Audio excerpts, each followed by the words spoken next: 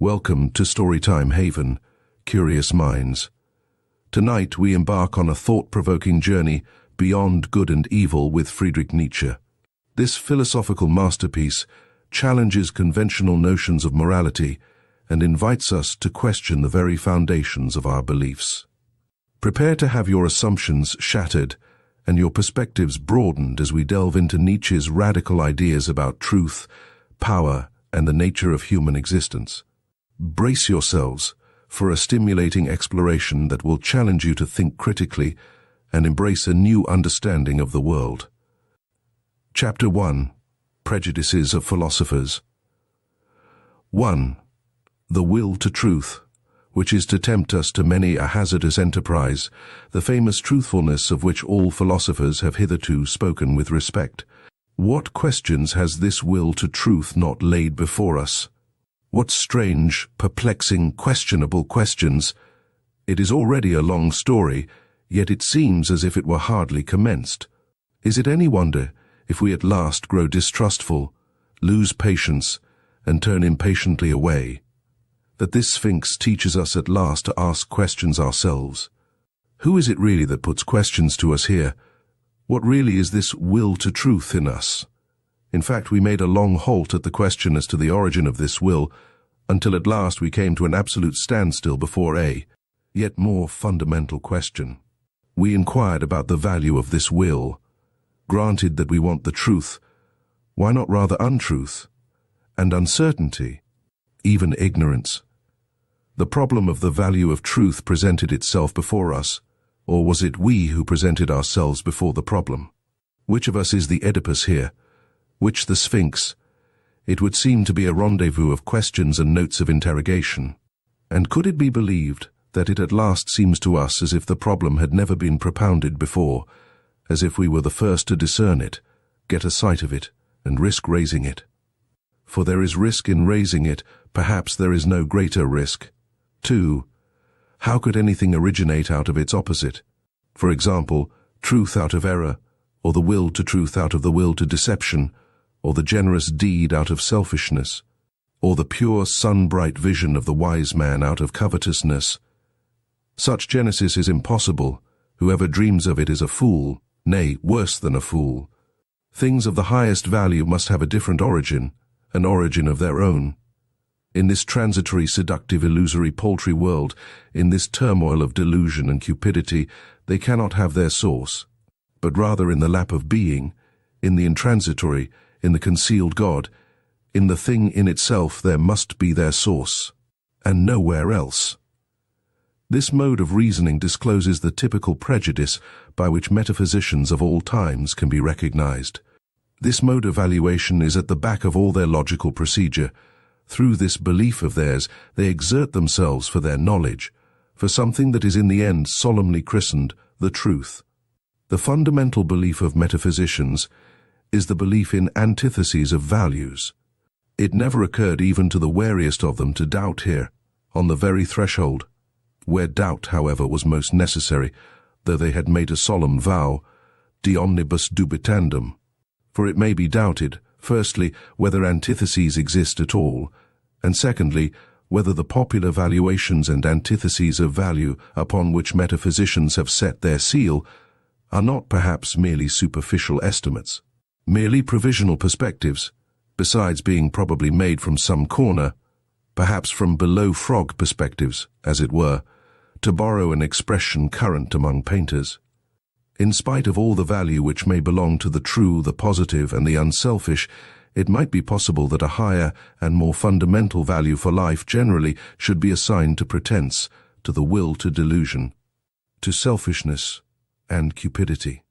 It might even be possible that what constitutes the value of those good and respected things consists precisely in their being insidiously related, knotted, and crocheted to these evil and apparently opposed things, perhaps even in being essentially identical with them.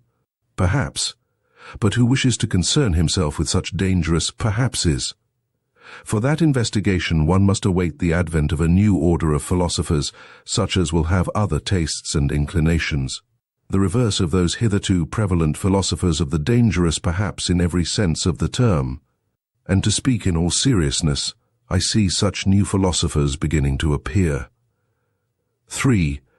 Having kept a sharp eye on philosophers, and having read between their lines long enough, I now say to myself that the greater part of conscious thinking must be counted among the instinctive functions, and it is so even in the case of philosophical thinking.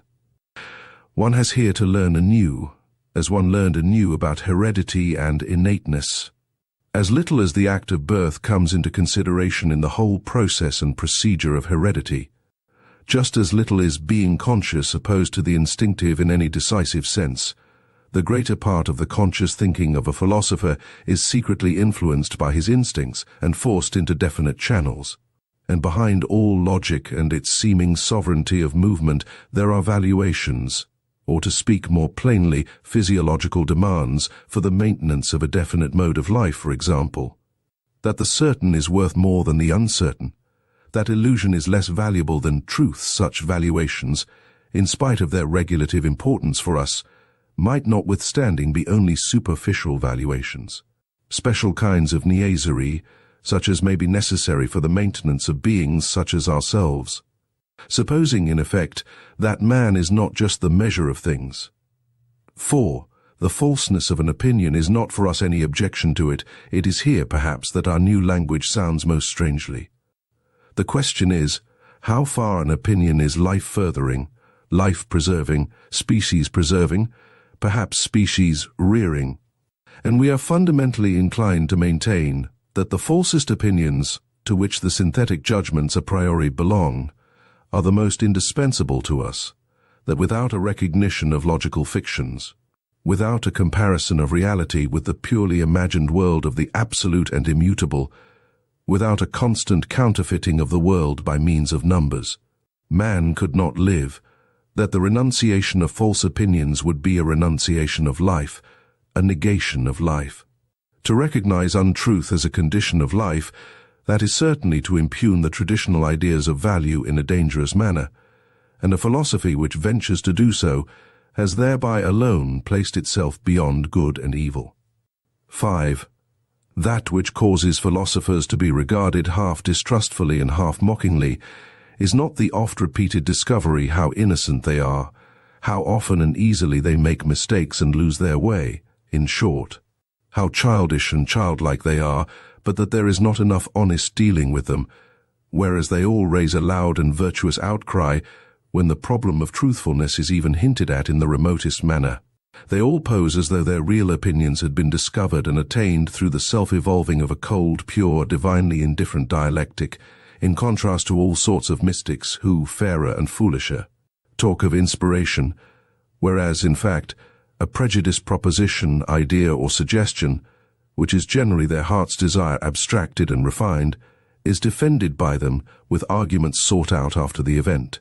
They are all advocates who do not wish to be regarded as such, generally astute defenders also of their prejudices, which they dub truths, and very far from having the conscience which bravely admits this to itself, very far from having the good taste of the courage which goes so far as to let this be understood, perhaps to warn friend or foe, or in cheerful confidence and self-ridicule. The spectacle of the tartuffery of old Kant, equally stiff and decent, with which he entices us into the dialectic byways that lead, more correctly mislead, to his categorical imperative, makes us fastidious ones smile. We who find no small amusement in spying out the subtle tricks of old moralists and ethical preachers, or, still more so, the hocus-pocus in mathematical form, by means of which Spinoza has, as it were, clad his philosophy in mail and mask. In fact, the love of his wisdom, to translate the term fairly and squarely in order, thereby to strike terror at once into the heart of the assailant who should dare to cast a glance on that invincible maiden. That Pallas Athene, how much of personal timidity and vulnerability does this masquerade of a sickly recluse betray? 6. It has gradually become clear to me what every great philosophy up till now has consisted of, namely, the confession of its originator, and a species of involuntary and unconscious autobiography, and moreover that the moral or immoral purpose in every philosophy has constituted the true vital germ, out of which the entire plant has always grown. Indeed, to understand how the abstrusest metaphysical assertions of a philosopher have been arrived at, it is always well and wise to first ask oneself, what morality do they or does he aim at? Accordingly, I do not believe that an impulse to knowledge is the father of philosophy, but that another impulse, here as elsewhere, has only made use of knowledge and mistaken knowledge as an instrument. But whoever considers the fundamental impulses of man with a view to determining how far they may have here acted as inspiring genii or as demons and kobolds, will find that they have all practiced philosophy at one time or another, and that each one of them would have been only too glad to look upon itself as the ultimate end of existence and the legitimate lord over all the other impulses. For every impulse is imperious, and as such, attempts to philosophize. To be sure, in the case of scholars, in the case of really scientific men, it may be otherwise better, if you will. There may really be such a thing as an impulse to knowledge, some kind of small independent clockwork which, when well wound up, works away industriously to that end, without the rest of the scholarly impulses taking any material part therein. The actual interests of the scholar, therefore, are generally in quite another direction, in the family perhaps, or in money-making, or in politics. It is, in fact, almost indifferent at what point of research his little machine is placed, and whether the hopeful young worker becomes a good philologist, a mushroom specialist, or a chemist. He is not characterized by becoming this or that. In the philosopher, on the contrary, there is absolutely nothing impersonal, and above all, his morality furnishes a decided and decisive testimony as to who he is, that is to say, in what order the deepest impulses of his nature stand to each other. 7. How malicious philosophers can be. I know of nothing more stinging than the joke Epicurus took the liberty of making on Plato and the Platonists. He called them Dionysiocalates. In its original sense, and on the face of it, the word signifies flatterers of Dionysius, consequently, tyrants' accessories and lick-spittles. Besides this, however, it is as much as to say, they are all actors, there is nothing genuine about them. For Dionysiocalax was a popular name for an actor, and the latter is really the malignant reproach that Epicurus cast upon Plato. He was annoyed by the grandiose manner, the mise-en-scène style, of which Plato and his scholars were masters, of which Epicurus was not a master. He, the old school teacher of Samos, who sat concealed in his little garden at Athens, and wrote 300 books, perhaps out of rage and ambitious envy of Plato, who knows. Greece took 100 years to find out who the garden god Epicurus really was. Did she ever find out? There is a point in every philosophy at which the conviction of the philosopher appears on the scene, or, to put it in the words of an ancient mystery, adventavit asinus, pulcher et fortissimus. 9. You desire to live according to nature? Oh, you noble Stoics, what fraud of words! Imagine to yourselves a being like nature, boundlessly extravagant, boundlessly indifferent, without purpose or consideration, without pity or justice, at once fruitful and barren and uncertain. Imagine to yourselves indifference as a power. How could you live in accordance with such indifference? To live, is not that just endeavoring to be otherwise than this nature? Is not living valuing, preferring, being unjust, being limited, endeavoring to be different? And granted that your imperative, living according to nature, means actually the same as living according to life, how could you do differently? Why should you make a principle out of what you yourselves are and must be? In reality, however, it is quite otherwise with you. While you pretend to read with rapture the canon of your law in nature, you want something quite the contrary, you extraordinary stage players and self-deluders. In your pride you wish to dictate your morals and ideals to nature herself, and to incorporate them therein. You insist that it shall be nature according to the Stoa, and would like everything to be made after your own image, as a vast eternal glorification and generalism of Stoicism. With all your love for truth, you have forced yourselves so long, so persistently, and with such hypnotic rigidity to see nature falsely, that is to say, stoically. that you are no longer able to see it otherwise. And to crown all, some unfathomable superciliousness gives you the bedlamite hope that because you are able to tyrannize over yourselves, Stoicism is self-tyranny, nature will also allow herself to be tyrannized over. Is not the Stoic a part of nature? But this is an old and everlasting story. What happened in old times with the Stoics still happens today, as soon as ever a philosophy begins to believe in itself. It always creates the world in its own image. It cannot do otherwise. Philosophy is this tyrannical impulse itself, the most spiritual will to power, the will to creation of the world, the will to the causa prima. To eagerness and subtlety, I should even say craftiness, with which the problem of the real and the apparent world is dealt with at present throughout Europe, furnishes food for thought and attention, and he who hears only a will to truth in the background, and nothing else, cannot certainly boast of the sharpest ears. In rare and isolated cases, it may really have happened that such a will to truth, a certain extravagant and adventurous pluck, a metaphysician's ambition of the forlorn hope, has participated therein, that which in the end always prefers a handful of certainty to a whole cartload of beautiful possibilities. There may even be puritanical fanatics of conscience, who prefer to put their last trust in a sure nothing, rather than in an uncertain something. But that is nihilism, and the sign of a despairing, mortally wearied soul, notwithstanding the courageous bearing such a virtue may display. It seems, however, to be otherwise, with stronger and livelier thinkers, who are still eager for life, in that they side against appearance and speak superciliously of perspective, in that they rank the credibility of their own bodies about as low as the credibility of the ocular evidence that the earth stands still, and thus, apparently, allowing with complacency their securest possession to escape. For what does one at present believe in more firmly than in one's body?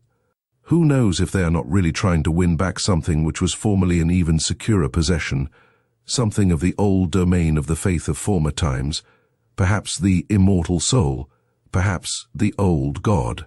In short, ideas by which they could live better, that is to say, more vigorously and more joyously than by modern ideas. There is distrust of these modern ideas in this mode of looking at things, a disbelief in all that has been constructed yesterday and today.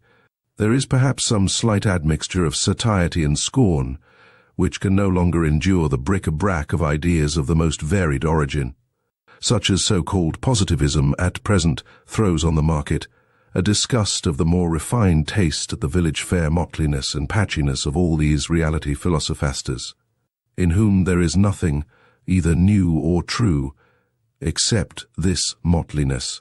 Therein it seems to me that we should agree with those skeptical anti-realists and knowledge microscopists of the present day. Their instinct, which repels them from modern reality, is unrefuted. What do their retrograde bypaths concern us? The main thing about them is not that they wish to go back, but that they wish to get away therefrom. A little more strength, swing, courage, and artistic power, and they would be off, and not back. 11. It seems to me that there is everywhere an attempt at present to divert attention from the actual influence which Kant exercised on German philosophy, and especially to ignore prudently the value which he set upon himself. Kant was first and foremost proud of his table of categories. With it in his hand, he said, "This is the most difficult thing that could ever be undertaken on behalf of metaphysics. Let us only understand this could be." He was proud of having discovered a new faculty in man, the faculty of synthetic judgment a priori. Granting that he deceived himself in this matter, the development and rapid flourishing of German philosophy depended nevertheless on his pride, and on the eager rivalry of the younger generation to discover, if possible, something at all events, new faculties, of which to be still prouder. But let us reflect for a moment. It is high time to do so. How are synthetic judgments a priori possible? Kant asks himself, and what is really his answer? By means of a means faculty, but unfortunately not in 5 words, but so circumstantially, imposingly, and with such display of German profundity and verbal flourishes, that one altogether loses sight of the comical niaiserie allemande involved in such an answer. People were beside themselves with delight over this new faculty, and the jubilation reached its climax when Kant further discovered a moral faculty in man, for at that time Germans were still moral, not yet dabbling in the politics of hard fact. Then came the honeymoon of German philosophy. All the young theologians of the Tübingen institution went immediately into the groves, all seeking for faculties. And what did they not find in that innocent, rich, and still youthful period of the German spirit, to which Romanticism, the malicious fairy, piped and sang, when one could not yet distinguish between finding and inventing? Above all, a faculty for the transcendental, Schelling christened it intellectual intuition, and thereby gratified the most earnest longings of the naturally pious-inclined Germans. One can do no greater wrong to the whole of this exuberant and eccentric movement, which was really youthfulness, notwithstanding that it disguised itself so boldly in hoary and senile conceptions, than to take it seriously, or even treat it with moral indignation. Enough, however, the world grew older, and the dream vanished. A time came when people rubbed their foreheads, and they still rub them today. People had been dreaming, and first and foremost old Kant, by means of a means faculty, he had said, or at least meant to say. But is that an answer, an explanation, or is it not rather merely a repetition of the question? How does opium induce sleep? By means of a means faculty, namely the virtus dormitiva, replies the doctor in Molière, quia est in eo virtus dormitiva, cujus est natura sensus assupare. But such replies belong to the realm of comedy, and it is high time to replace the Kantian question, how are synthetic judgments a priori possible, by another question, why is belief in such judgments necessary? In effect, it is high time that we should understand that such judgments must be believed to be true, for the sake of the preservation of creatures like ourselves, though they still might naturally be false judgments, or, more plainly spoken, and roughly and readily synthetic judgments, a priori should not be possible at all. We have no right to them. In our mouths they are nothing but false judgments. Only, of course, the belief in their truth is necessary, as plausible belief and ocular evidence belonging to the perspective view of life. And finally, to call to mind the enormous influence which German philosophy, I hope you understand its right to inverted commas, goosefeet has exercised throughout the whole of Europe, there is no doubt that a certain virtus dormitiva had a share in it.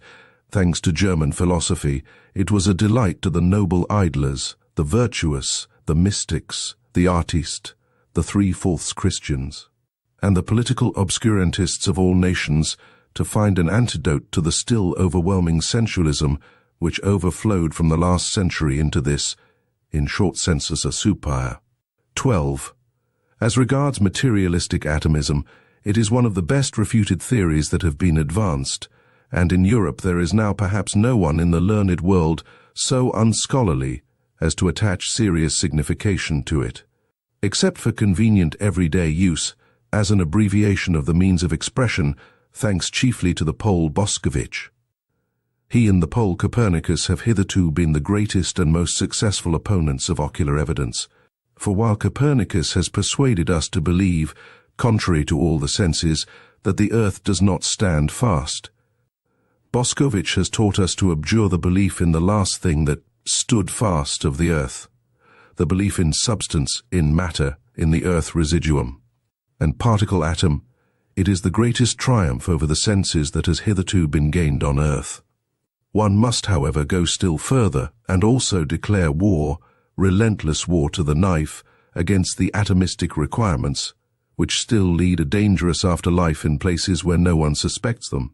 Like the more celebrated metaphysical requirements, one must also above all give the finishing stroke to that other and more portentous atomism which Christianity has taught best and longest, the soul atomism.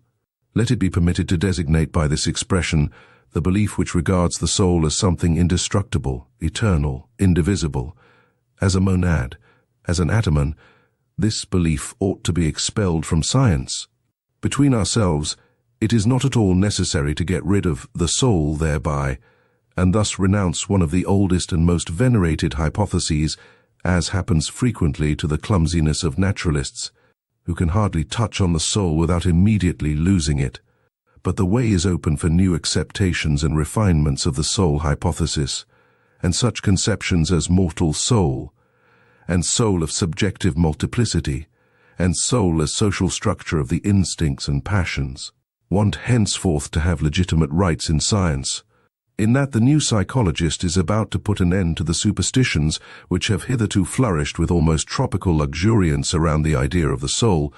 He is really, as it were, thrusting himself into a new desert and a new distrust. It is possible that the older psychologists had a merrier and more comfortable time of it. Eventually, however, he finds that precisely thereby he is also condemned to invent, and who knows, perhaps to discover the new. 13. Psychologists should bethink themselves before putting down the instinct of self-preservation as the cardinal instinct of an organic being. A living thing seeks above all to discharge its strength. Life itself is will to power. Self-preservation is only one of the indirect and most frequent results thereof. In short, here as everywhere else, let us beware of superfluous teleological principles, one of which is the instinct of self-preservation. We owe it to Spinoza's inconsistency. It is thus, in effect, that method ordains, which must be essentially economy of principles. 14. It is perhaps just dawning on 5 or 6 minds that natural philosophy is only a world exposition and world arrangement, according to us, if I may say so, and not a world explanation, but insofar as it is based on belief in the senses, it is regarded as more, and for a long time to come must be regarded as more, namely, as an explanation.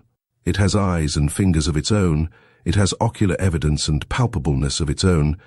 This operates fascinatingly, persuasively, and convincingly upon an age with fundamentally plebeian tastes. In fact, it follows instinctively the canon of truth, of eternal popular sensualism. What is clear, what is explained, only that which can be seen and felt. One must pursue every problem thus far.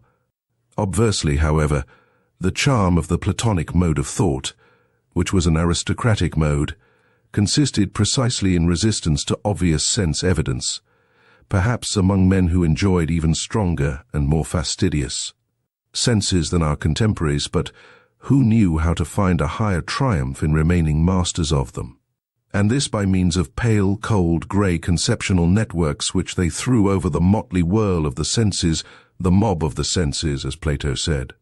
In this overcoming of the world and interpreting of the world in the manner of Plato, there was an enjoyment different from that which the physicists of today offer us, and likewise the Darwinists and anti-teleologists among the physiological workers, with their principle of the smallest possible effort and the greatest possible blunder. Where there is nothing more to see or to grasp, there is also nothing more for men to do. That is certainly an imperative different from the Platonic one, but it may notwithstanding be the right imperative for a hardy, laborious race of machinists and bridge builders of the future who have nothing but rough work to perform. 15. To study physiology with a clear conscience, one must insist on the fact that the sense organs are not phenomena in the sense of the idealistic philosophy. As such, they certainly could not be causes. Sensualism, therefore, at least as regulative hypothesis, if not as heuristic principle. What? And others say even that the external world is the work of our organs. But then our body, as a part of this external world, would be the work of our organs. But then our organs themselves would be the work of our organs. It seems to me that this is a complete reductio ad absurdum if the conception causa sui is something fundamentally absurd. Consequently, the external world is not the work of our organs. 16. There are still harmless self-observers who believe that there are immediate certainties, for instance, I think, or as the superstition of Schopenhauer puts it, I will, as though cognition here got hold of its object purely and simply as the thing in itself, without any falsification taking place either on the part of the subject or the object. I would repeat it, however, 100 times, that immediate certainty, as well as absolute knowledge in the thing in itself, involve a contradictio in ejecto, We really ought to free ourselves from the misleading significance of words. The people on their part may think that cognition is knowing all about things, but the philosopher must say to himself, when I analyze the process that is expressed in the sentence, I think, I find a whole series of daring assertions, the argumentative proof of which would be difficult, perhaps impossible. For instance, that it is I who think, that there must necessarily be something that thinks, that thinking is an activity and operation on the part of a being who is thought of as a cause, that there is an ego, and finally, that it is already determined what is to be designated by thinking, that I know what thinking is. For if I had not already decided within myself what it is, by what standard could I determine whether that which is just happening is not perhaps willing or feeling? In short, the assertion I think assumes that I compare my state at the present moment with other states of myself which I know. In order to determine what it is, on account of this retrospective connection with further knowledge, it has, at any rate, no immediate certainty for me. In place of the immediate certainty in which the people may believe in the special case, the philosopher thus finds a series of metaphysical questions presented to him, veritable conscience questions of the intellect, to wit, whence did I get the notion of thinking? Why do I believe in cause and effect? What gives me the right to speak of an ego, and even of an ego as cause? And finally, of an ego as cause of thought. He who ventures to answer these metaphysical questions at once, by an appeal to a sort of intuitive perception, like the person who says, I think, and know that this, at least, is true, actual, and certain, will encounter a smile and two notes of interrogation in a philosopher nowadays. Sir, the philosopher will perhaps give him to understand, it is improbable that you are not mistaken, but why should it be the truth? 17. With regard to the superstitions of logicians, I shall never tire of emphasizing a small, terse fact, which is unwillingly recognized by these credulous minds, namely, that a thought comes when it wishes, and not when I wish, so that it is a perversion of the facts of the case to say that the subject I is the condition of the predicate think. One thinks, but that this one is precisely the famous old ego, is, to put it mildly, only a supposition, an assertion, and assuredly not an immediate certainty. After all, one has even gone too far with this one thinks even the one contains an interpretation of the process, and does not belong to the process itself. One infers here, according to the usual grammatical formula, to think is an activity. Every activity requires an agency that is active consequently. It was pretty much on the same lines that the older atomism sought, besides the operating power, the material particle wherein it resides and out of which it operates the atom. More rigorous minds, however, learnt at last to get along without this earth residuum, and perhaps someday we shall accustom ourselves, even from the logician's point of view, to get along without the little one to which the worthy old ego has refined itself. 18. It is certainly not the least charm of a theory that it is refutable. It is precisely thereby that it attracts the more subtle minds. It seems that the 100 times refuted theory of the free will owes its persistence to this charm alone. Someone is always appearing who feels himself strong enough to refute it. 19. Philosophers are accustomed to speak of the will as though it were the best-known thing in the world. Indeed, Schopenhauer has given us to understand that the will alone is really known to us, absolutely and completely known, without deduction or addition. But it again and again seems to me that in this case, Schopenhauer also only did what philosophers are in the habit of doing. He seems to have adopted a popular prejudice and exaggerated it. Willing seems to me to be above all something complicated, something that is a unity only in name, and it is precisely in a name that popular prejudice lurks, which has got the mastery over the inadequate precautions of philosophers in all ages. So let us for once be more cautious. Let us be unphilosophical. Let us say that in all willing there is firstly a plurality of sensations, namely, the sensation of the condition away from which we go, the sensation of the condition towards which we go, the sensation of this from and towards itself, and then besides an accompanying muscular sensation which, even without our putting in motion arms and legs, commences its action by force of habit. Directly we will anything.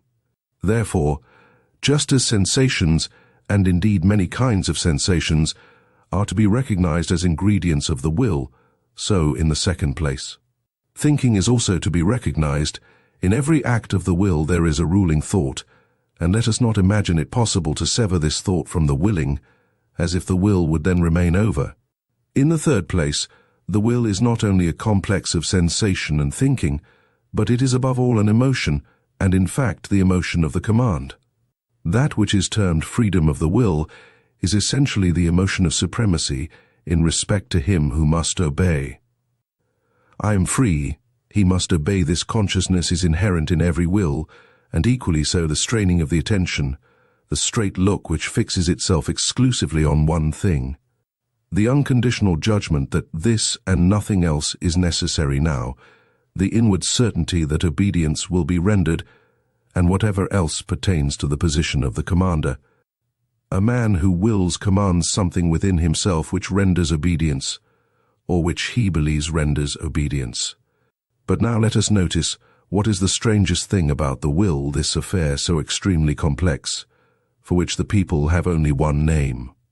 Inasmuch as in the given circumstances we are at the same time the commanding and the obeying parties, and as the obeying party we know the sensations of constraint, impulsion, pressure, resistance, and motion, which usually commence immediately after the act of will, inasmuch as, on the other hand, we are accustomed to disregard this duality, and to deceive ourselves about it by means of the synthetic term I, a whole series of erroneous conclusions, and consequently of false judgments about the will itself, has become attached to the act of willing, to such a degree that he who wills believes firmly that willing suffices for action, since in the majority of cases there has only been exercise of will when the effect of the command, consequently obedience, and therefore action was to be expected. The appearance has translated itself into the sentiment, as if there were a necessity of effect. In a word, he who wills believes with a fair amount of certainty that will and action are somehow one. He ascribes the success, the carrying out of the willing, to the will itself, and thereby enjoys an increase of the sensation of power which accompanies all success.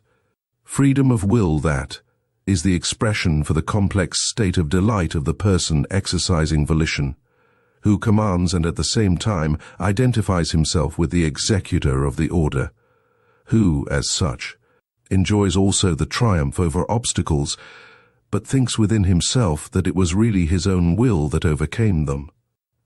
In this way, the person exercising volition adds the feelings of delight of his successful executive instruments, the useful underwills or undersouls indeed.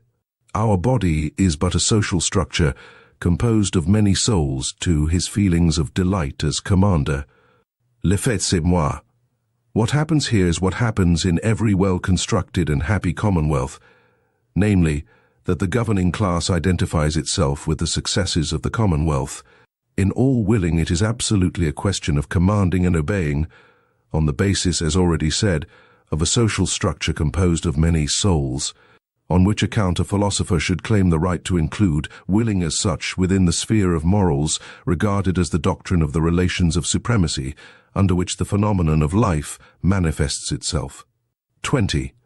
That the separate philosophical ideas are not anything optional or autonomously evolving, but grow up in connection and relationship with each other. That, however suddenly and arbitrarily they seem to appear in the history of thought, they nevertheless belong just as much to a system as the collective members of the fauna of a continent, is betrayed in the end by the circumstance how unfailingly the most diverse philosophers always fill in again a definite fundamental scheme of possible philosophies.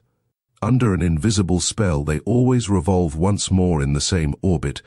However independent of each other they may feel themselves with their critical or systematic wills, something within them leads them.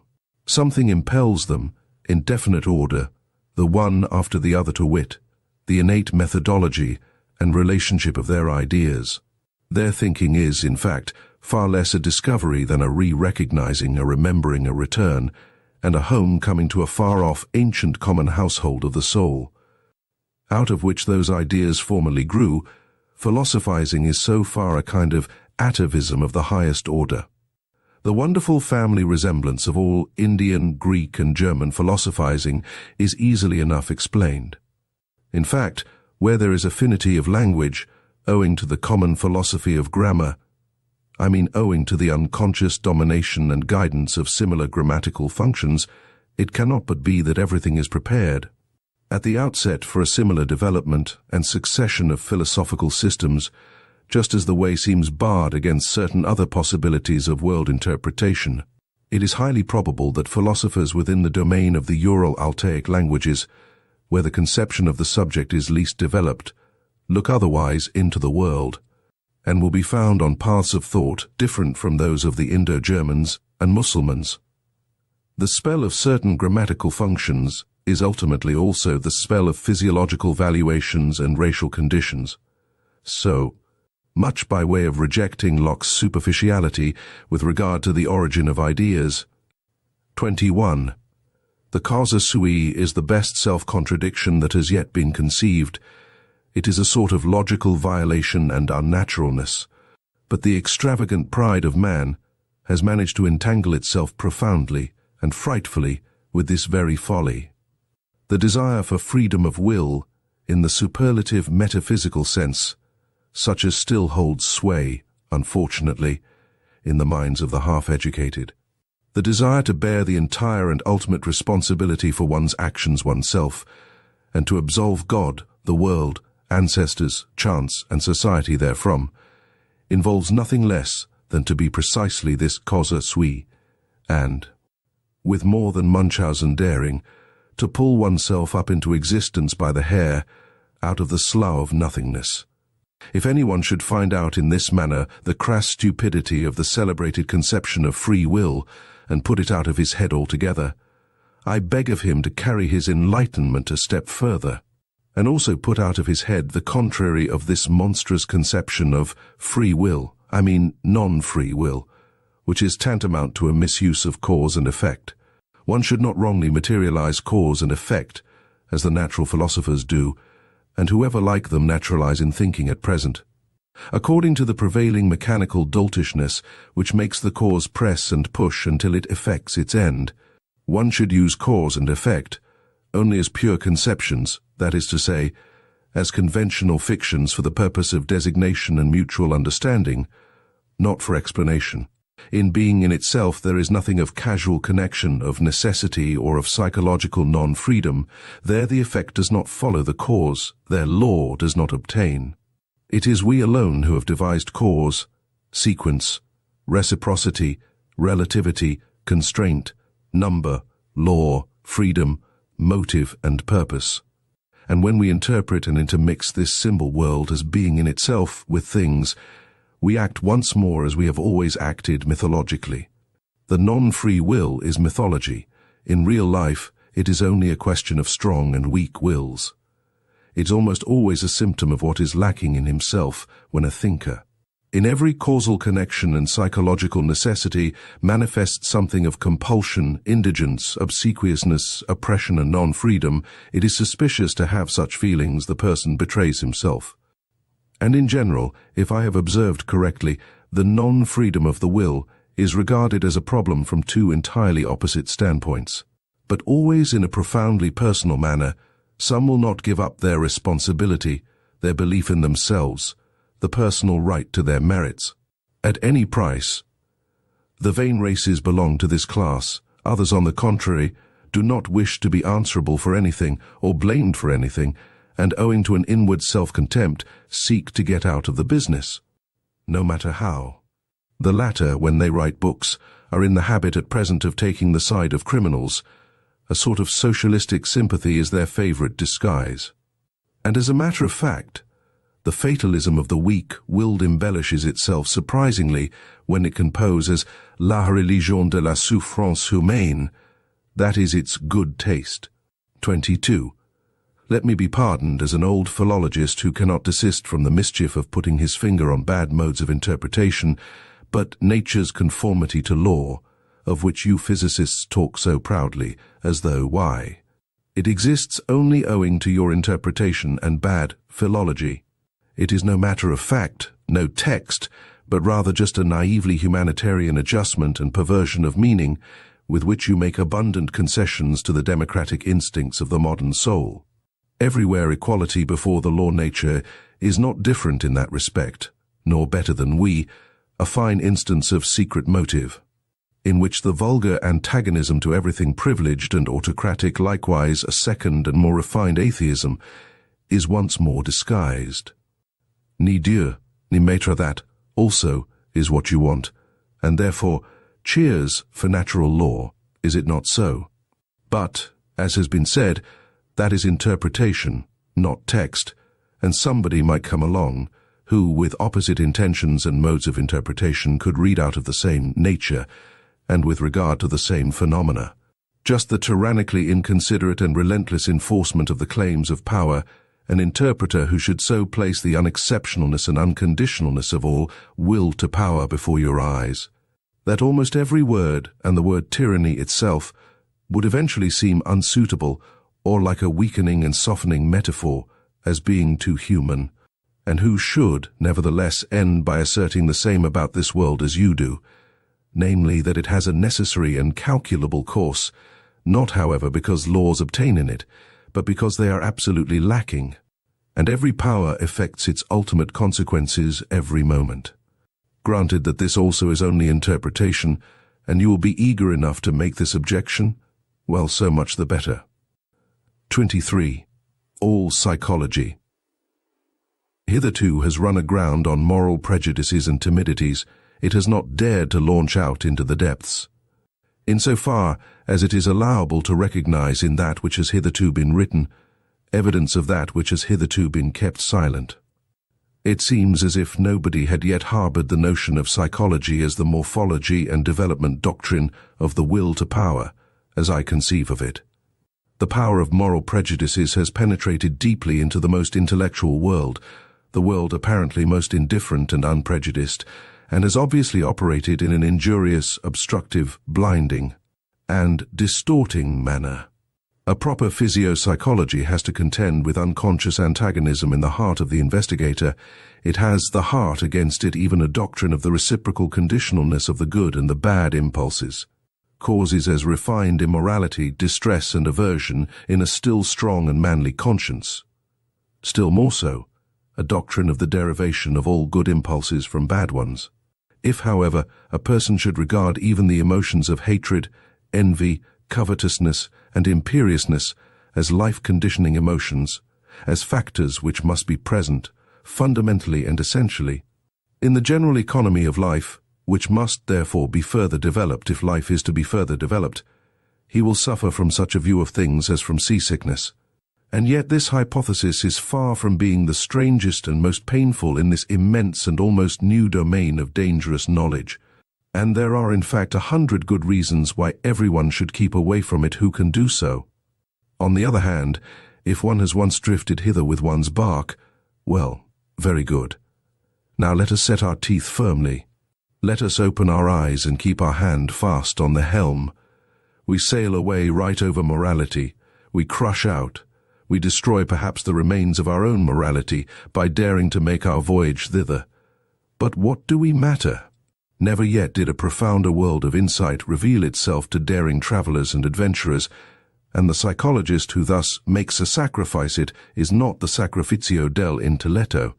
On the contrary, will at least be entitled to demand in return that psychology shall once more be recognized as the queen of the sciences, for whose service and equipment the other sciences exist. For psychology is once more the path to the fundamental problems. Chapter 2. The Free Spirit. 24. O sancta simplicitas! In what strange simplification and falsification man lives! One can never cease wondering when once one has got eyes for beholding this marvel, how we have made everything around us clear and free and easy and simple, how we have been able to give our senses a passport to everything superficial, our thoughts a godlike desire for wanton pranks and wrong inferences. How from the beginning we have contrived to retain our ignorance in order to enjoy an almost inconceivable freedom, thoughtlessness, imprudence, heartiness, and gaiety in order to enjoy life, and only on this solidified granite-like foundation of ignorance could knowledge rear itself hitherto. The will to knowledge on the foundation of a far more powerful will, the will to ignorance, to the uncertain, to the untrue, not as its opposite, but as its refinement. It is to be hoped, indeed, that language, here as elsewhere, will not get over its awkwardness, and that it will continue to talk of opposites where there are only degrees and many refinements of gradation. It is equally to be hoped that the incarnated tartuffery of morals, which now belongs to our unconquerable flesh and blood, will turn the words round in the mouths of us discerning ones. Here and there we understand it, and laugh at the way in which precisely the best knowledge seeks most to retain us in this simplified, thoroughly artificial, suitably imagined, and suitably falsified world, at the way in which, whether it will or not, it loves error, because, as living itself, it loves life. 25. After such a cheerful commencement, a serious word would fain be heard. It appeals to the most serious minds. Take care, ye philosophers and friends of knowledge, and beware of martyrdom, of suffering, for the truth's sake, even in your own defense. It spoils all the innocence and fine neutrality of your conscience. It makes you headstrong against objections and red rags. It stupefies, animalizes, and brutalizes, when in the struggle with danger, slander, suspicion, expulsion, and even worse consequences of enmity, ye have at last to play your last card as protectors of truth upon earth, as though the truth were such an innocent and incompetent creature as to require protectors. And you, of all people, ye knights of the sorrowful countenance, messers loafers and cobweb spinners of the spirit, finally, ye know sufficiently well that it cannot be of any consequence, if ye just carry your point. Ye know that hitherto no philosopher has carried his point, and that there might be a more laudable truthfulness in every little interrogative mark which you place after your special words and favourite doctrines, and occasionally after yourselves, than in all the solemn pantomime and trumping games before accusers and law courts. Rather go out of the way, flee into concealment, and have your masks and your ruses, that ye may be mistaken for what you are, or somewhat feared. And pray, don't forget the garden with golden trellis work, and have people around you who are as a garden or as music on the waters at eventide, when already the day becomes a memory. Choose the good solitude, the free, wanton, lightsome solitude, which also gives you the right still to remain good in any sense whatsoever. How poisonous, how crafty, how bad does every long war make one, which cannot be waged openly by means of force. How personal does a long fear make one, a long watching of enemies, of possible enemies. These pariahs of society, these long pursued, badly persecuted ones, also the compulsory recluses, the Spinozas or Giordano Brunos, always become in the end, even under the most intellectual masquerade, and perhaps without being themselves aware of it, refined vengeance seekers and poison brewers. Just lay bare the foundation of Spinoza's ethics and theology, not to speak of the stupidity of moral indignation, which is the unfailing sign in a philosopher that the sense of philosophical humor has left him. The martyrdom of the philosopher, his sacrifice for the sake of truth, forces into the light whatever of the agitator and actor lurks in him. And if one has hitherto contemplated him only with artistic curiosity, with regard to many a philosopher, it is easy to understand the dangerous desire to see him also in his deterioration, deteriorated into a martyr, into a stage and tribune bawler. Only that it is necessary with such a desire to be clear what spectacle one will see in any case, merely a satiric play, merely an epilogue farce, merely the continued proof that the long real tragedy is at an end. Supposing that every philosophy has been a long tragedy in its origin, every select man strives instinctively for a citadel and a privacy, where he is free from the crowd, the many, the majority, where he may forget men who are the rule. as their exception, exclusive only of the case in which he is pushed straight to such men by a still stronger instinct, as a discerner in the great and exceptional sense.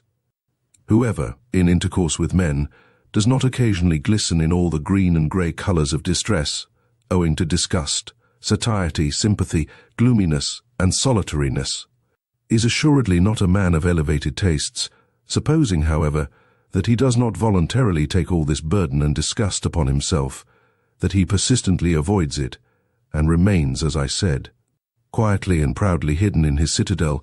One thing is then certain: he was not made, he was not predestined for knowledge.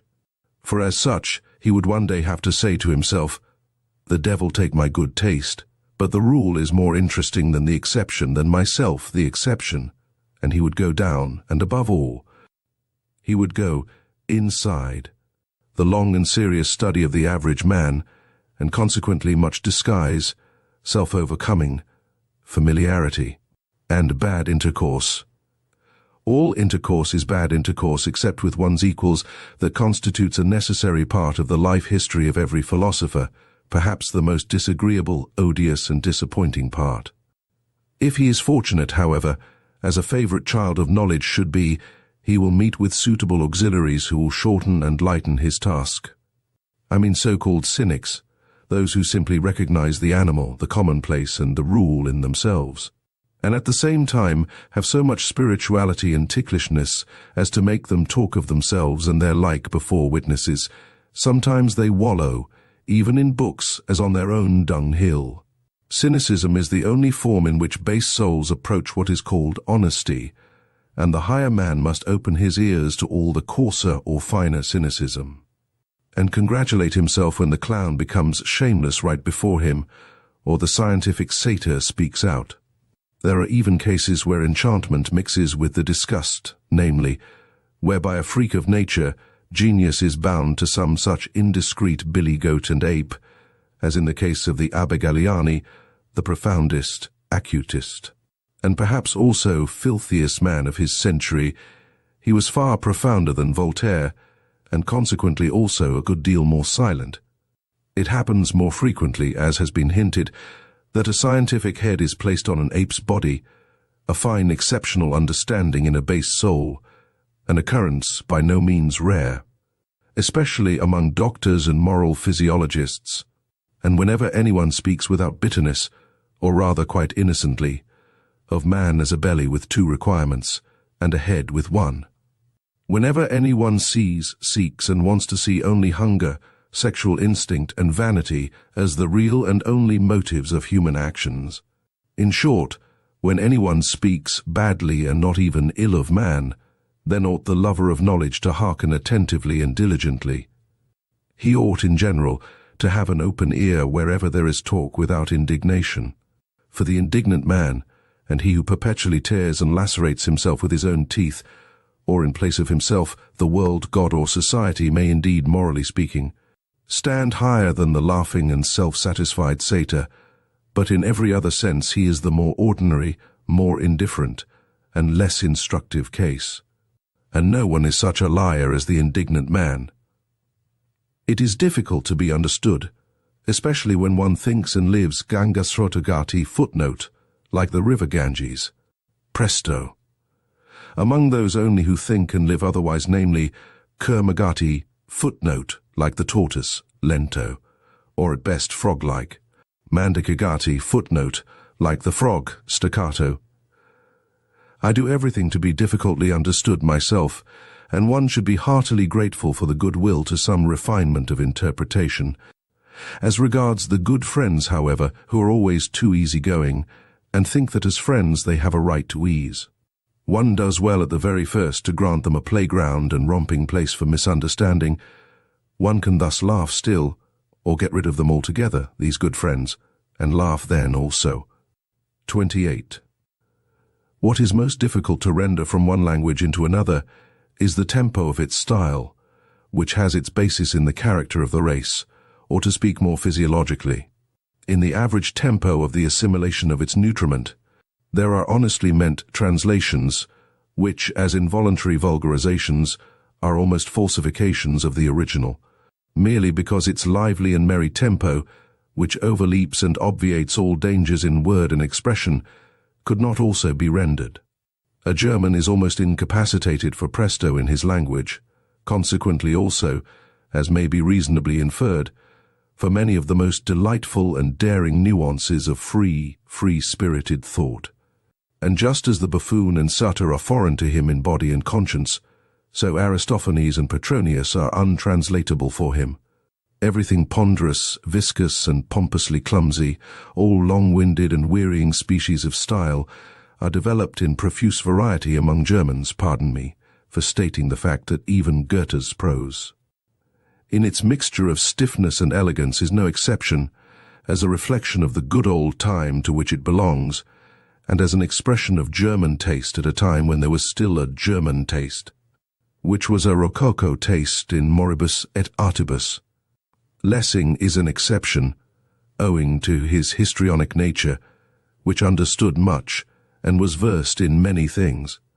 He who was not the translator of Bayle to no purpose, who took refuge willingly in the shadow of Diderot and Voltaire, and still more willingly among the Roman comedy writers, Lessing loved also free-spiritism in the tempo, and flight out of Germany. But how could the German language, even in the prose of Lessing, imitate the tempo of Machiavelli, who in his Principe makes us breathe the dry, fine air of Florence, and cannot help presenting the most serious events in a boisterous allegrissimo, perhaps not without a malicious artistic sense of the contrast he ventures to present long, heavy, difficult, dangerous thoughts, and a tempo of the gallop and of the best, wantonest humour. Finally, who would venture on a German translation of Petronius, who, more than any great musician hitherto, was a master of presto in invention, ideas, and words? What matter in the end about the swamps of the sick evil world, or of the ancient world, when like him one has the feet of a wind, the rush, the breath, the emancipating scorn of a wind which makes everything healthy, by making everything run, and with regard to Aristophanes, that transfiguring, complementary genius, for whose sake one pardons all Hellenism for having existed, provided one has understood in its full profundity all that there requires pardon and transfiguration. There is nothing that has caused me to meditate more on Plato's secrecy and sphinx-like nature than the happily preserved petty fate that under the pillow of his deathbed there was found no Bible, nor anything Egyptian, Pythagorean, or Platonic, but a book of Aristophanes. How could even Plato have endured life, a Greek life which he repudiated, without an Aristophanes? 29.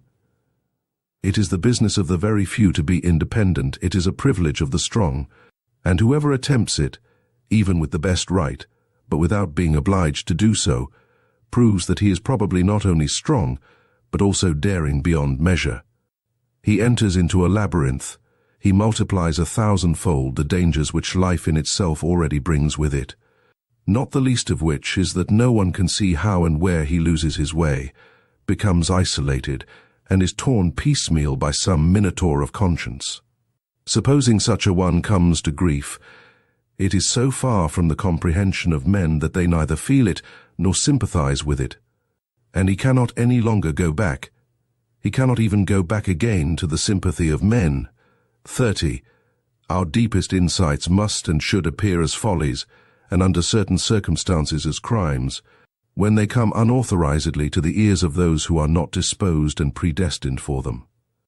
The exoteric and the esoteric, as they were formerly distinguished by philosophers among the Indians, as among the Greeks, Persians, and Mussulmans, in short, wherever people believed in gradations of rank and not in equality and equal rights, are not so much in contradistinction to one another in respect to the exoteric class, standing without and viewing, estimating, measuring, and judging from the outside, and not from the inside. The more essential distinction is that the class in question views things from below upwards, while the esoteric class views things from above downwards.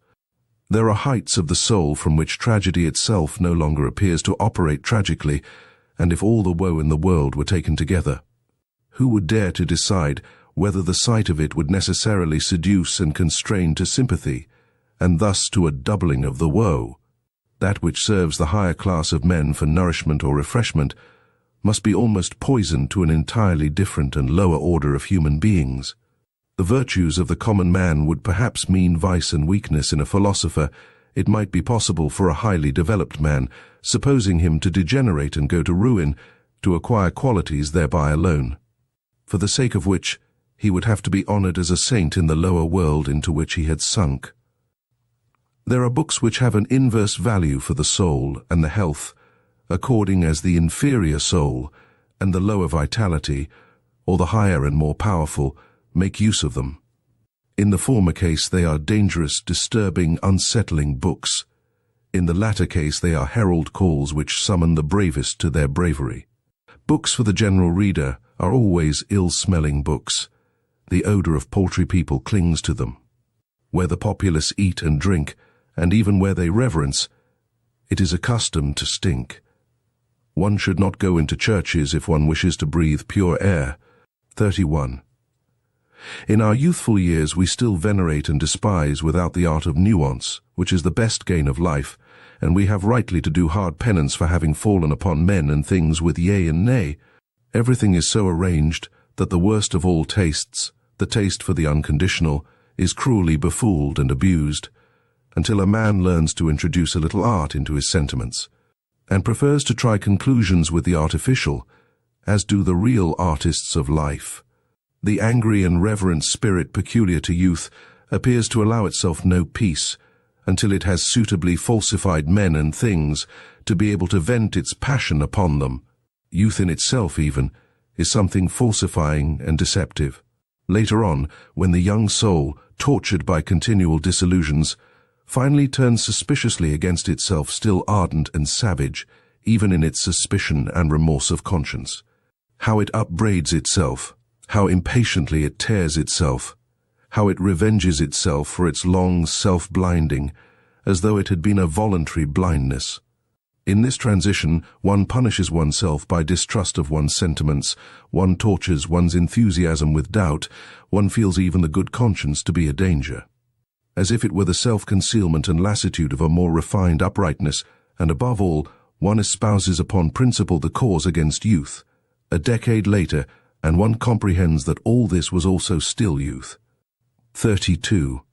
Throughout the longest period of human history, one calls it the prehistoric period. The value or non-value of an action was inferred from its consequences.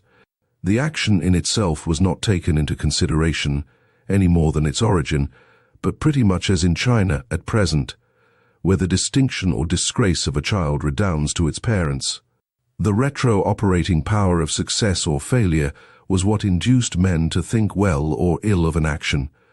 Let us call this period the pre-moral period of mankind. The imperative, know thyself, was then still unknown. In the last 10,000 years, on the other hand, on certain large portions of the earth, one has gradually got so far that one no longer lets the consequences of an action, but its origin, decide with regard to its worth.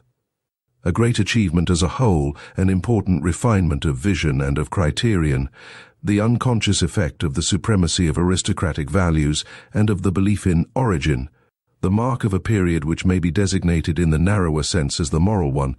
The first attempt at self-knowledge is thereby made. Instead of the consequences, the origin, what an inversion of perspective, and assuredly an inversion effected only after long struggle and wavering. To be sure, an ominous new superstition, a peculiar narrowness of interpretation, attained supremacy precisely thereby. The origin of an action was interpreted in the most definite sense possible. As origin out of an intention, people were agreed in the belief that the value of an action lay in the value of its intention. The intention as the sole origin and antecedent history of an action, under the influence of this prejudice moral praise and blame have been bestowed, and men have judged and even philosophized almost up to the present day. Is it not possible, however, that the necessity may now have arisen of again making up our minds with regard to the reversing and fundamental shifting of values?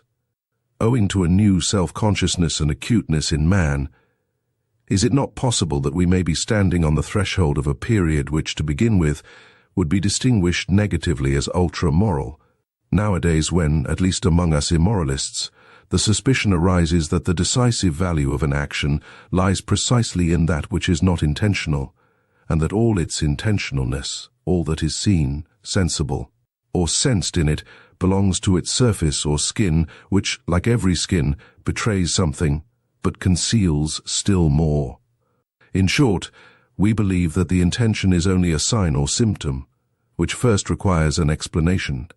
A sign, moreover, which has too many interpretations and consequently hardly any meaning in itself alone. That morality, in the sense in which it has been understood hitherto as intention morality, has been a prejudice, perhaps a prematureness or preliminariness, probably something of the same rank as astrology and alchemy. But in any case, something which must be surmounted. The surmounting of morality, in a certain sense, even the self-mounting of morality. Let that be the name for the long secret labor which has been reserved for the most refined, the most upright, and also the most wicked consciences of today, as the living touchstones of the soul. 33. It cannot be helped. The sentiment of surrender, of sacrifice for one's neighbor, and all self-renunciation morality must be mercilessly called to account, and brought to judgment, just as the aesthetics of disinterested contemplation, under which the emasculation of art nowadays seeks insidiously enough to create itself a good conscience. There is far too much witchery and sugar in the sentiments for others and not for myself, for one not needing to be doubly distrustful here, and for one asking promptly, are they not perhaps deceptions, that they please him who has them, and him who enjoys their fruit, and also the mere spectator that is still no argument in their favor, but just calls for caution. Let us therefore be cautious.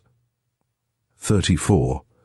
At whatever standpoint of philosophy one may place oneself nowadays, seen from every position, the erroneousness of the world in which we think we live is the surest and most certain thing our eyes can light upon.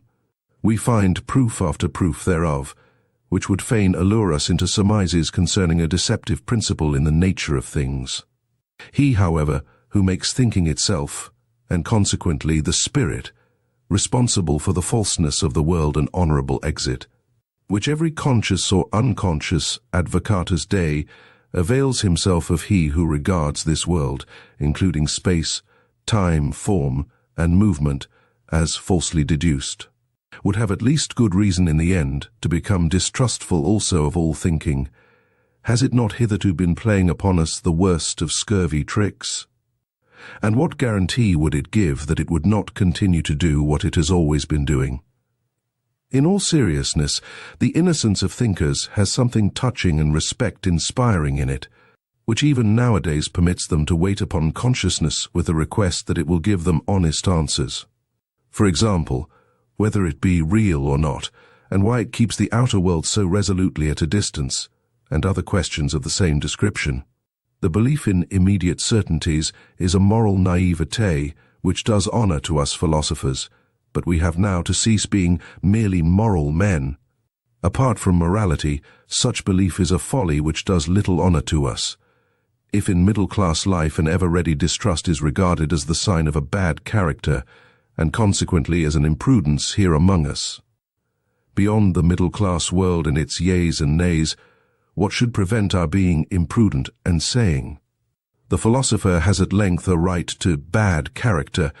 As the being who has hitherto been most befooled on earth, he is now under obligation to distrustfulness, to the wickedest squinting out of every abyss of suspicion. Forgive me the joke of this gloomy grimace and turn of expression, for I myself have long ago learned to think and estimate differently with regard to deceiving and being deceived, and I keep at least a couple of pokes in the ribs ready for the blind rage with which philosophers struggle against being deceived. Why not? It is nothing more than a moral prejudice that truth is worth more than semblance. It is, in fact, the worst proved supposition in the world. So much must be conceded. There could have been no life at all except upon the basis of perspective estimates and semblances. And if, with the virtuous enthusiasm and stupidity of many philosophers, one wished to do away altogether with the seeming world, well, Granted that you could do that. At least nothing of your truth would thereby remain. Indeed, what is it that forces us in general to the supposition that there is an essential opposition of true and false? Is it not enough to suppose degrees of seemingness, and as it were lighter and darker shades and tones of semblance, different valeurs, as the painters say?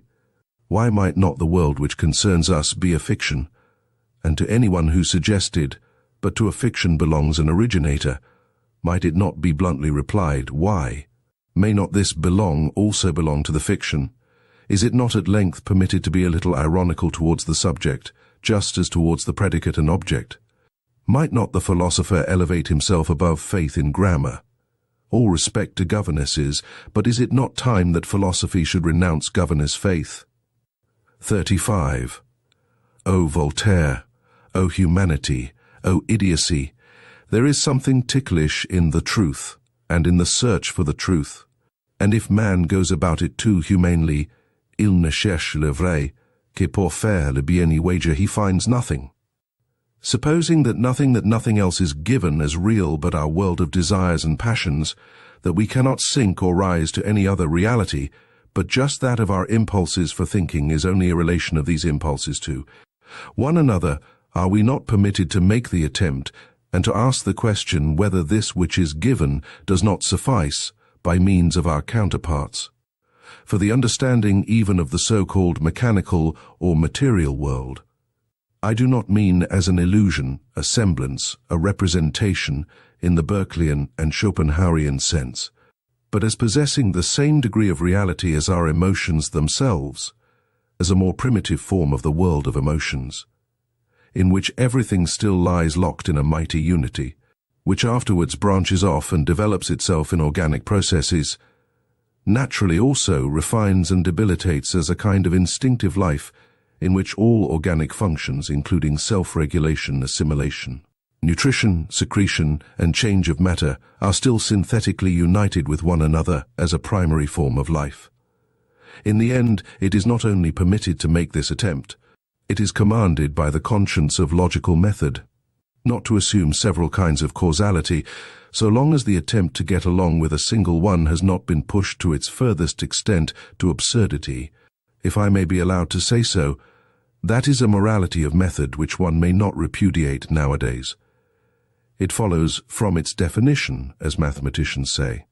The question is ultimately whether we really recognize the will as operating, whether we believe in the causality of the will.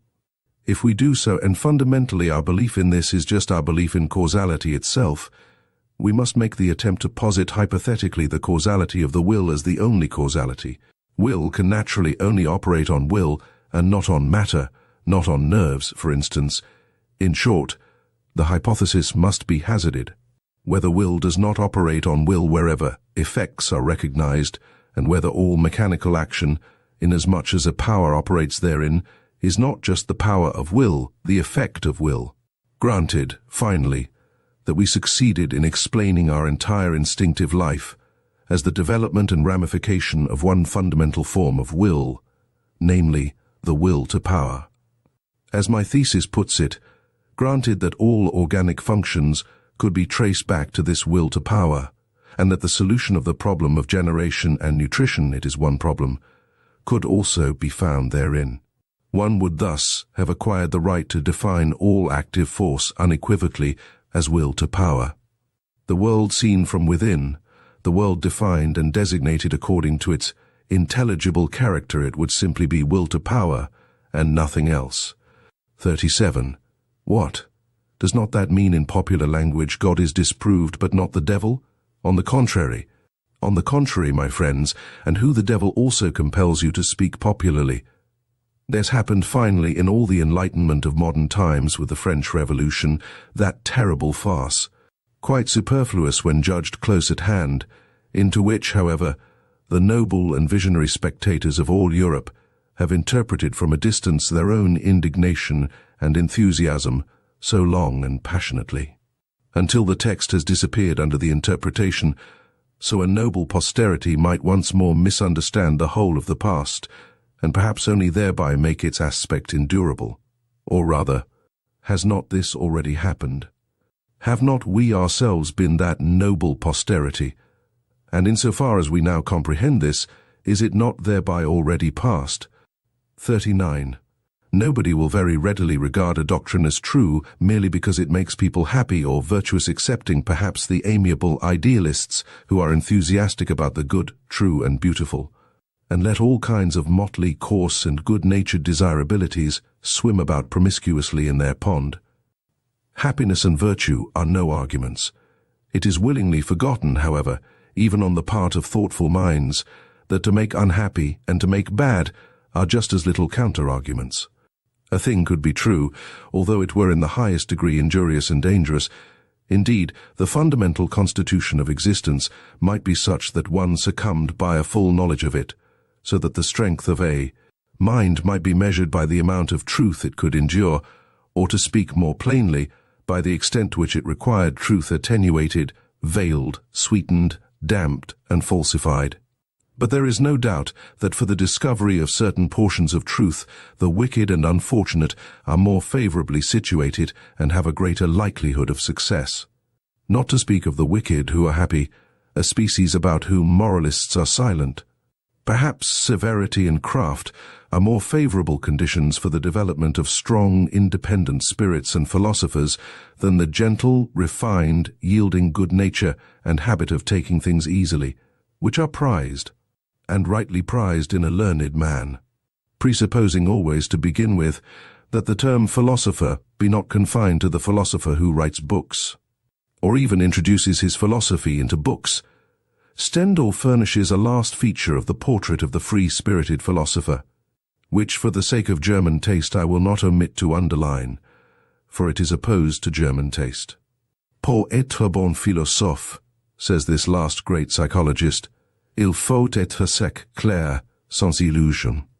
Un banquier qui a fait fortune a une partie du caractère requis pour faire des découvertes en philosophie, c'est-à-dire pour voir clair dans ce qui est. 40. Everything that is profound loves the mask. The profoundest things have a hatred even of figure and likeness. Should not the contrary only be the right disguise for the shame of a god to go about in?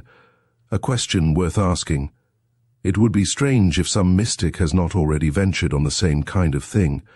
There are proceedings of such a delicate nature that it is well to overwhelm them with coarseness and make them unrecognizable. There are actions of love and of an extravagant magnanimity, after which nothing can be wiser than to take a stick and thrash the witness soundly. One thereby obscures his recollection. Many a one is able to obscure and abuse his own memory, in order at least to have vengeance on this sole party in the secret. Shame is inventive. They are not the worst things of which one is most ashamed. There is not only deceit behind a mask, there is so much goodness in craft. I could imagine that a man with something costly and fragile to conceal would roll through life clumsily and rotundly like an old, green, heavily hooped wine cask, the refinement of his shame requiring it to be so. A man who has depths in his shame meets his destiny and his delicate decisions upon paths which few ever reach, and with regard to the existence of which his nearest and most intimate friends may be ignorant. His mortal danger conceals itself from their eyes, and equally so his regained security. Such a hidden nature, which instinctively employs speech for silence and concealment, and is inexhaustible in evasion of communication, desires and insists that a mask of himself shall occupy his place in the hearts and heads of his friends. And supposing he does not desire it, his eyes will some day be opened to the fact that there is nevertheless a mask of him there, and that it is well to be so. Every profound spirit needs a mask, nay, more. Around every profound spirit there continually grows a mask. Owing to the constantly false, that is to say, superficial interpretation of every word he utters, every step he takes, every sign of life he manifests. 41. One must subject oneself to one's own tests, that one is destined for independence and command, and do so at the right time. One must not avoid one's tests, although they constitute perhaps the most dangerous game one can play, and are in the end tests made only before ourselves and before no other judge. Not to cleave to any person, be it even the dearest, Every person is a prison and also a recess. Not to cleave to a fatherland, be it even the most suffering and necessitous. It is even less difficult to detach one's heart from a victorious fatherland. Not to cleave to a sympathy, be it even for higher men, into whose peculiar torture and helplessness chance has given us an insight. Not to cleave to a science, though it tempt one with the most valuable discoveries, apparently specially reserved for us. Not to cleave to one's own liberation, to the voluptuous distance and remoteness of the bird, which always flies further aloft, in order always to see more under it, the danger of the flyer. Not to cleave to our own virtues, nor become as a whole a victim to any of our specialties, to our hospitality, for instance, which is the danger of dangers for highly developed and wealthy souls who deal prodigally, almost indifferently with themselves, and push the virtue of liberality so far that it becomes a vice. One must know how to conserve oneself, the best test of independence. 42. A new order of philosophers is appearing. I shall venture to baptize them by a name not without danger. As far as I understand them, as far as they allow themselves to be understood, for it is their nature to wish to remain something of a puzzle, these philosophers of the future might rightly, perhaps also wrongly, claim to be designated as tempters. This name itself is after all only an attempt, or, if it be preferred, a temptation. 43. Will they be new friends of truth, these coming philosophers? Very probably, for all philosophers hitherto have loved their truths. But assuredly they will not be dogmatists. It must be contrary to their pride, and also contrary to their taste, that their truth should still be truth for every one, that which has hitherto been the secret wish and ultimate purpose of all dogmatic efforts. My opinion is my opinion. Another person has not easily a right to it. Such a philosopher of the future will say, perhaps. One must renounce the bad taste of wishing to agree with many people. Good is no longer good when one's neighbor takes it into his mouth. And how could there be a common good? The expression contradicts itself. That which can be common is always of small value. In the end, things must be as they are and have always been. The great things remain for the great, the abysses for the profound, the delicacies and thrills for the refined, and, to sum up shortly, everything rare for the rare. 44.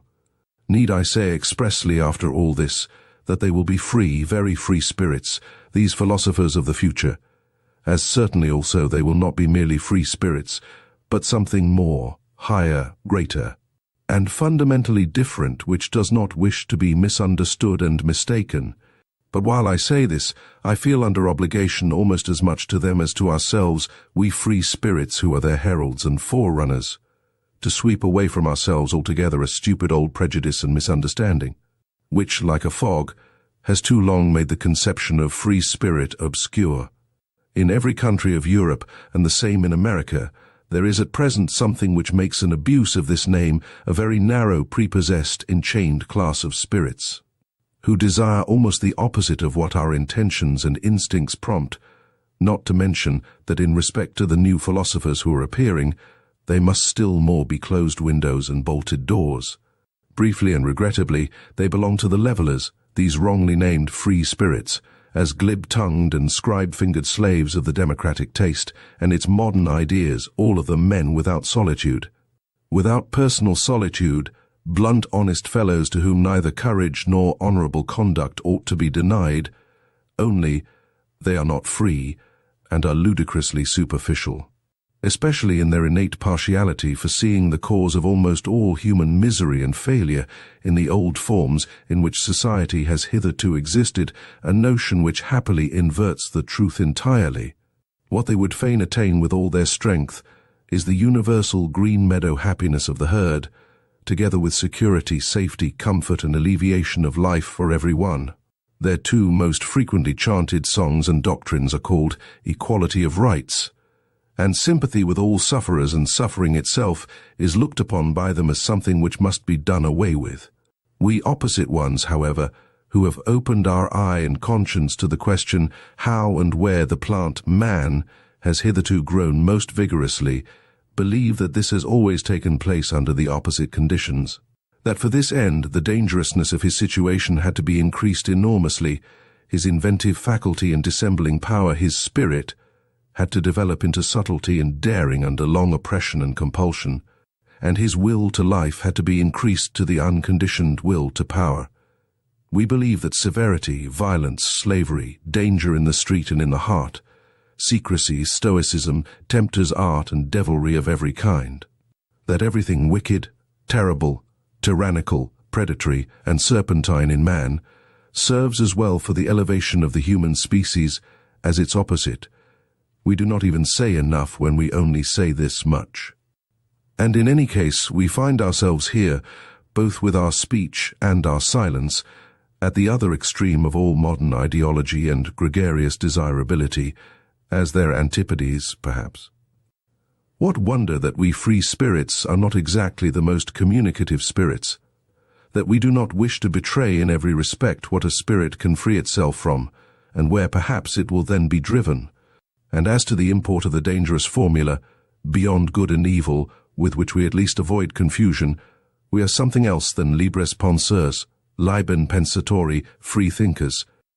And whatever these honest advocates of modern ideas like to call themselves, having been at home, or at least guests, in many realms of the spirit, having escaped again and again from the gloomy, agreeable nooks in which preferences and prejudices, youth, origin, the accident of men and books, or even the weariness of travel seem to confine us, full of malice against the seductions of dependency which he concealed in honours, money, positions, or exaltation of the senses, grateful even for distress and the vicissitudes of illness, because they always free us from some rule and its prejudice, grateful to the god, devil, sheep, and worm in us, inquisitive to a fault, investigators to the point of cruelty, with unhesitating fingers for the intangible, with teeth and stomachs for the most indigestible, ready for any business that requires sagacity and acute senses, ready for every adventure, owing to an excess of free will, with anterior and posterior souls, into the ultimate intentions of which it is difficult to pry, with foregrounds and backgrounds to the end of which no foot may run, hidden ones under the mantles of light, appropriators, although we resemble heirs and spendthrifts, arrangers and collectors from morning till night, misers of our wealth and our full-crammed drawers, economical in learning and forgetting, inventive in scheming, sometimes proud of tables of categories, sometimes pedants, sometimes night owls of work even in full day, yea, if necessary, even scarecrows, and it is necessary nowadays, that is to say, inasmuch as we are the born, sworn, jealous friends of solitude, of our own profoundest midnight and midday solitude. Such kind of men are we free spirits, and perhaps ye are also something of the same kind, ye coming ones, ye new philosophers. Chapter 3. The Religious Mood. 45.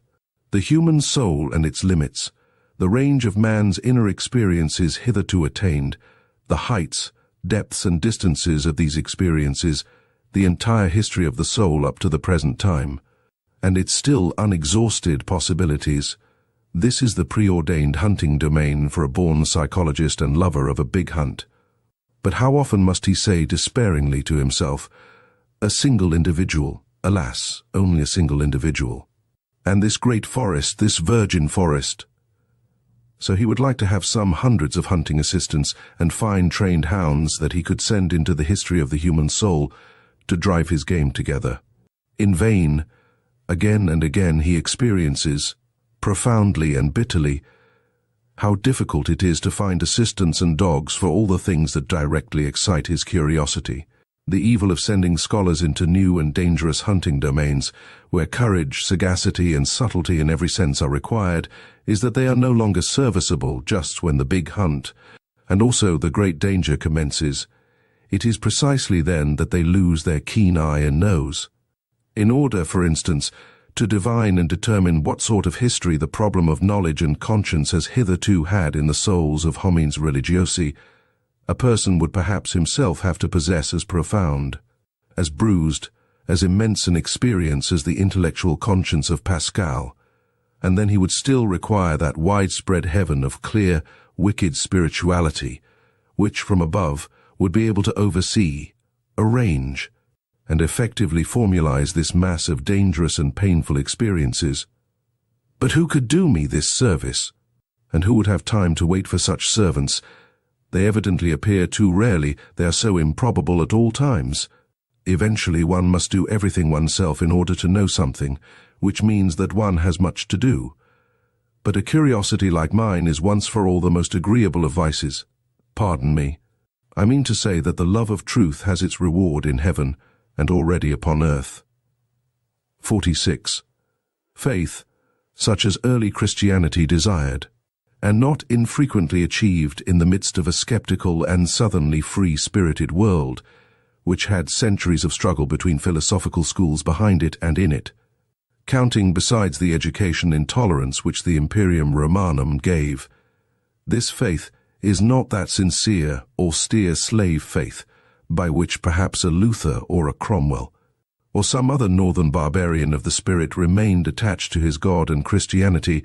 It is much rather the faith of Pascal, which resembles in a terrible manner a continuous suicide of reason, a tough, long-lived, worm-like reason, which is not to be slain at once and with a single blow. The Christian faith from the beginning is sacrifice, the sacrifice of all freedom, all pride, all self-confidence of spirit. It is at the same time subjection, self-derision, and self-mutilation. There is cruelty and religious Phoenicianism in this faith, which is adapted to a tender, many-sided, and very fastidious conscience.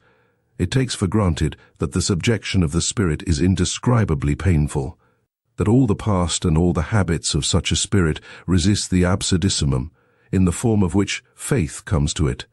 Modern men, with their obtuseness as regards all Christian nomenclature, have no longer the sense for the terribly superlative conception which was implied to an antique taste by the paradox of the formula.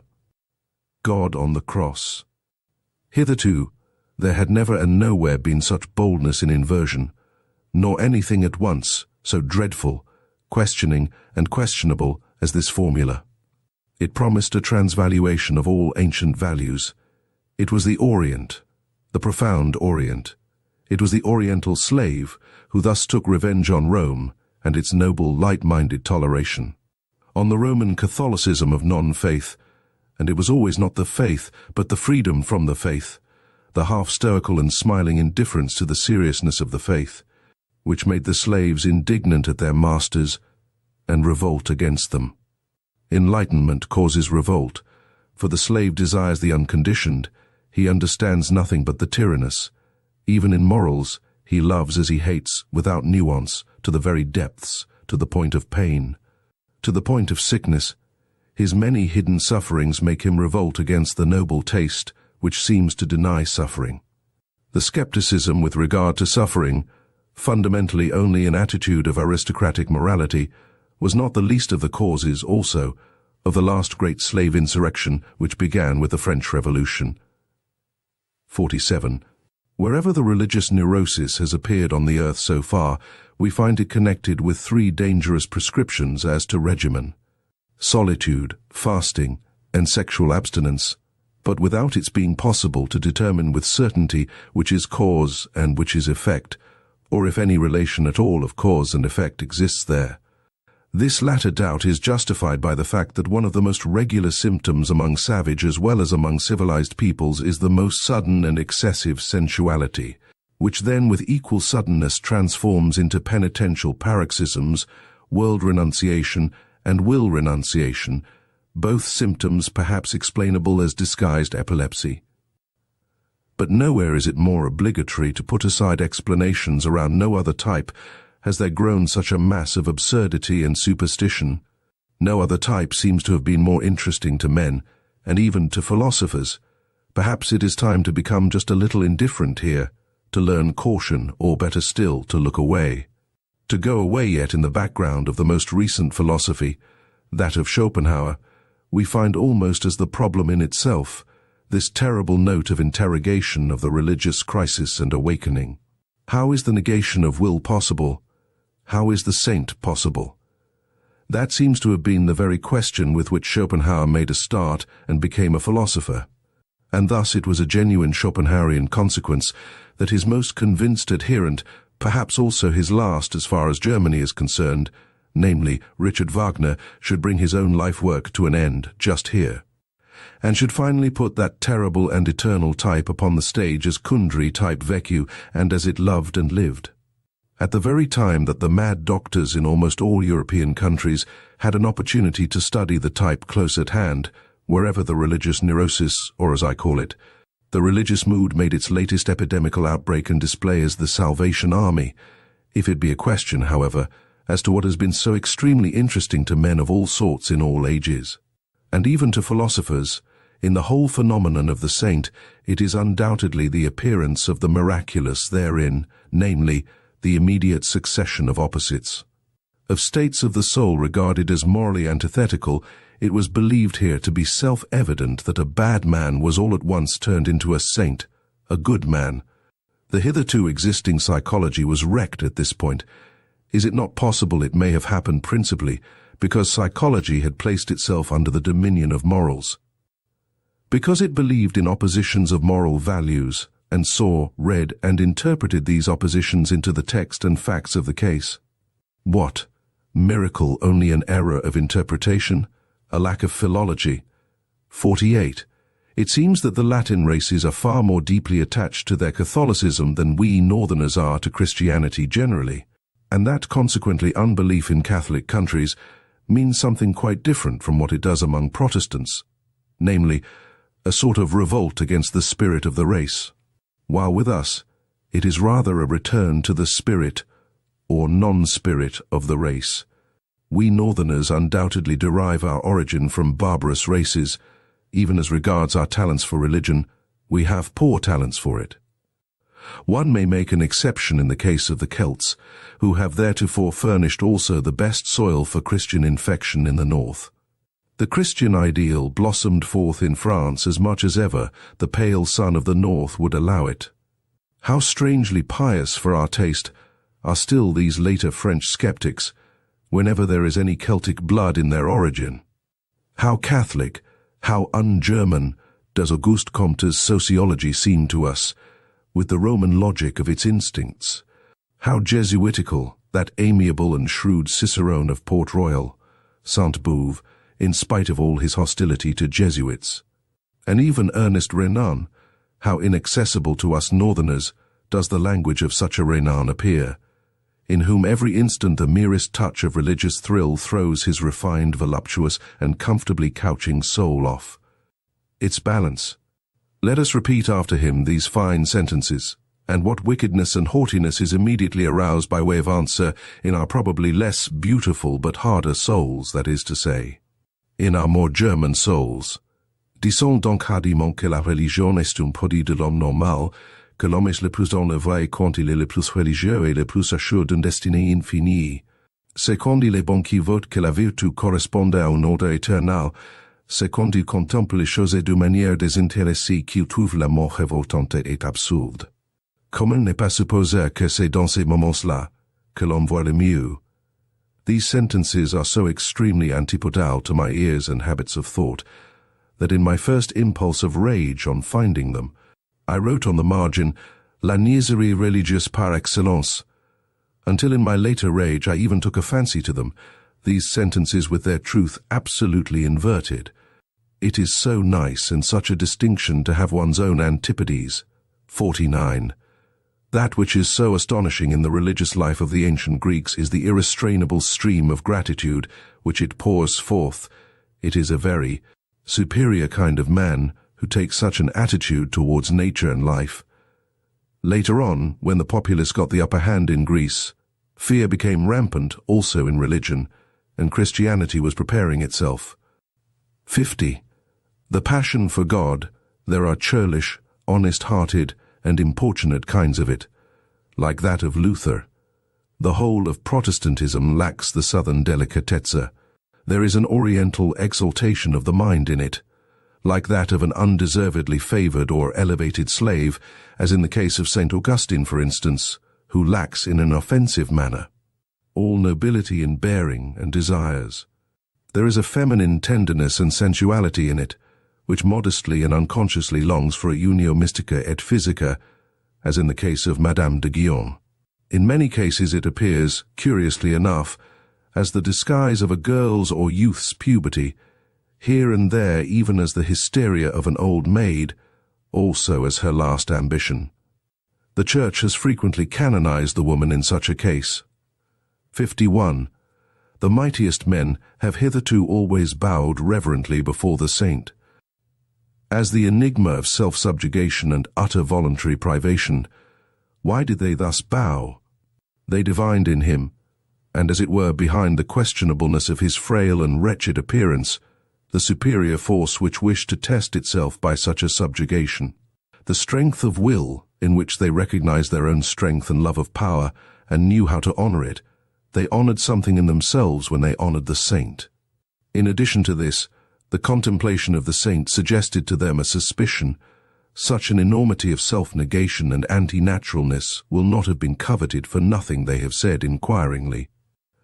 There is perhaps a reason for it, some very great danger, about which the ascetic might wish to be more accurately informed through his secret interlocutors and visitors. In a word, the mighty ones of the world learned to have a new fear before him. They divined a new power, a strange, still unconquered enemy. It was the will to power which obliged them to halt before the saint. They had to question him. In the Jewish Old Testament, the book of divine justice, there are men, things, and sayings on such an immense scale that Greek and Indian literature has nothing to compare with it.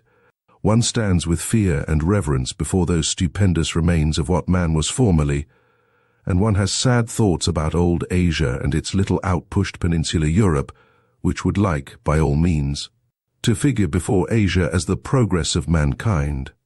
To be sure, he who is himself only a slender, tame house animal, and knows only the wants of a house animal, like our cultured people of today, including the Christians of cultured Christianity, need neither be amazed nor even sad amid those ruins. The taste for the Old Testament is a touchstone with respect to great and small.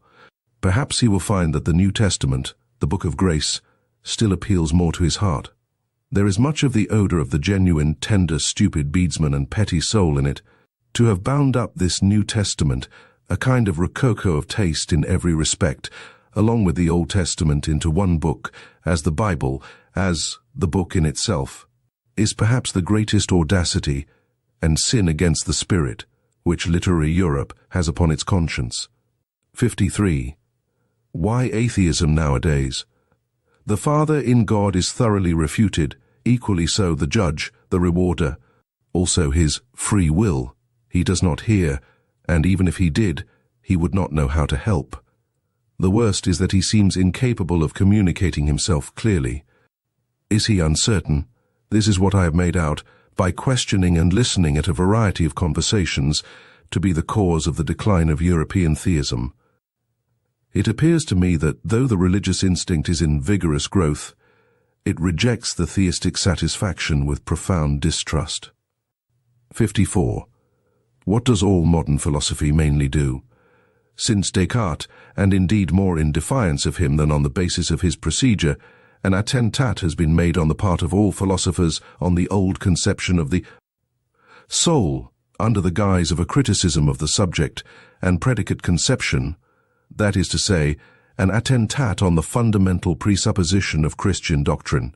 Modern philosophy as epistemological skepticism is secretly or openly anti-Christian, although for keener ears, be it said, by no means anti-religious. Formerly, in effect, one believed in the soul as one believed in grammar and the grammatical subject. One said, I is the condition, think is the predicate, and is conditioned. To think is an activity for which one must suppose a subject as cause. The attempt was then made, with marvelous tenacity and subtlety, to see if one could not get out of this net, to see if the opposite was not perhaps true. Think the condition, and I the conditioned, I, therefore, only a synthesis which has been made by thinking itself. Kant really wished to prove that, starting from the subject could not be proved. nor the object either. The possibility of an apparent existence of the subject, and therefore of the soul, may not always have been strange to him, the thought which once had an immense power on earth as the Vedanta philosophy. 55. There is a great ladder of religious cruelty, with many rounds, but 3 of these are the most important. Once on a time men sacrificed human beings to their God, and perhaps just those they loved the best. To this category belong the firstling sacrifices of all primitive religions, and also the sacrifice of the Emperor Tiberius in the Mithra Grotto on the island of Capri, that most terrible of all Roman anachronisms. Then, during the moral epoch of mankind, they sacrificed to their God the strongest instincts they possessed, their nature. This festal joy shines in the cruel glances of ascetics and anti-natural fanatics. Finally, what still remained to be sacrificed? Was it not necessary in the end for men to sacrifice everything comforting, holy, healing, all hope, all faith in hidden harmonies, in future blessedness and justice? Was it not necessary to sacrifice God himself, and out of cruelty to themselves to worship stone, stupidity, gravity, fate, nothingness? To sacrifice God for nothingness? This paradoxical mystery of the ultimate cruelty has been reserved for the rising generation. We all know something thereof already. 56. Whoever, like myself, prompted by some enigmatical desire, has long endeavored to go to the bottom of the question of pessimism and free it from the half-Christian, half-German narrowness and stupidity in which it has finally presented itself to this century, namely, in the form of Schopenhauer's philosophy.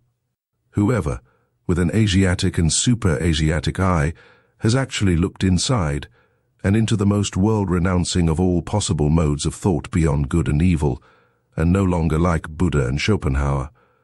Under the dominion and delusion of morality, whoever has done this has perhaps just thereby, without really desiring it, opened his eyes to behold the opposite ideal.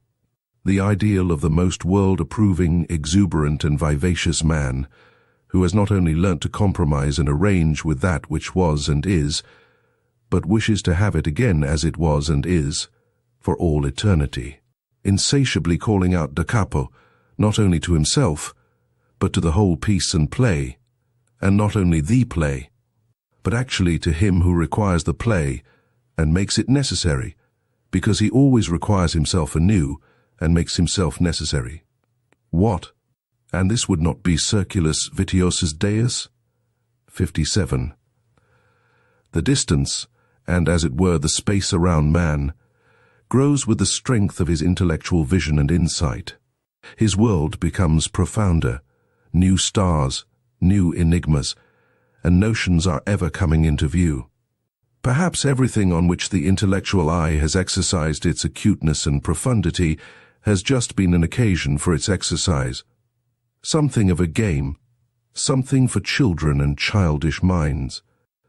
Perhaps the most solemn conceptions that have caused the most fighting and suffering, the conceptions God and sin, will one day seem to us of no more importance than a child's plaything, or a child's pain seems to an old man. And perhaps another plaything and another pain will then be necessary once more for the old man, always childish enough, an eternal child. 58. Has it been observed to what extent outward idleness or semi-idleness is necessary to a real religious life, alike for its favorite microscopic labor of self-examination and for its soft placidity called prayer? The state of perpetual readiness for the coming of God, I mean the idleness with a good conscience, the idleness of olden times and of blood, to which the aristocratic sentiment that work is dishonoring, that it vulgarizes body and soul, is not quite unfamiliar, and that consequently the modern noisy, time-engrossing, conceited, foolishly proud laboriousness educates and prepares for unbelief more than anything else.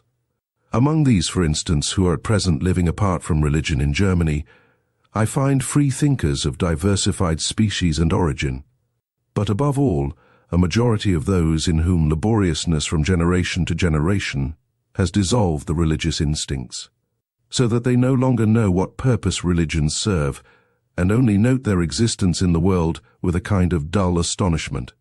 They feel themselves already fully occupied, these good people, be it by their business or by their pleasures, not to mention the fatherland and the newspapers, and their family duties, it seems that they have no time whatever left for religion, and above all, it is not obvious to them whether it is a question of a new business or a new pleasure, for it is impossible.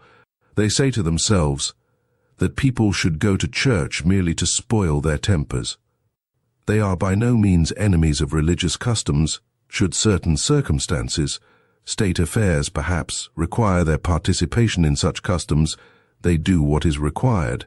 As so many things are done with a patient and unassuming seriousness, and without much curiosity or discomfort, they live too much apart and outside to feel even the necessity for a for or against in such matters. Among those indifferent persons may be reckoned nowadays the majority of German Protestants of the middle classes, especially in the great laborious centres of trade and commerce.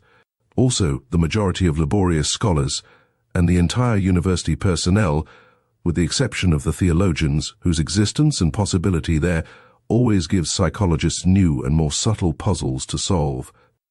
On the part of pious or merely church-going people, there is seldom any idea of how much goodwill, one might say arbitrary will, is now necessary for a German scholar to take the problem of religion seriously, his whole profession, and, as I have said, his whole workmanlike laboriousness, to which he is compelled by his modern conscience, inclines him to a lofty and almost charitable serenity as regards religion, with which is occasionally mingled a slight disdain for the uncleanliness of spirit, which he takes for granted wherever anyone still professes to belong to the Church. It is only with the help of history, not through his own personal experience, therefore, that the scholar succeeds in bringing himself to a respectful seriousness, and to a certain timid deference in presence of religions, but even when his sentiments have reached the stage of gratitude towards them, he has not personally advanced one step nearer to that which still maintains itself as church or as piety, perhaps even the contrary. The practical indifference to religious matters in the midst of which he has been born and brought up usually sublimates itself in his case into circumspection and cleanliness, which shuns contact with religious men and things, and it may be just the depth of his tolerance and humanity which prompts him to avoid the delicate trouble which tolerance itself brings with it. Every age has its own divine type of naivete, for the discovery of which other ages may envy it, and how much naivete, adorable, childlike and boundlessly foolish naivete, is involved in this belief of the scholar in his superiority, in the good conscience of his tolerance, in the unsuspecting, simple certainty with which his instinct treats the religious man as a lower and less valuable type, beyond, before, and above which he himself has developed. He, the little arrogant dwarf and mob man, the sedulously alert head and hand drudge of ideas, of modern ideas. 59. Whoever has seen deeply into the world has doubtless divined what wisdom there is in the fact that men are superficial.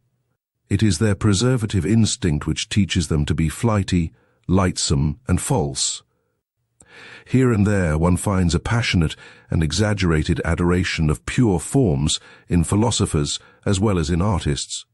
It is not to be doubted that whoever has need of the cult of the superficial to that extent has at one time or another made an unlucky dive beneath it.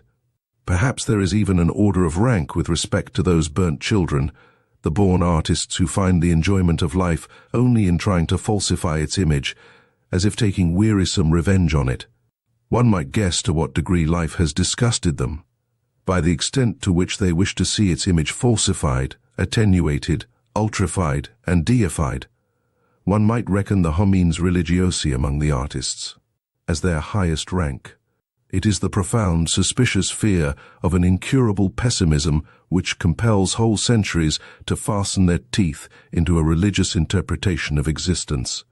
The fear of the instinct which divines that truth might be attained too soon, before man has become strong enough, hard enough, artist enough. Piety, the life in God, regarded in this light, would appear as the most elaborate and ultimate product of the fear of truth, as artist adoration and artist intoxication in presence of the most logical of all falsifications, as the will to the inversion of truth, to untruth, at any price. Perhaps there has hitherto been no more effective means of beautifying man than piety. By means of it man can become so artful, so superficial, so iridescent and so good, that his appearance no longer offends. 60. To love mankind for God's sake. This has so far been the noblest and remotest sentiment to which mankind has attained. That love to mankind, without any redeeming intention in the background, is only an additional folly and brutishness, that the inclination to this love has first to get its proportion, its delicacy, its gram of salt and sprinkling of ambergris from a higher inclination. Whoever first perceived and experienced this, however his tongue may have stammered as it attempted to express such a delicate matter, let him for all time be holy and respected as the man who has so far flown highest and gone astray in the finest fashion. 61. The philosopher, as we free spirits understand him, as the man of the greatest responsibility, who has the conscience for the general development of mankind, will use religion for his disciplining and educating work, just as he will use the contemporary political and economic conditions. The selecting and disciplining, influence destructive, as well as creative and fashioning, which can be exercised by means of religion, is manifold and varied, according to the sort of people placed under its spell and protection. For those who are strong and independent, destined and trained to command, in whom the judgment and skill of a ruling race is incorporated, religion is an additional means for overcoming resistance in the exercise of authority, as a bond, which binds rulers and subjects in common, betraying and surrendering to the former the conscience of the latter, their inmost heart, which would fain escape obedience. And in the case of the unique natures of noble origin, if by virtue of superior spirituality they should incline to a more retired and contemplative life, reserving to themselves only the more refined forms of government, over-chosen disciples or members of an order, religion itself may be used as a means for obtaining peace from the noise and trouble of managing grosser affairs, and for securing immunity from the unavoidable filth of all political agitation. The Brahmins, for instance, understood this fact. With the help of a religious organization, they secured to themselves the power of nominating kings for the people, while their sentiments prompted them to keep apart and outside, as men with a higher and super-regal mission. At the same time, religion gives inducement and opportunity to some of the subjects to qualify themselves for future ruling and commanding the slowly ascending ranks and classes in which, through fortunate marriage customs, volitional power and delight in self-control are on the increase. To them, religion offers sufficient incentives and temptations to aspire to higher intellectuality and to experience the sentiments of authoritative self-control, of silence and of solitude.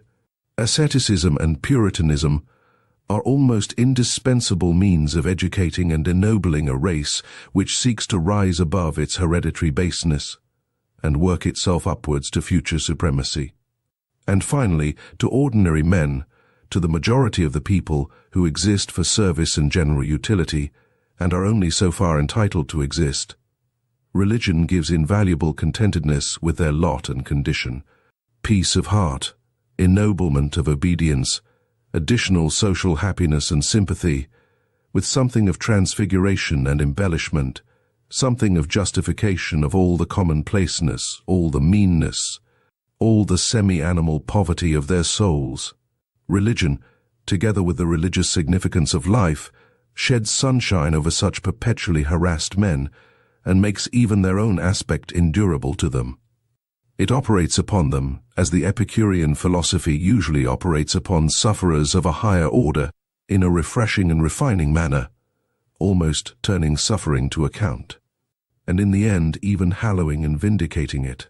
There is perhaps nothing so admirable in Christianity and Buddhism as their art of teaching even the lowest to elevate themselves by piety to a seemingly higher order of things, and thereby to retain their satisfaction with the actual world in which they find it difficult enough to live, this very difficulty being necessary.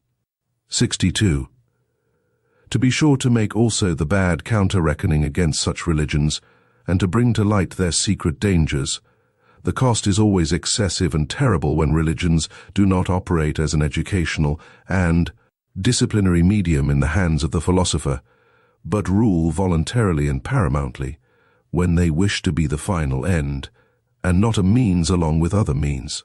Among men, as among all other animals, there is a surplus of defective, diseased, degenerating, infirm, and necessarily suffering individuals.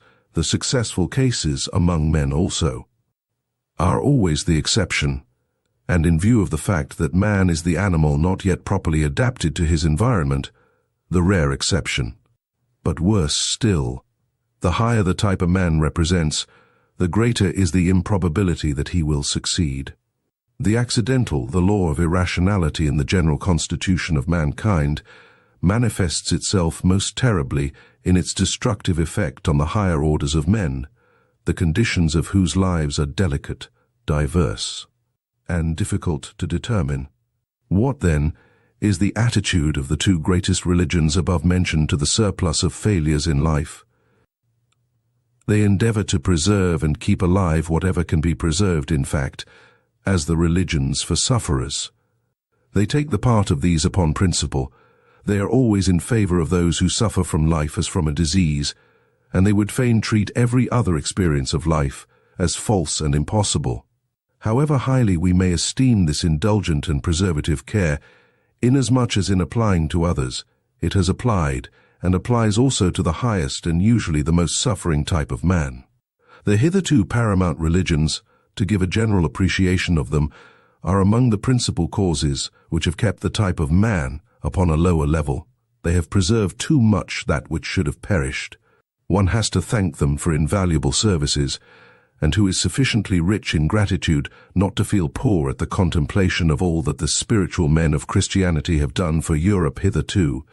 But when they had given comfort to the sufferers, courage to the oppressed and despairing, a staff and support to the helpless, and when they had allured from society into convents and spiritual penitentiaries the broken-hearted and distracted, what else had they to do in order to work systematically in that fashion, and with a good conscience, for the preservation of all the sick and suffering, which means, in deed and in truth, to work for the deterioration of the European race, to reverse all estimates of value, that is what they had to do, and to shatter the strong, to spoil great hopes, to cast suspicion on the delight in beauty, to break down everything autonomous, manly, conquering, and imperious all instincts, which are natural to the highest and most successful type of man into uncertainty, distress of conscience and self-destruction.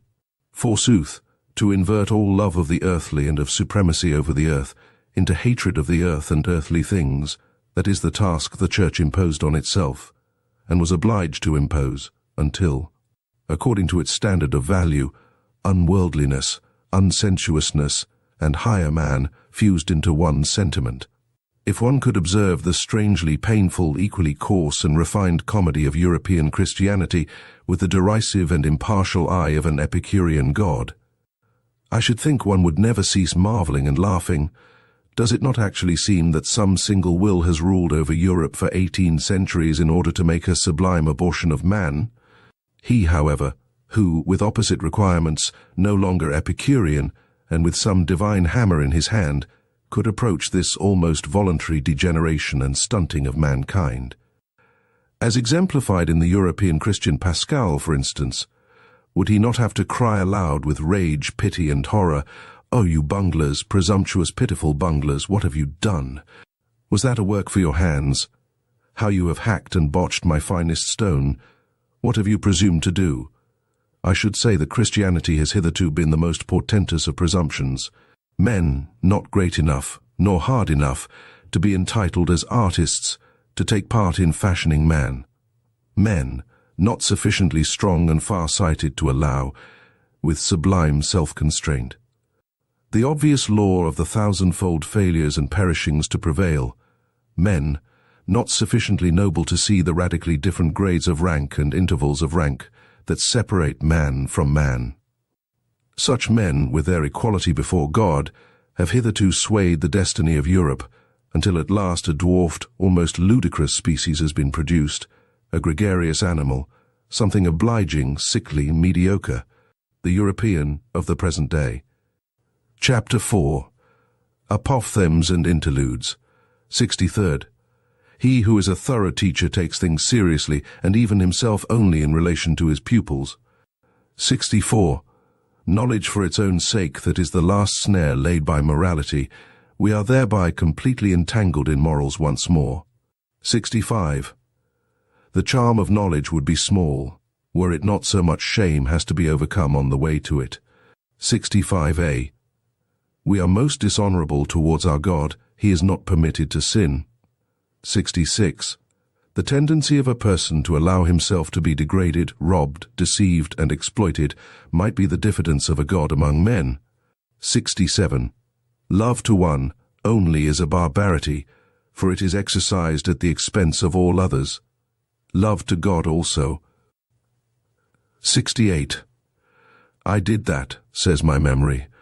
I could not have done that, says my pride, and remains inexorable. Eventually the memory yields. 69. One has regarded life carelessly, if one has failed to see the hand that kills with leniency. 70. If a man has character, he has also his typical experience, which always recurs. 71. The sage is astronomer. So long as thou feelest the stars as an above thee, thou lackest the eye of the discerning one. 72. It is not the strength, but the duration of great sentiments that makes great men. 73. He who attains his ideal precisely thereby surpasses it. 73a. Many a peacock hides his tail from every eye and calls it his pride. 74. A man of genius is unbearable, unless he possess at least two things besides, gratitude and purity. 75. The degree and nature of a man's sensuality extends to the highest altitudes of his spirit. 76. Under peaceful conditions, the militant man attacks himself. 77. With his principles, a man seeks either to dominate or justify or honor or reproach or conceal his habits. Two men with the same principles probably seek fundamentally different ends therewith. 78. He who despises himself nevertheless esteems himself thereby as a despiser. 79. A soul which knows that it is loved, but does not itself love, betrays its sediment, its dregs come up. 80. A thing that is explained ceases to concern us. What did the God mean who gave the advice, know thyself? Did it perhaps imply, cease to be concerned about thyself? Become objective. And Socrates. And the scientific man. 81. It is terrible to die of thirst at sea. Is it necessary that you should so salt your truth that it will no longer quench thirst? 82. Sympathy for all would be harshness and tyranny for thee, my good neighbor. 83. Instinct. When the house is on fire, one forgets even the dinner, yes, but one recovers it from among the ashes. 84. Woman learns how to hate in proportion as she forgets how to charm. 85. The same emotions are in man and woman, but in different tempo. On that account, man and woman never cease to misunderstand each other. 86. In the background of all their personal vanity, women themselves have still their impersonal scorn for woman. 87. Fettered heart, free spirit. When one firmly fetters one's heart and keeps it prisoner, one can allow one's spirit many liberties. I said this once before, but people do not believe it when I say so, unless they know it already. 88. One begins to distrust very clever persons when they become embarrassed. 89. Dreadful experiences raise the question whether he who experiences them is not something dreadful also. 90. Heavy, melancholy men turn lighter and come temporarily to their surface, precisely by that which makes others heavy by hatred and love. 91. So cold, so icy, that one burns one's finger at the touch of him. Every hand that lays hold of him shrinks back, and for that very reason many think him red-hot. 92. Who has not, at one time or another, sacrificed himself for the sake of his good name? 93. In affability there is no hatred of men, but precisely on that account a great deal too much contempt of men. 94. The maturity of man, that means to have reacquired the seriousness that one had as a child at play. 95. To be ashamed of one's immorality is a step on the ladder at the end of which one is ashamed also of one's morality. 96. One should part from life as Ulysses parted from Nausicaa, blessing it, rather than in love with it. 97. What? A great man. I always see merely the play actor of his own ideal. 98. When one trains one's conscience, it kisses one while it bites. 99. The disappointed one speaks, I listened for the echo and I heard only praise. 100%. We all feign to ourselves that we are simpler than we are. We thus relax ourselves away from our fellows. 101. A discerning one might easily regard himself at present as the animalization of God. 102. Discovering reciprocal love should really disenchant the lover with regard to the beloved. What? She is modest enough to love even you, or stupid enough, or 103. The danger in happiness. Everything now turns out best for me. I now love every fate who would like to be my fate. 104. Not their love of humanity, but the impotence of their love prevents the Christians of today burning us. 105. The pia fraus is still more repugnant to the taste, the piety of the free spirit, the pious man of knowledge, than the impia fraus. Hence the profound lack of judgment, in comparison with the Church, characteristic of the type free spirit as its non-freedom. 106. By means of music the very passions enjoy themselves. 107. A sign of strong character, when once the resolution has been taken, to shut the ear even to the best counter-arguments. Occasionally, therefore, a will to stupidity. 108. There is no such thing as moral phenomena, but only a moral interpretation of phenomena.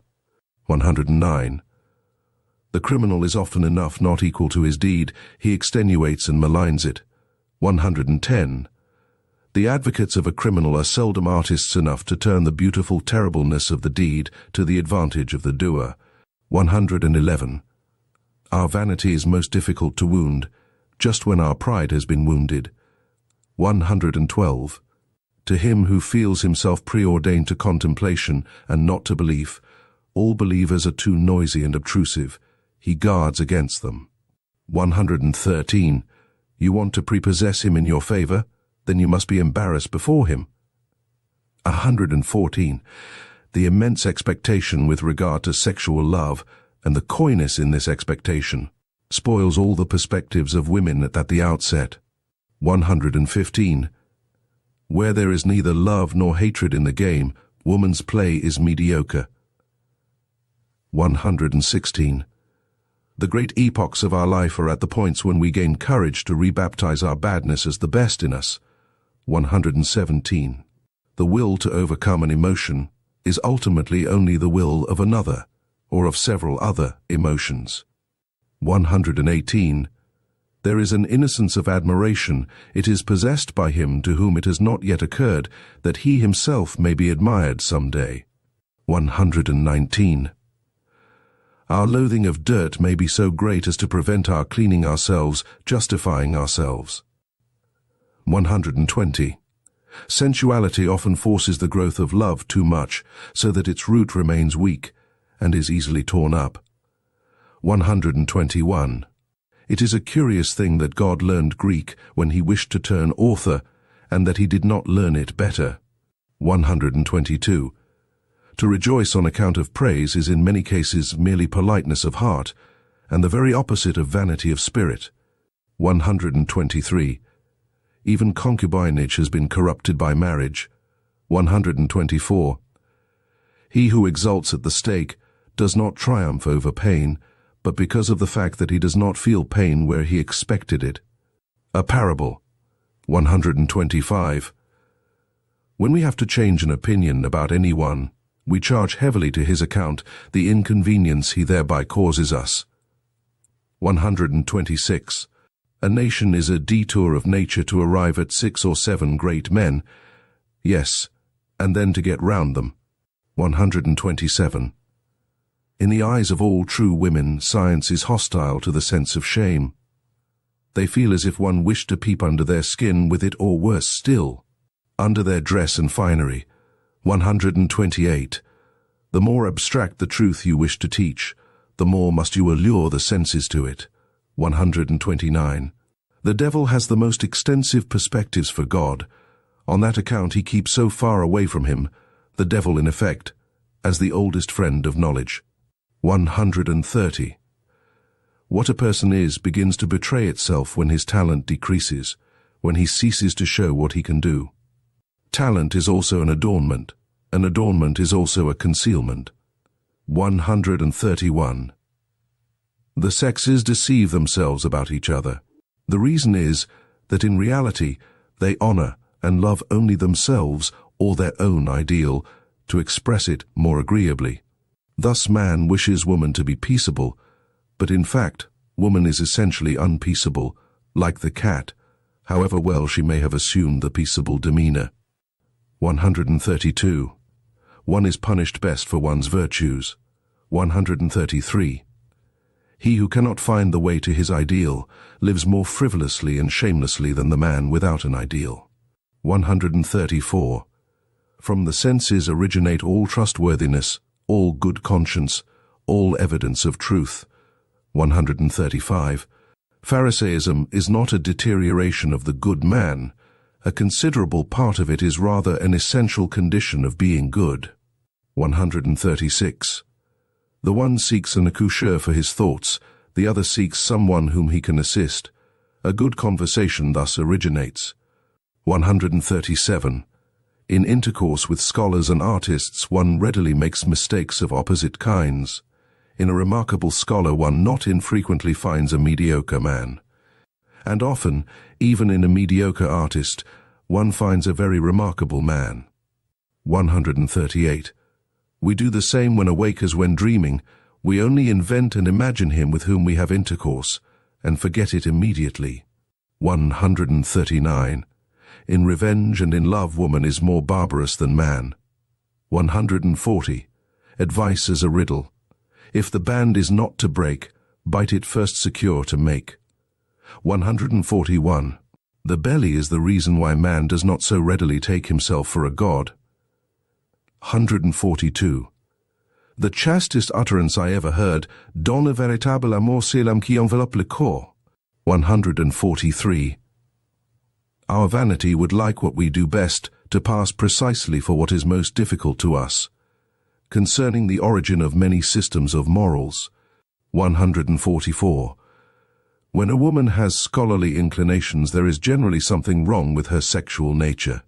Barrenness itself conduces to a certain virility of taste. Man, indeed, if I may say so, is the barren animal.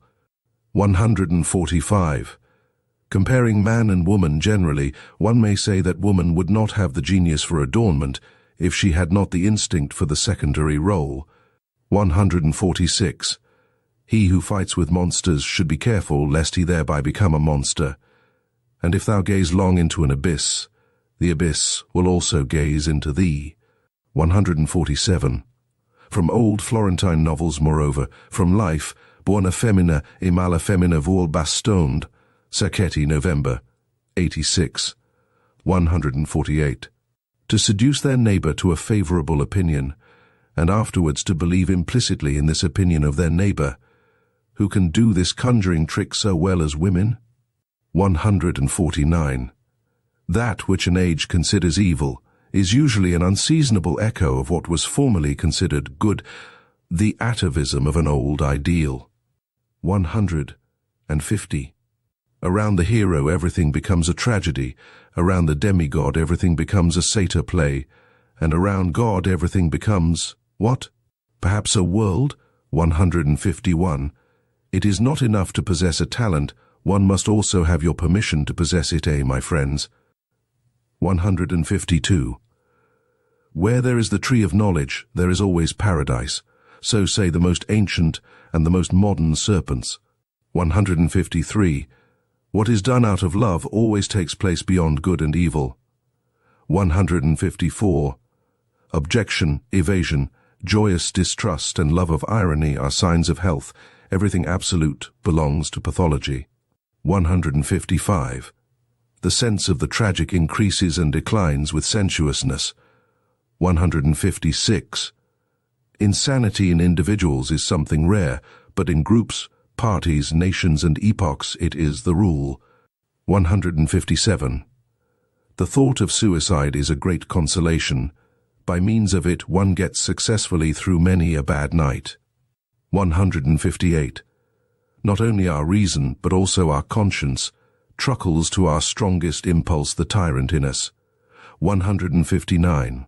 One must repay good and ill, but why just to the person who did us good or ill? 160. One no longer loves one's knowledge sufficiently after one has communicated it. 161. Poets act shamelessly towards their experiences. They exploit them. 162. Our fellow creature is not our neighbor, but our neighbor's neighbor, so thinks every nation. 163. Love brings to light the noble and hidden qualities of a lover. His rare and exceptional traits, it is thus liable to be deceptive as to his normal character. 164. Jesus said to his Jews, "The law was for servants, love God as I love him, as his son. What have we sons of God to do with morals? What have we in sight of every party?" A shepherd has always need of a bell-wether, or he has himself to be a wether occasionally. 166. One may indeed lie with the mouth, but with the accompanying grimace one nevertheless tells the truth. 167. To vigorous men intimacy is a matter of shame, and something precious. 168. Christianity gave Eros poison to drink. He did not die of it, certainly, but degenerated to vice. 169. To talk much about oneself may also be a means of concealing oneself. 170. In praise there is more obtrusiveness than in blame. 171. Pity has an almost ludicrous effect on a man of knowledge, like tender hands on a cyclops. 172. One occasionally embraces someone or other out of love to mankind because one cannot embrace all, but this is what one must never confess to the individual. 173. One does not hate as long as one disesteems, but only when one esteems equal or superior. 174. Ye utilitarians, ye too love the utile only as a vehicle for your inclinations. Ye too really find the noise of its wheels insupportable. 175. One loves ultimately one's desires, not the thing desired. 176. The vanity of others is only counter to our taste when it is counter to our vanity. 177.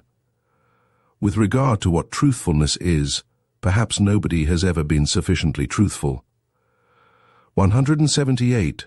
One does not believe in the follies of clever men. What a forfeiture of the rights of man.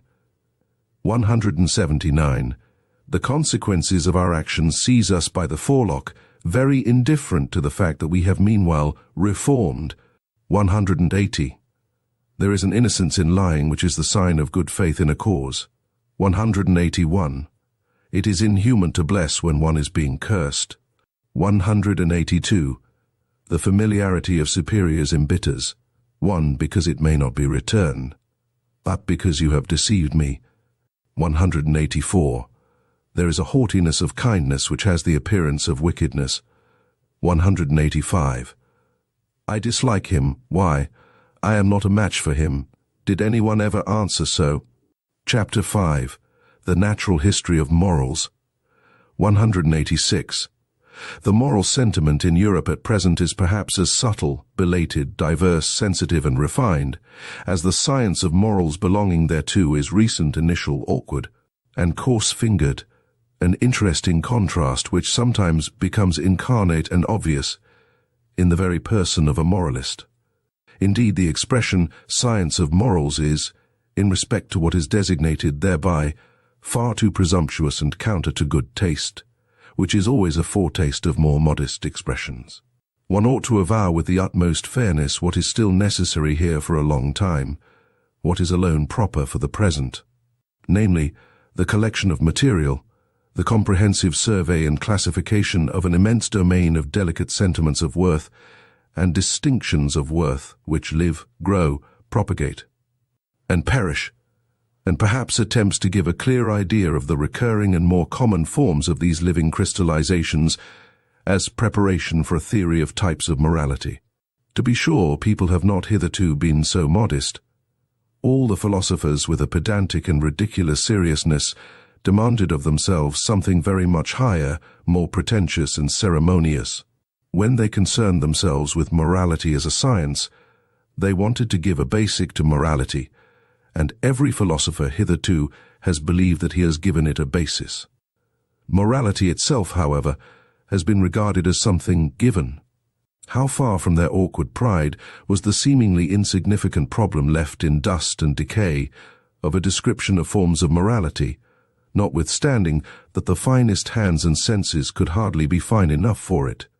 It was precisely owing to moral philosophers knowing the moral facts imperfectly, in an arbitrary epitome or an accidental abridgment, perhaps as the morality of their environment, their position, their church, their zeitgeist, their climate and zoned, was precisely because they were badly instructed with regard to nations, eras, and past ages, and were by no means eager to know about these matters, that they did not even come in sight of the real problems of morals problems, which only disclose themselves by a comparison of many kinds of morality. In every science of morals hitherto, strange as it may sound, the problem of morality itself has been omitted. There has been no suspicion that there was anything problematic there. That which philosophers called giving a basis to morality, and endeavored to realize, has, when seen in a right light, proved merely a learned form of good faith in prevailing morality, a new means of its expression. Consequently, just a matter of fact within the sphere of a definite morality, yea, in its ultimate motive. A sort of denial that it is lawful for this morality to be called in question, and in any case the reverse of the testing, analyzing, doubting, and vivisecting of this very faith. Here, for instance, with what innocence, almost worthy of honor, Schopenhauer represents his own task. And draw your conclusions concerning the scientificness of a science whose latest master still talks in the strain of children and old wives. The principle, he says, page 136 of the Grundproblem der Ethik. Footnote, pages 54 to 55 of Schopenhauer's Basis of Morality, translated by Arthur B. Bullock, M.A. The axiom about the purport of which all moralists are practically agreed, neminem laede, immo omnes quantum potes juva, is really the proposition which all moral teachers strive to establish, the real basis of ethics which has been sought, like the philosopher's stone, for centuries. The difficulty of establishing the proposition referred to may indeed be great. It is well known that Schopenhauer also was unsuccessful in his efforts, and whoever has thoroughly realized how absurdly false and sentimental this proposition is, in a world whose essence is will to power, may be reminded that Schopenhauer, although a pessimist, actually played the flute. Daily after dinner, one may read about the matter in his biography.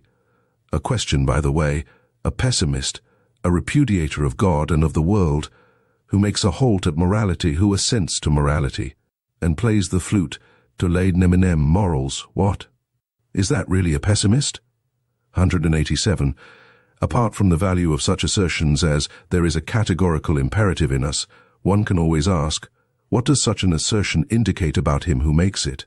There are systems of morals which are meant to justify their author in the eyes of other people. Other systems of morals are meant to tranquilize him and make him self-satisfied. With other systems he wants to crucify and humble himself. With others he wishes to take revenge. With others to conceal himself. With others to glorify himself and give superiority and distinction. This system of morals helps its author to forget. That system makes him, or something of him, forgotten. Many a moralist would like to exercise power and creative arbitrariness over mankind. Many another, perhaps Kant especially, gives us to understand by his morals that what is estimable in me is that I know how to obey and with you it shall not be otherwise than with me. In short, systems of morals are only a sign language of the emotions. In contrast to laissez aller, every system of morals is a sort of tyranny against nature and also against reason. That is, however, no objection, unless one should again decree by some system of morals that all kinds of tyranny and unreasonableness are unlawful. What is essential and invaluable in every system of morals is that it is a long constraint. In order to understand Stoicism, or Port Royal, or Puritanism, one should remember the constraint under which every language has attained to strength and freedom, the metrical constraint, the tyranny of rhyme and rhythm.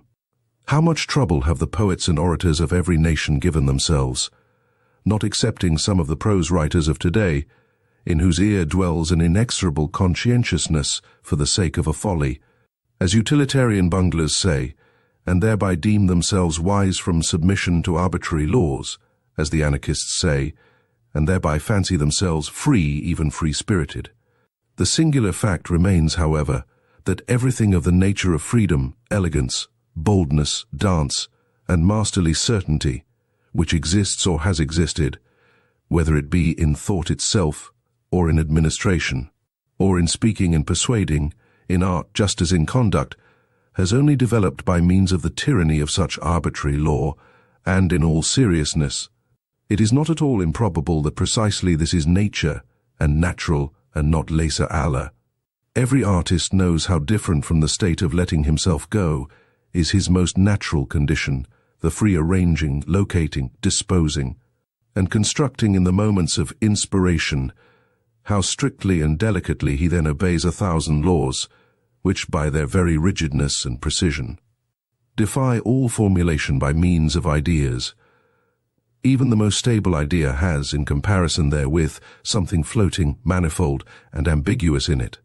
The essential thing in heaven and in earth is apparently, to repeat it once more, that there should be long obedience in the same direction, thereby results, and has always resulted in the long run, something which has made life worth living, for instance, virtue, art, music, dancing, reason, spirituality, anything whatever that is transfiguring, refined, foolish, or divine. The long bondage of the spirit, the distrustful constraint in the communicability of ideas, the discipline which the thinker imposed on himself to think in accordance with the rules of a church or a court, or conformable to Aristotelian premises, the persistent spiritual will to interpret everything that happened according to a Christian scheme, and in every occurrence to rediscover and justify the Christian God. All this violence, arbitrariness, severity, dreadfulness, and unreasonableness has proved itself the disciplinary means whereby the European spirit has attained its strength, its remorseless curiosity, and subtle mobility. Granted also that much irrecoverable strength and spirit had to be stifled, suffocated, and spoilt in the process, for here, as everywhere, nature shows herself as she is, in all her extravagant and indifferent magnificence, which is shocking, but nevertheless noble, that for centuries European thinkers only thought in order to prove something nowadays. On the contrary, we are suspicious of every thinker who wishes to prove something that it was always settled beforehand what was to be the result of their strictest thinking, as it was perhaps in the Asiatic astrology of former times, or as it is still at the present day in the innocent Christian moral explanation of immediate personal events for the glory of God or for the good of the soul. This tyranny, this arbitrariness, this severe and magnificent stupidity has educated the spirit. Slavery, both in the coarser and the finer sense, is apparently an indispensable means even of spiritual education and discipline. One may look at every system of morals in this light. It is nature therein which teaches to hate the laissez aller, the too great freedom, and implants the need for limited horizons. For immediate duties, it teaches the narrowing of perspectives, and thus, in a certain sense, that stupidity is a condition of life and development. Thou must obey someone, and for a long time, otherwise thou wilt come to grief, and lose all respect for thyself. This seems to me to be the moral imperative of nature, which is certainly neither categorical, As old Kant wished consequently the otherwise, nor does it address itself to the individual. What does nature care for the individual, but to nations, races, ages, and ranks? Above all, however, to the animal, man generally, to mankind. 189. Industrious races find it a great hardship to be idle. It was a masterstroke of English instinct to hallow and begloom Sunday to such an extent that the Englishman unconsciously hankers for his week-end workday again. As a kind of cleverly devised, cleverly intercalated fast, such as is also frequently found in the ancient world, although, as is appropriate in southern nations, not precisely with respect to work. Many kinds of fasts are necessary, and wherever powerful influences and habits prevail, legislators have to see that intercalary days are appointed, on which such impulses are fettered, and learn to hunger anew. Viewed from a higher standpoint, whole generations and epochs, when they show themselves infected with any moral fanaticism, seem like those intercalated periods of restraint and fasting, during which an impulse learns to humble and submit itself, at the same time also to purify and sharpen itself. Certain philosophical sects likewise admit of a similar interpretation. For instance, the Stoa in the midst of Hellenic culture, with the atmosphere rank and overcharged with aphrodisiacal odors.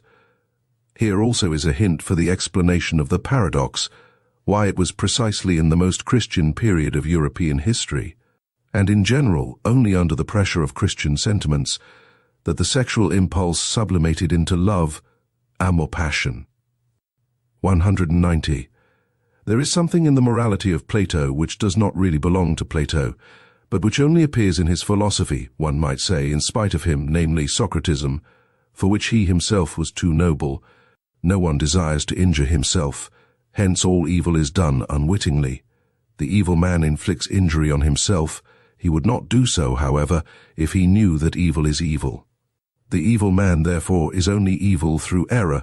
If one free him from error, one will necessarily make him good.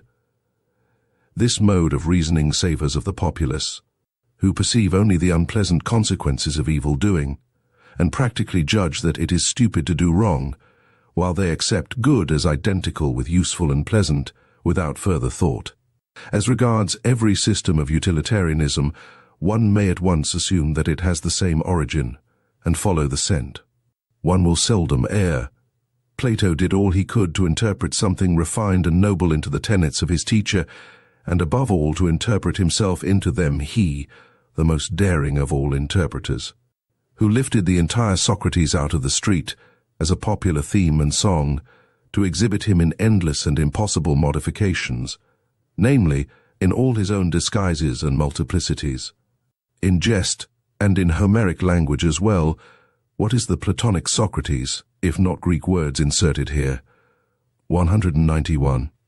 The old theological problem of faith and knowledge, or more plainly, of instinct and reason, the question whether, in respect to the valuation of things, instinct deserves more authority than rationality, which wants to appreciate and act according to motives, according to a why, that is to say, in conformity to purpose and utility. It is always the old moral problem that first appeared in the person of Socrates, and had divided men's minds long before Christianity. Socrates himself, following, of course, the taste of his talent, that of a surpassing dialectician, took first the side of reason. And, in fact, what did he do all his life but laugh at the awkward incapacity of the noble Athenians, who were men of instinct, like all noble men, and could never give satisfactory answers concerning the motives of their actions? In the end, however, though silently and secretly, he laughed also at himself. With his finer conscience and introspection, he found in himself the same difficulty and incapacity. But why, he said to himself, should one on that account separate oneself from the instincts? One must set them right, and the reason also one must follow the instincts, but at the same time persuade the reason to support them with good arguments. This was the real falseness of that great and mysterious ironist. He brought his conscience up to the point that he was satisfied with a kind of self-outwitting. In fact, he perceived the irrationality in the moral judgment. Plato, more innocent in such matters, and without the craftiness of the plebeian, wished to prove to himself.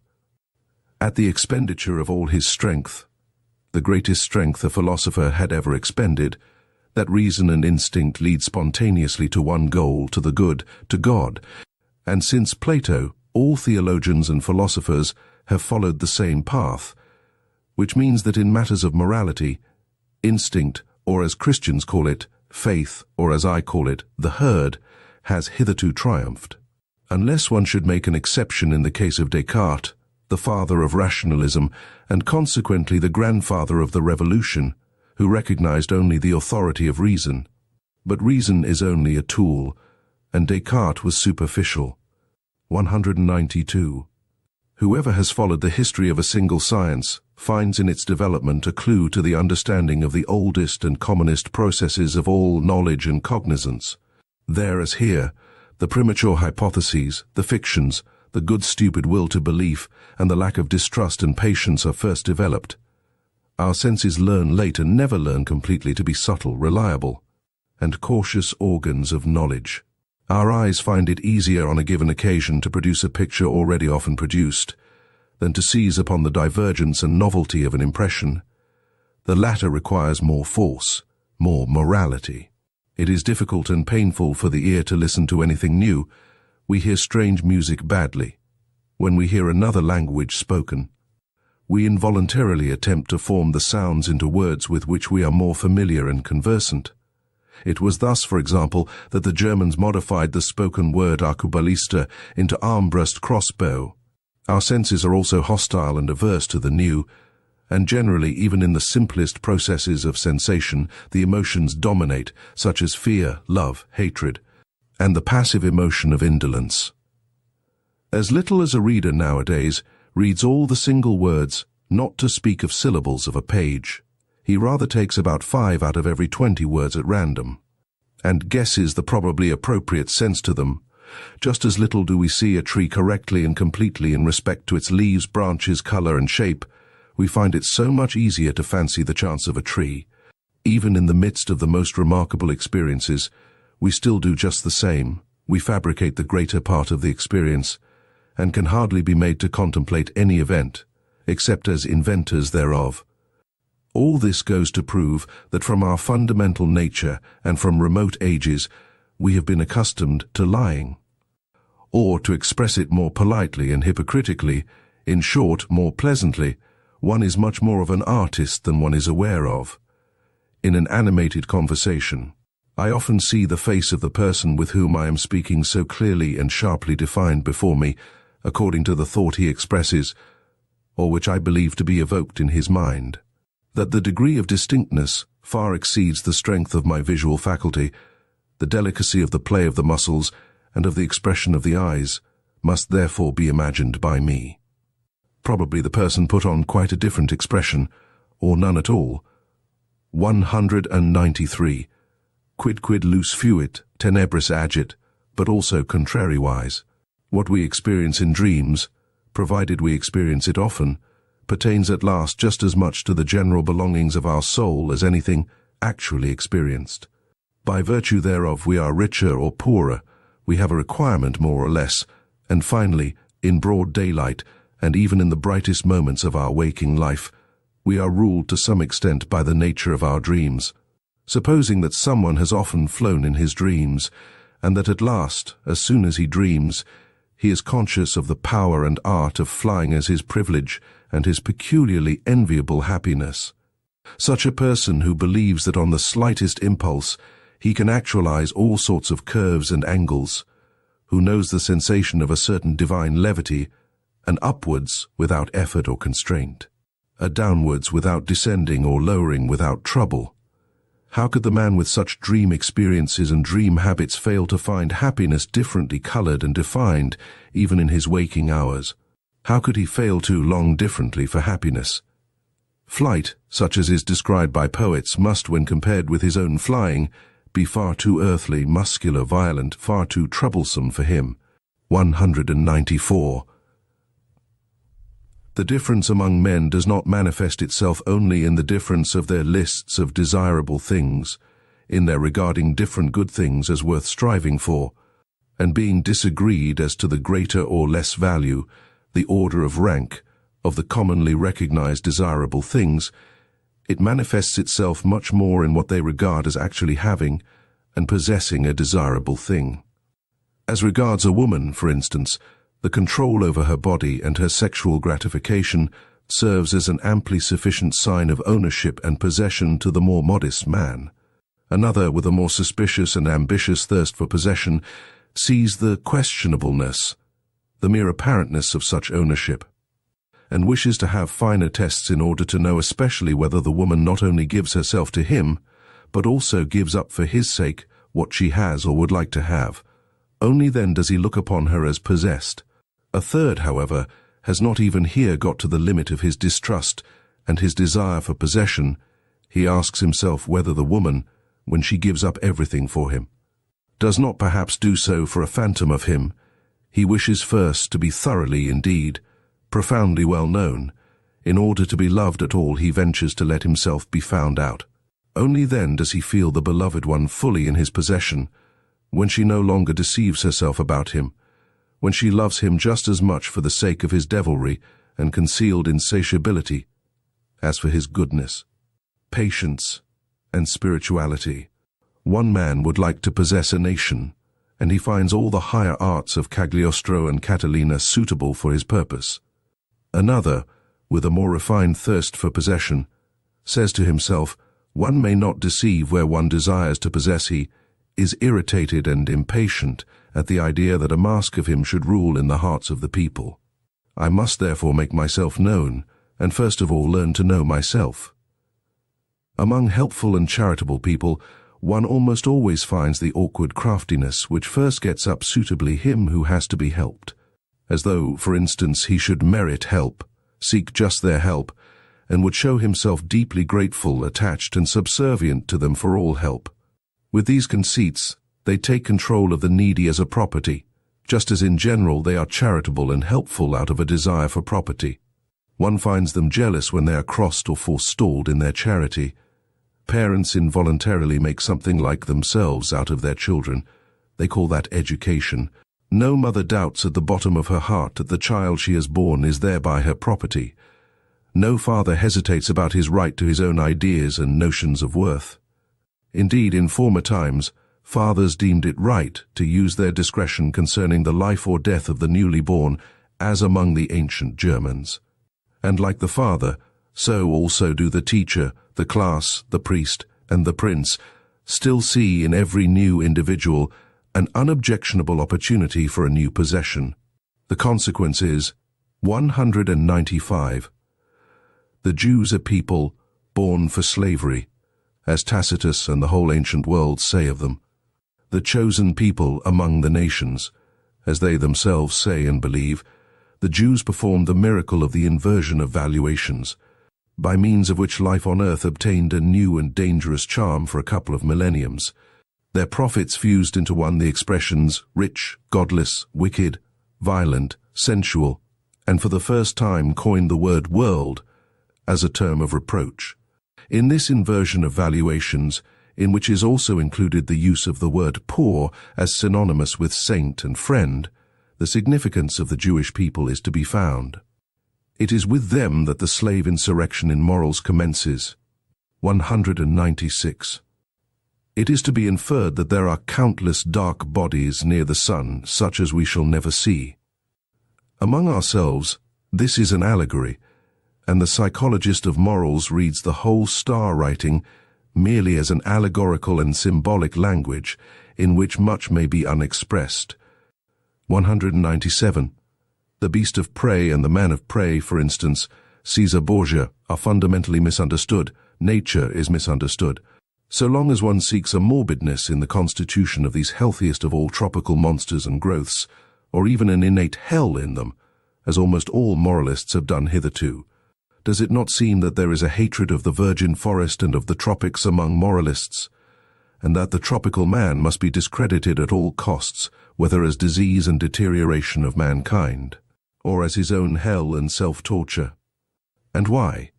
In favor of the temperate zones, in favor of the temperate men, the moral, the mediocre. This for the chapter, Morals as Timidity. 198. All the systems of morals which address themselves with a view to their happiness, as it is called, what else are they but suggestions for behavior adapted to the degree of danger from themselves in which the individuals live, recipes for their passions, their good and bad propensities, insofar as such have the will to power and would like to play the master. Small and great expediencies and elaborations, permeated with the musty odor of old family medicines and old wife wisdom, all of them grotesque and absurd in their form, because they address themselves to all, because they generalize where generalization is not authorized, all of them speaking unconditionally and taking themselves unconditionally, all of them flavored not merely with one grain of salt, but rather endurable only, and sometimes even seductive. When they are overspiced and begin to smell dangerously, especially of the other world, that is all of little value when estimated intellectually, and is far from being science, much less wisdom. But, repeated once more, and 3 times repeated, it is expediency, expediency, expediency, mixed with stupidity, stupidity, stupidity, whether it be the indifference and statuesque coldness towards the heated folly of the emotions which the Stoics advised and fostered, or the no more laughing and no more weeping of Spinoza, the destruction of the emotions by their analysis and vivisection, which he recommended so naively, or the lowering of the emotions to an innocent mean at which they may be satisfied. The Aristotelianism of morals, or even morality, as the enjoyment of the emotions in a voluntary attenuation and spiritualization by the symbolism of art, perhaps as music, or as love of God, and of mankind for God's sake, for in religion the passions are once more enfranchised, provided that. Or, finally, even the complacent and wanton surrender to the emotions, as has been taught by Hafiz and Goethe, the bold letting go of the reins, the spiritual and corporeal licentia morum in the exceptional cases of wise old codgers and drunkards, with whom it no longer has much danger. This also for the chapter, Morals as Timidity. 199.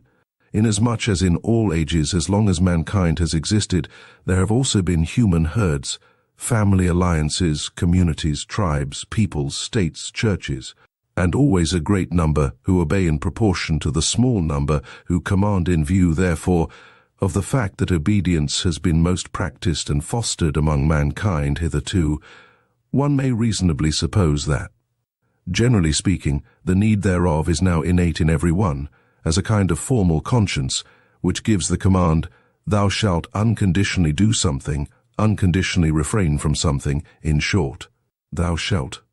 This need tries to satisfy itself and to fill its form with a content, according to its strength, impatience, and eagerness.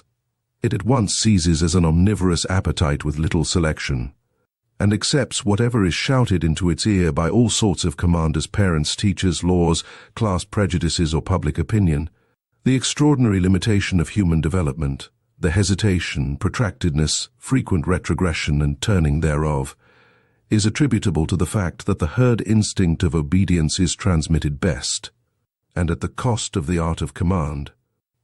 If one imagine this instinct increasing to its greatest extent, commanders and independent individuals will finally be lacking altogether, or they will suffer inwardly from a bad conscience, and will have to impose a deception on themselves in the first place in order to be able to command, just as if they also were only obeying.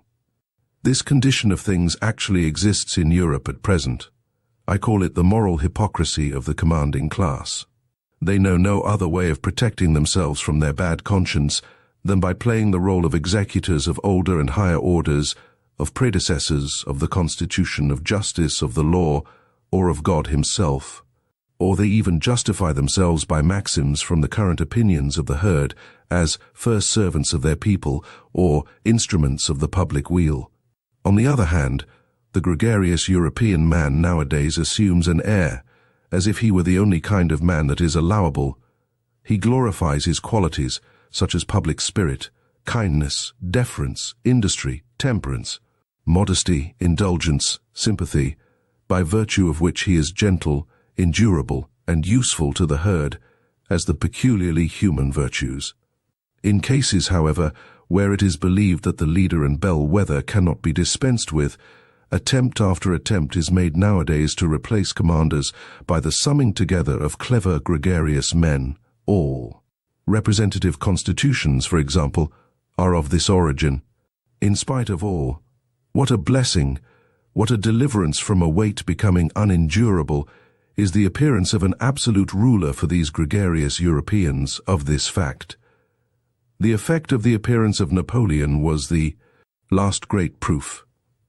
The history of the influence of Napoleon is almost the history of the higher happiness to which the entire century has attained in its worthiest individuals and periods. 200. The man of an age of dissolution which mixes the races with one another, who has the inheritance of a diversified descent in his body, that is to say, contrary, and often not only contrary, instincts and standards of value which struggle with one another and are seldom at peace, such a man of late culture and broken lights, will, on an average, be a weak man. His fundamental desire is that the war which is in him should come to an end. Happiness appears to him in the character of a soothing medicine and mode of thought, for instance. Epicurean or Christian, it is above all things the happiness of repose, of undisturbedness, of repletion, of final unity. It is the Sabbath of Sabbaths, to use the expression of the holy rhetorician, St. Augustine, who was himself such a man. Should, however, the contrariety and conflict in such natures operate as an additional incentive and stimulus to life, and if, on the other hand, in addition to their powerful and irreconcilable instincts, they have also inherited and indoctrinated into them a proper mastery and subtlety for carrying on the conflict with themselves, that is to say, the faculty of self-control and self-deception, there then arise those marvelously incomprehensible and inexplicable beings, those enigmatical men, predestined for conquering and circumventing others. The finest examples of which are Alcibiades and Caesar, with whom I should like to associate the first of Europeans, according to my taste, the Hohenstaufen, Friedrich II, and among artists, perhaps Leonardo da Vinci. They appear precisely in the same periods when that weaker type, with its longing for repose, comes to the front. The two types are complementary to each other, and spring from the same causes.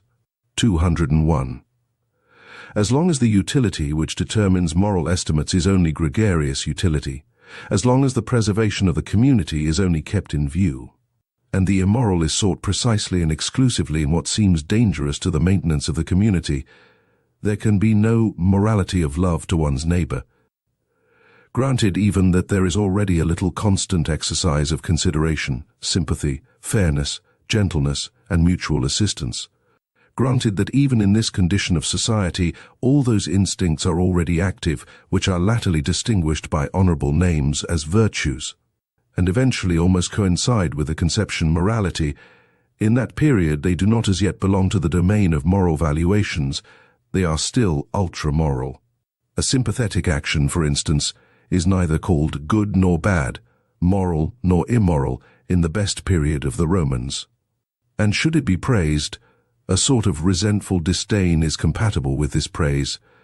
Even at the best, directly the sympathetic action is compared with one which contributes to the welfare of the whole, to the res publica.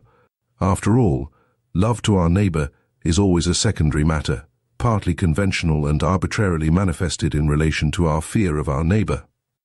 After the fabric of society seems on the whole established and secured against external dangers, it is this fear of our neighbor which again creates new perspectives of moral valuation. Certain strong and dangerous instincts, such as the love of enterprise, foolhardiness, revengefulness, astuteness, rapacity, and love of power, which up till then had not only to be honored from the point of view of general utility, under other names of course, than those here given, but had to be fostered and cultivated because they were perpetually required in the common danger against the common enemies, are now felt in their dangerousness to be doubly strong when the outlets for them are lacking and are gradually branded as immoral and given over to calumny. The contrary instincts and inclinations now attain to moral honor.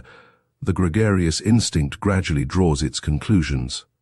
How much or how little dangerousness to the community or to equality is contained in an opinion, a condition, an emotion, a disposition, or an endowment, that is now the moral perspective.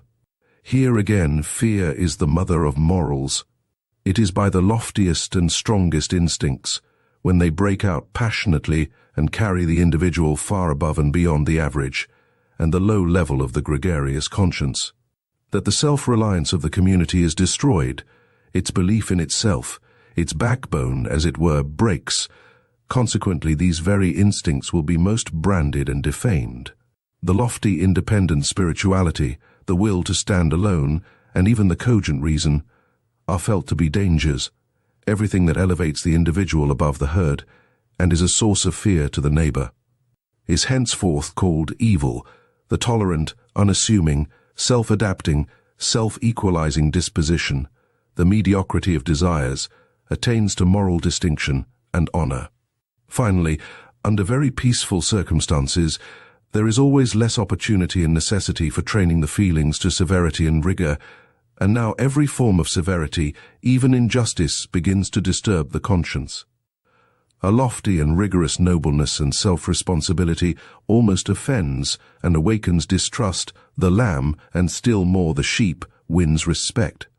There is a point of diseased mellowness and effeminacy in the history of society, at which society itself takes the part of him who injures it, the part of the criminal, and does so, in fact, seriously and honestly. To punish appears to it to be somehow unfair. It is certain that the idea of punishment and the obligation to punish are then painful and alarming to people. Is it not sufficient if the criminal be rendered harmless? Why should we still punish? Punishment itself is terrible. With these questions, gregarious morality, the morality of fear, draws its ultimate conclusion. If one could at all do away with danger, the cause of fear, one would have done away with this morality at the same time. It would no longer be necessary. It would not consider itself any longer necessary. Whoever examines the conscience of the present-day European will always elicit the same imperative from its thousand moral folds and hidden recesses. The imperative of the timidity of the herd: we wish that sometime or other there may be nothing more to fear. Sometime or other, the will and the way thereto is nowadays called progress all over Europe. 202. Let us at once say again what we have already said 100 times, for people's ears nowadays are unwilling to hear such truths, our truths. We know well enough how offensive it sounds when anyone plainly, and without metaphor, counts man among the animals. But it will be accounted to us almost a crime, that it is precisely in respect to men of modern ideas that we have constantly applied the terms herd instincts, and such like expressions. What avail is it? We cannot do otherwise, for it is precisely here that our new insight is. We have found that in all the principal moral judgments, Europe has become unanimous, including likewise the countries where European influence prevails in Europe. People evidently know what Socrates thought he did not know, and what the famous serpent of old once promised to teach. They know today what is good and evil. It must then sound hard and be distasteful to the ear, when we always insist that that which here thinks it knows, that which here glorifies itself with praise and blame, and calls itself good, is the instinct of the herding human animal, the instinct which has come and is ever coming more and more to the front, to preponderance and supremacy over other instincts, according to the increasing physiological approximation and resemblance of which it is the symptom.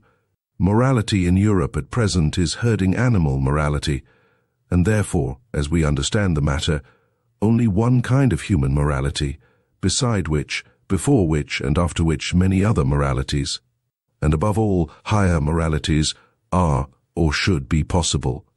Against such a possibility, against such a should be, however, this morality defends itself with all its strength.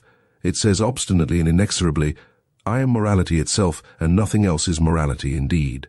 With the help of a religion which has humored and flattered the sublimest desires of the herding animal. Things have reached such a point that we always find a more visible expression of this morality. Even in political and social arrangements, the democratic movement is the inheritance of the Christian movement. That its tempo, however, is much too slow and sleepy for the more impatient ones, for those who are sick and distracted by the herding instinct, is indicated by the increasingly furious howling, and always less disguised teeth-gnashing of the anarchist dogs who are now roving through the highways of European culture, apparently in opposition to the peacefully industrious Democrats and revolution ideologues, and still more so to the awkward philosophasters and fraternity visionaries who call themselves socialists and want a free society. Those are really at one with them all in their thorough and instinctive hostility to every form of society other than that of the autonomous herd, to the extent even of repudiating the notions master and servantry.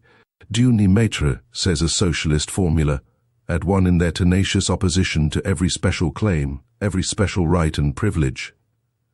This means ultimately opposition to every right, for when all are equal, no one needs rights any longer, at one in their distrust of punitive justice, as though it were a violation of the weak, unfair to the necessary consequences of all former society, but equally at one in their religion of sympathy, in their compassion for all that feels, lives, and suffers, down to the very animals. Up even to God, the extravagance of sympathy for God belongs to a democratic age, altogether at one in the cry and impatience of their sympathy, in their deadly hatred of suffering generally, in their almost feminine incapacity for witnessing it or allowing it, at one in their involuntary beglooming and heart-softening.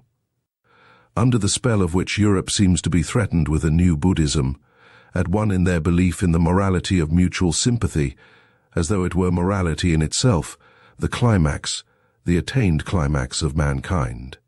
The sole hope of the future, the consolation of the present, the great discharge from all the obligations of the past.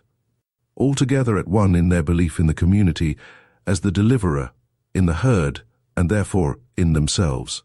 203. We who hold a different belief, who regard the democratic movement not only as a degenerating form of political organization, but as equivalent to a degenerating, a waning type of man, as involving his mediocrizing and depreciation, where have we to fix our hopes? In new philosophers, there is no other alternative, in minds strong and original enough to initiate opposite estimates of value, to transvalue and invert eternal valuations. In forerunners, in men of the future, who in the present shall fix the constraints and fasten the knots, which will compel millenniums to take new paths, to teach man the future of humanity as his will, as depending on human will, and to make preparation for vast hazardous enterprises and collective attempts in rearing and educating, in order thereby to put an end to the frightful rule of folly and chance which has hitherto gone by the name of history. The folly of the greatest number is only its last form for that purpose, a new type of philosopher, and commander will some time or other be needed, at the very idea of which everything that has existed in the way of occult, terrible and benevolent beings might look pale and dwarfed. The image of such leaders hovers before our eyes. Is it lawful for me to say it aloud? Ye free spirits?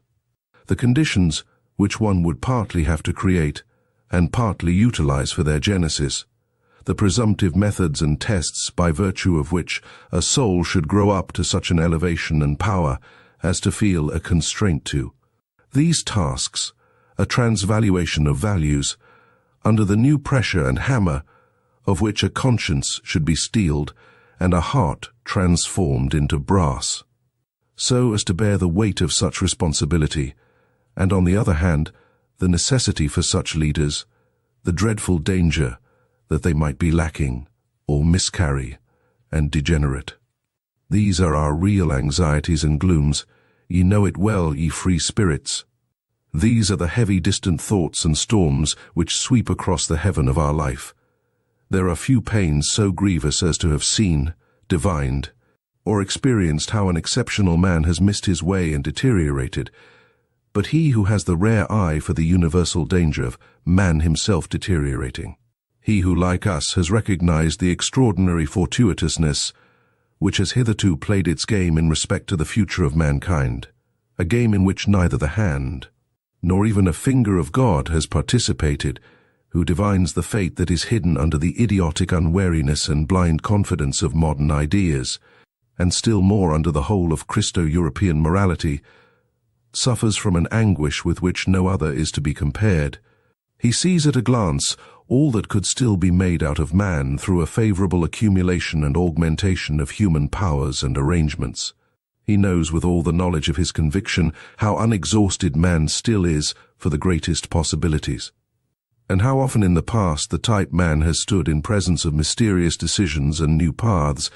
He knows still better from his painfulest recollections on what wretched obstacles, promising developments of the highest rank, have hitherto usually gone to pieces, broken down, sunk, and become contemptible.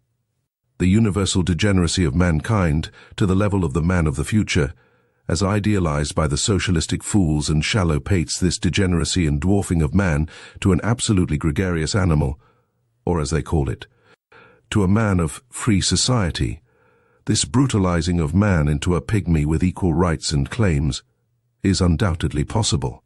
He who has thought out this possibility to its ultimate conclusion knows another loathing unknown to the rest of mankind, and perhaps also a new mission. Chapter 6. We Scholars. 204th. At the risk that moralizing may also reveal itself here as that which it has always been, namely, resolutely montre ses plays. According to Balzac, I would venture to protest against an improper and injurious alteration of rank, which quite unnoticed, and as if with the best conscience, threatens nowadays to establish itself in the relations of science and philosophy. I mean to say that one must have the right out of one's own experience. Experience, as it seems to me, always implies unfortunate experience. To treat of such an important question of rank, so as not to speak of color like the blind, or against science like women and artists, this dreadful science, sigh their instinct and their shame, it always finds things out. The declaration of independence of the scientific man, his emancipation from philosophy, is one of the subtler after-effects of democratic organization and disorganization. The self-glorification and self-conceitedness of the learned man is now everywhere in full bloom, and in its best springtime, which does not mean to imply that in this case self-praise smells sweet. Here also the instinct of the populace cries, freedom from all masters, and after science has, with the happiest results, resisted theology, whose handmaid it had been too long, it now proposes in its wantonness and indiscretion to lay down laws for philosophy, and in its turn to play the master, what am I saying? To play the philosopher on its own account. My memory, the memory of a scientific man, if you please, teems with the naivetés of insolence which I have heard about philosophy and philosophers from young naturalists and old physicians, not to mention the most cultured and most conceited of all learned men, the philologists and schoolmasters, who are both the one and the other by profession. On one occasion it was the specialist and the Jack Horner who instinctively stood on the defensive against all synthetic tasks and capabilities. At another time it was the industrious worker who had got a scent of otium and refined luxuriousness in the internal economy of the philosopher, and felt himself aggrieved and belittled thereby. On another occasion it was the color-blindness of the utilitarian, who sees nothing in philosophy but a series of refuted systems, and an extravagant expenditure which does nobody any good. At another time, the fear of disguised mysticism and of the boundary adjustment of knowledge became conspicuous. At another time, the disregard of individual philosophers, which had involuntarily extended to disregard of philosophy generally. In fine, I found most frequently, behind the proud disdain of philosophy in young scholars, the evil after-effect of some particular philosopher, to whom, on the whole, obedience had been forsworn, without, however, the spell of his scornful estimates of other philosophers having been got rid of, the result being a general ill will to all philosophy. Such seems to me, for instance, the after-effect of Schopenhauer on the most modern Germany by his unintelligent rage against Hegel. He has succeeded in severing the whole of the last generation of Germans from its connection with German culture, which culture, all things considered, has been an elevation and a divining refinement of the historical sense. But precisely at this point, Schopenhauer himself was poor, irreceptive, and un-German to the extent of ingenuousness. On the whole, speaking generally, it may just have been the humanness, all too humanness of the modern philosophers themselves, in short, their contemptibleness, which has injured most radically the reverence for philosophy and opened the doors to the instinct of the populace.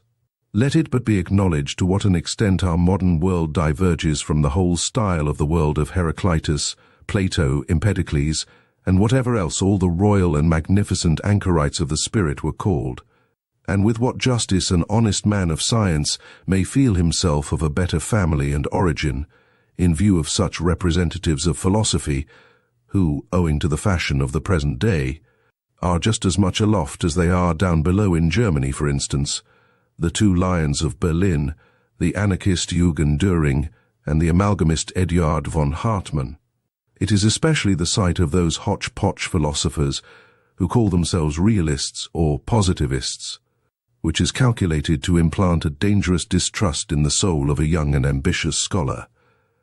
Those philosophers at the best are themselves, but scholars and specialists, that is very evident. All of them are persons who have been vanquished and brought back again under the dominion of science, who at one time or another claimed more from themselves, without having a right to the more and its responsibility, and who now, creditably, rancorously, and vindictively, represent in word and deed disbelief in the master task and supremacy of philosophy after all. How could it be otherwise?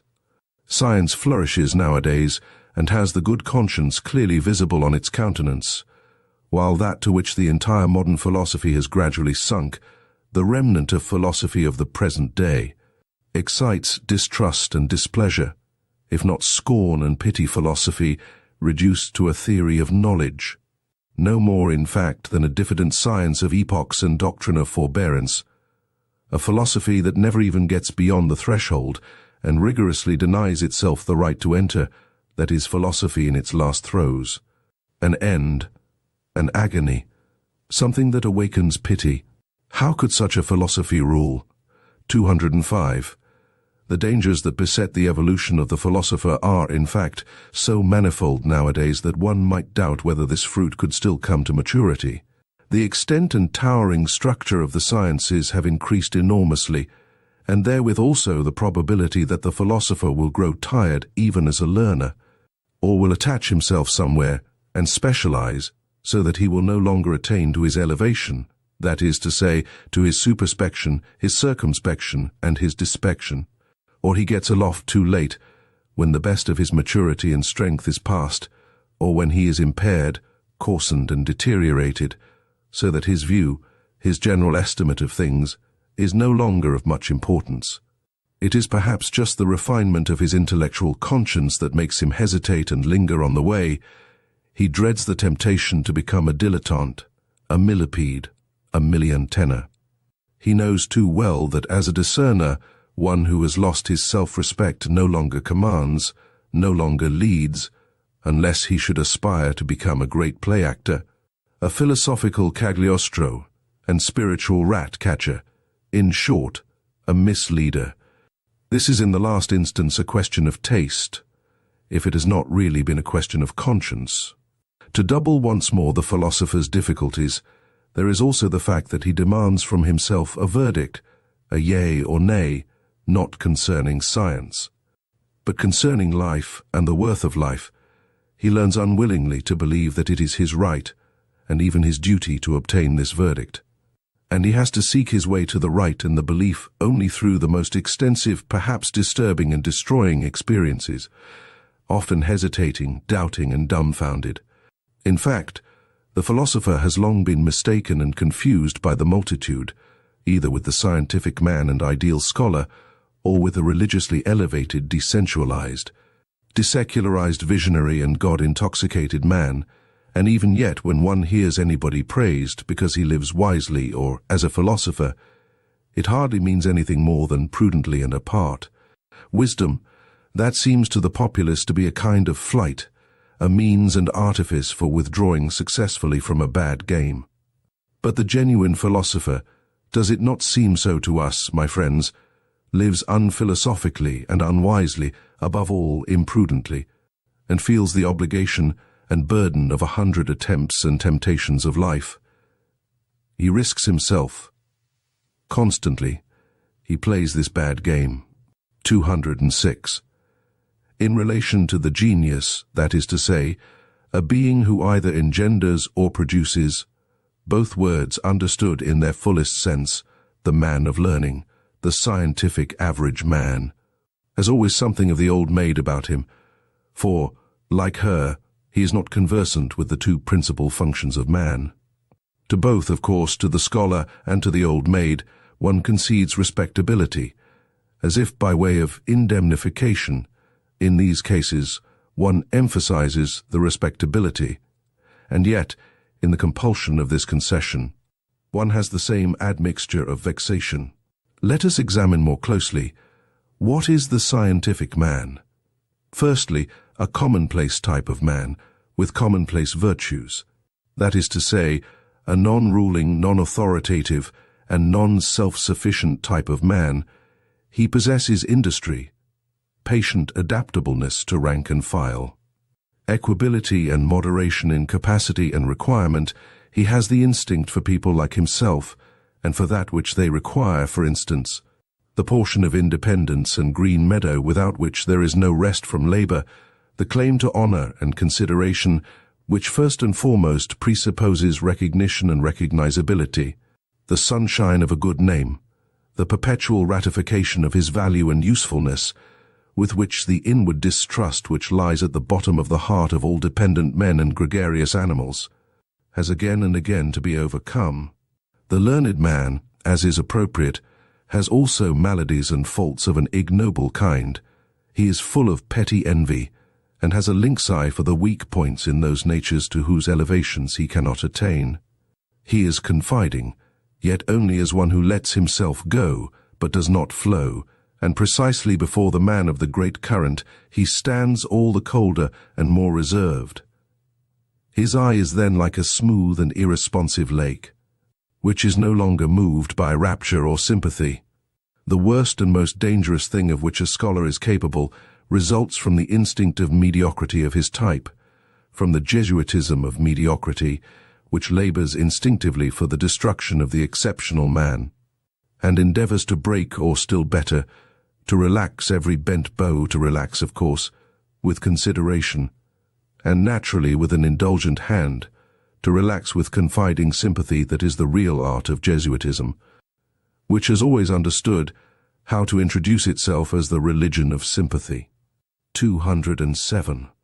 However gratefully one may welcome the objective spirit, and who has not been sick to death of all subjectivity and its confounded ipsissimosity, in the end, however, one must learn caution even with regard to one's gratitude, and put a stop to the exaggeration with which the unselfing and depersonalizing of the spirit has recently been celebrated, as if it were the goal in itself, as if it were salvation and glorification, as is especially accustomed to happen in the pessimist school, which has also in its turn good reasons for paying the highest honors to disinterested knowledge, the objective man, who no longer curses and scolds like the pessimist, the ideal man of learning in whom the scientific instinct blossoms forth fully after 1,000 complete and partial failures, is assuredly one of the most costly instruments that exist, but his place is in the hand of one who is more powerful. He is only an instrument, we may say. He is a mirror. He is no purpose in himself. The objective man is in truth a mirror accustomed to prostration before everything that wants to be known. With such desires only as knowing or reflecting implies, he waits until something comes, and then expands himself sensitively, so that even the light footsteps and gliding past of spiritual beings may not be lost on his surface, and film whatever personality he still possesses seems to him accidental, arbitrary, or still oftener disturbing. So much has he come to regard himself as the passage and reflection of outside forms and events, he calls up the recollection of himself with an effort, and not infrequently wrongly, He readily confounds himself with other persons. He makes mistakes with regard to his own needs, and here only is he unrefined and negligent. Perhaps he is troubled about the health, or the pettiness and confined atmosphere of wife and friend, or the lack of companions and society. Indeed, he sets himself to reflect on his suffering, but in vain. His thoughts already rove away to the more general case, and tomorrow he knows as little as he knew yesterday how to help himself. He does not now take himself seriously and devote time to himself. He is serene, not from lack of trouble, but from lack of capacity for grasping and dealing with his trouble, the habitual complacence with respect to all objects and experiences, the radiant and impartial hospitality with which he receives everything that comes his way, his habit of inconsiderate good nature, of dangerous indifference as to yea and nay. Alas! There are enough of cases in which he has to atone for these virtues of his, and as man generally, he becomes far too easily the caput mortuum of such virtues. Should one wish love or hatred from him, I mean love and hatred as God, woman and animal, understand them, he will do what he can and furnish what he can.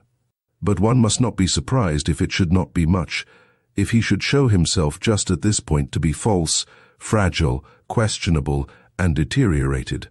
His love is constrained, his hatred is artificial, and rather un tour de force, a slight ostentation and exaggeration. He is only genuine so far as he can be objective. Only in his serene totality is he still nature and natural. His mirroring and eternally self-polishing soul no longer knows how to affirm, no longer how to deny. He does not command, neither does he destroy. Je ne méprise presque rien, he says. With Leibniz, let us not overlook nor undervalue the presque. Neither is he a model man. He does not go in advance of anyone, nor after, either. He places himself generally too far off to have any reason for espousing the cause of either good or evil. If he has been so long confounded with the philosopher, with the Caesarean trainer and dictator of civilization, he has had far too much honor, and what is more essential in him has been overlooked. He is an instrument, something of a slave, though certainly the sublimest sort of slave, but nothing in himself presque rien. The objective man is an instrument, a costly, easily injured, easily tarnished measuring instrument and mirroring apparatus, which is to be taken care of and respected. But he is no goal, not outgoing nor upgoing, no complementary man in whom the rest of existence justifies itself, no termination, and still less a commencement, an engendering or primary cause. Nothing hardy, powerful, self-centered that wants to be master, but rather only a soft, inflated, delicate, movable potter's form. That must wait for some kind of content and frame to shape itself thereto. For the most part, a man without frame and content, a selfless man. Consequently, also, nothing for women, in parenthesis. 208. When a philosopher nowadays makes known that he is not a skeptic, I hope that has been gathered from the foregoing description of the objective spirit. People all hear it impatiently. They regard him on that account with some apprehension. They would like to ask so many questions. Indeed, among timid hearers, of whom there are now so many, he is henceforth said to be dangerous. With his repudiation of skepticism, it seems to them as if they heard some evil threatening sound in the distance, as if a new kind of explosive were being tried somewhere, a dynamite of the spirit. Perhaps a newly discovered Russian nihiline, a pessimism bonae voluntatis, that not only denies, means denial, but dreadful thought. Practices denial. Against this kind of goodwill or will to the veritable actual negation of life, there is, as is generally acknowledged nowadays, no better soporific and sedative than skepticism, the mild, pleasing, lulling poppy of skepticism, and Hamlet himself is now prescribed by the doctors of the day as an antidote to the spirit and its underground noises. Are not our ears already full of bad sounds? Say the skeptics as lovers of repose and almost as a kind of safety police. This subterranean neigh is terrible. Be still, ye pessimistic moles. The skeptic, in effect, that delicate creature, is far too easily frightened. His conscience is schooled so as to start at every nay, and even at that sharp, decided yea, and feels something like a bite thereby. Yea and nay. They seem to him opposed to morality. He loves, on the contrary, to make a festival to his virtue by a noble aloofness. While perhaps he says with Montaigne, "What do I know?" Or with Socrates, "I know that I know nothing." Or, "Here I do not trust myself, no door is open to me." Or, "Even if the door were open, why should I enter immediately?" Or, "What is the use of any hasty hypotheses?" It might quite well be in good taste to make no hypotheses at all. Are you absolutely obliged to straighten at once what is crooked? To stuff every hole with some kind of oakum? Is there not time enough for that? Has not the time leisure? O ye demons, can ye not at all wait? The uncertain also has its charms. The Sphinx too is a Circe, and Circe too was a philosopher. Thus does a skeptic console himself, and in truth he needs some consolation. For skepticism is the most spiritual expression of a certain many-sided physiological temperament, which in ordinary language is called nervous debility and sickliness. It arises whenever races or classes which have been long separated decisively and suddenly blend with one another. In the new generation, which has inherited as it were different standards and valuations in its blood, everything is disquiet, derangement, doubt and tentativeness. The best powers operate restrictively. The very virtues prevent each other growing and becoming strong. Equilibrium, ballast and perpendicular stability are lacking in body and soul. That, however, which is most diseased and degenerated in such nondescripts is the will. They are no longer familiar with independence of decision, or the courageous feeling of pleasure in willing. They are doubtful of the freedom of the will. Even in their dreams are present-day Europe, the scene of a senseless, precipitate attempt at a radical blending of classes, and consequently of races, is therefore skeptical in all its heights and depths, sometimes exhibiting the mobile skepticism which springs impatiently and wantonly from branch to branch, sometimes with gloomy aspect, like a cloud overcharged with interrogative signs, and often sick unto death of its will. Paralysis of will. Where do we not find this cripple sitting nowadays? And yet how bedecked, oftentimes how seductively ornamented. There are the finest gala dresses and disguises for this disease. And that, for instance, most of what places itself nowadays in the showcase is as objectiveness, the scientific spirit, la pour l'art, and pure voluntary knowledge is only decked out skepticism and paralysis of will. I am ready to answer for this diagnosis of the European disease. The disease of the will is diffused unequally over Europe. It is worst and most varied where civilization has longest prevailed. It decreases according as the barbarian still or again asserts his claims under the loose drapery of Western culture. It is therefore in the France of today, as can be readily disclosed and comprehended, that the will is most infirm. And France, which has always had a masterly aptitude for converting even the portentous crises of its spirit into something charming and seductive, now manifests emphatically its intellectual ascendancy over Europe by being the school and exhibition of all the charms of skepticism.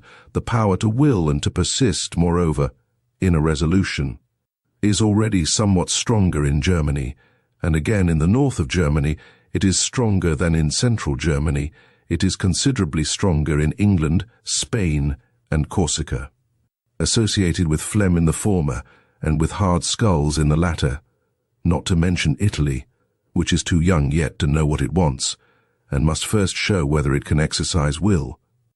But it is strongest, and most surprising of all, in that immense Middle Empire where Europe, as it were, flows back to Asia, namely, in Russia. There, the power to will has been long stored up and accumulated. There, the will uncertain whether to be negative or affirmative waits threateningly to be discharged.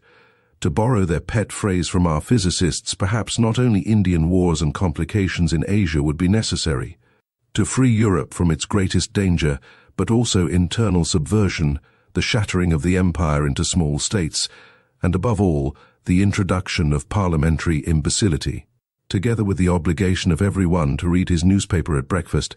I do not say this as one who desires it.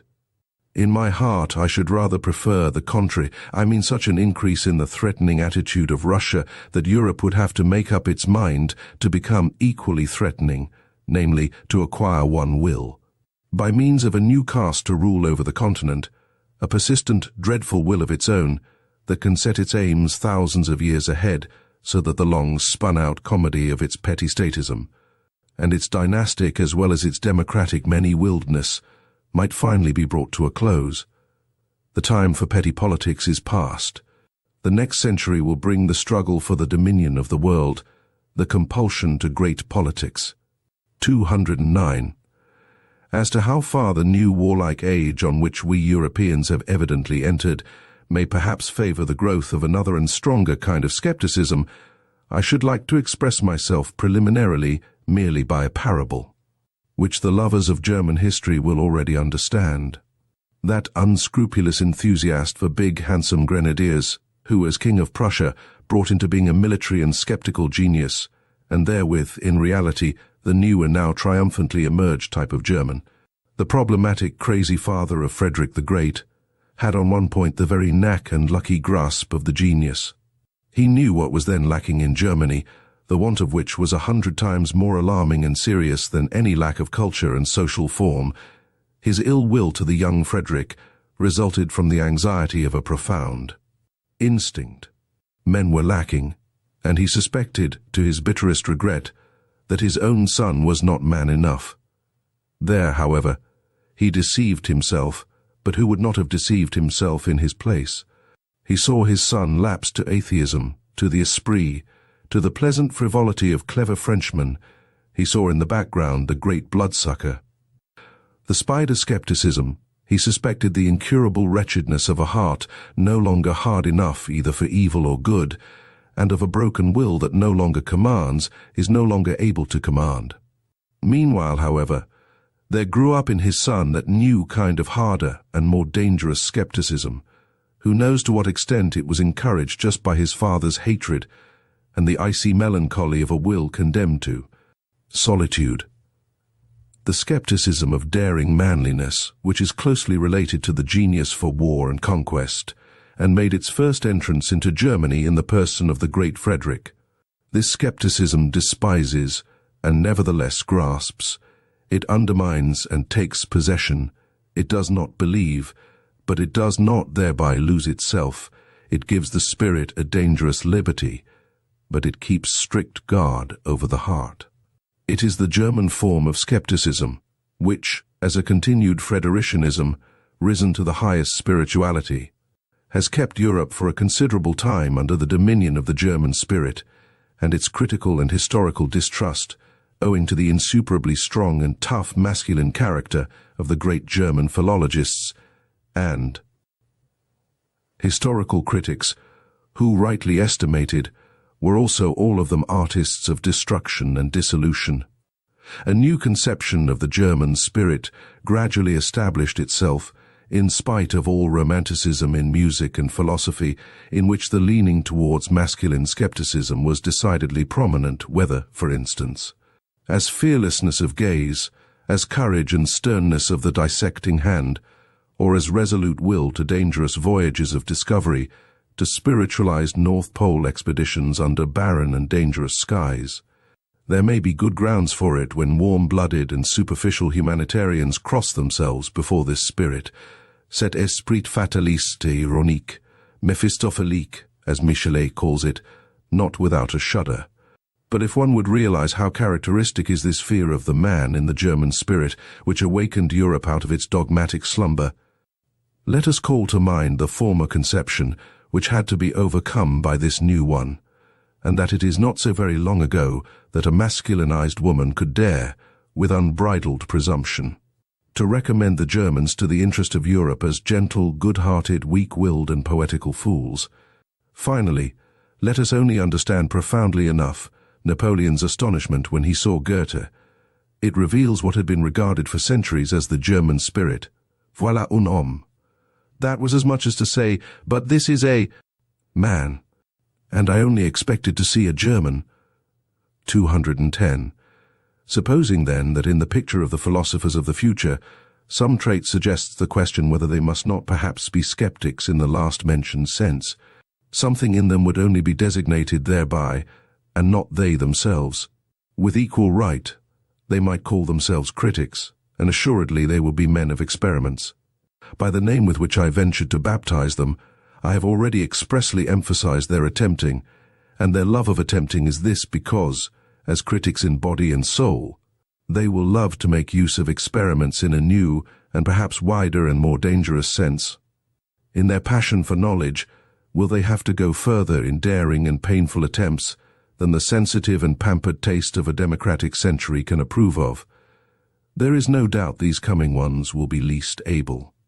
To dispense with the serious and not unscrupulous qualities which distinguish the critic from the skeptic, I mean the certainty as to standards of worth, the conscious employment of a unity of method, the wary courage, the standing alone, and the capacity for self-responsibility. Indeed, they will avow among themselves a delight in denial and dissection, and a certain considerate cruelty, which knows how to handle the knife surely and deftly. Even when the heart bleeds, they will be sterner, and perhaps not always towards themselves only, than humane people may desire. They will not deal with the truth in order that it may please them, or elevate and inspire them. They will rather have little faith in truth, bringing with it such revels for the feelings.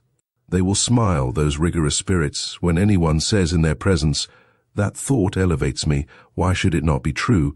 Or "That work enchants me, why should it not be beautiful?" Or "That artist enlarges me, why should he not be great?" Perhaps they will not only have a smile, but a genuine disgust for all that is thus rapturous, idealistic, feminine and hermaphroditic, and if anyone could look into their inmost hearts, he would not easily find therein the intention to reconcile Christian sentiments with antique taste, or even with modern parliamentarism, the kind of reconciliation necessarily found even among philosophers in our very uncertain and consequently very conciliatory century. Critical discipline, and every habit that conduces to purity and rigor in intellectual matters, will not only be demanded from themselves by these philosophers of the future.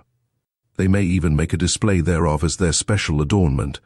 Nevertheless, they will not want to be called critics on that account.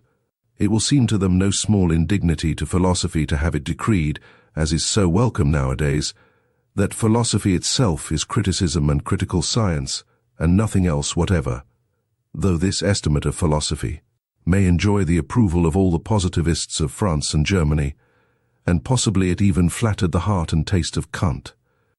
Let us call to mind the titles of his principal works.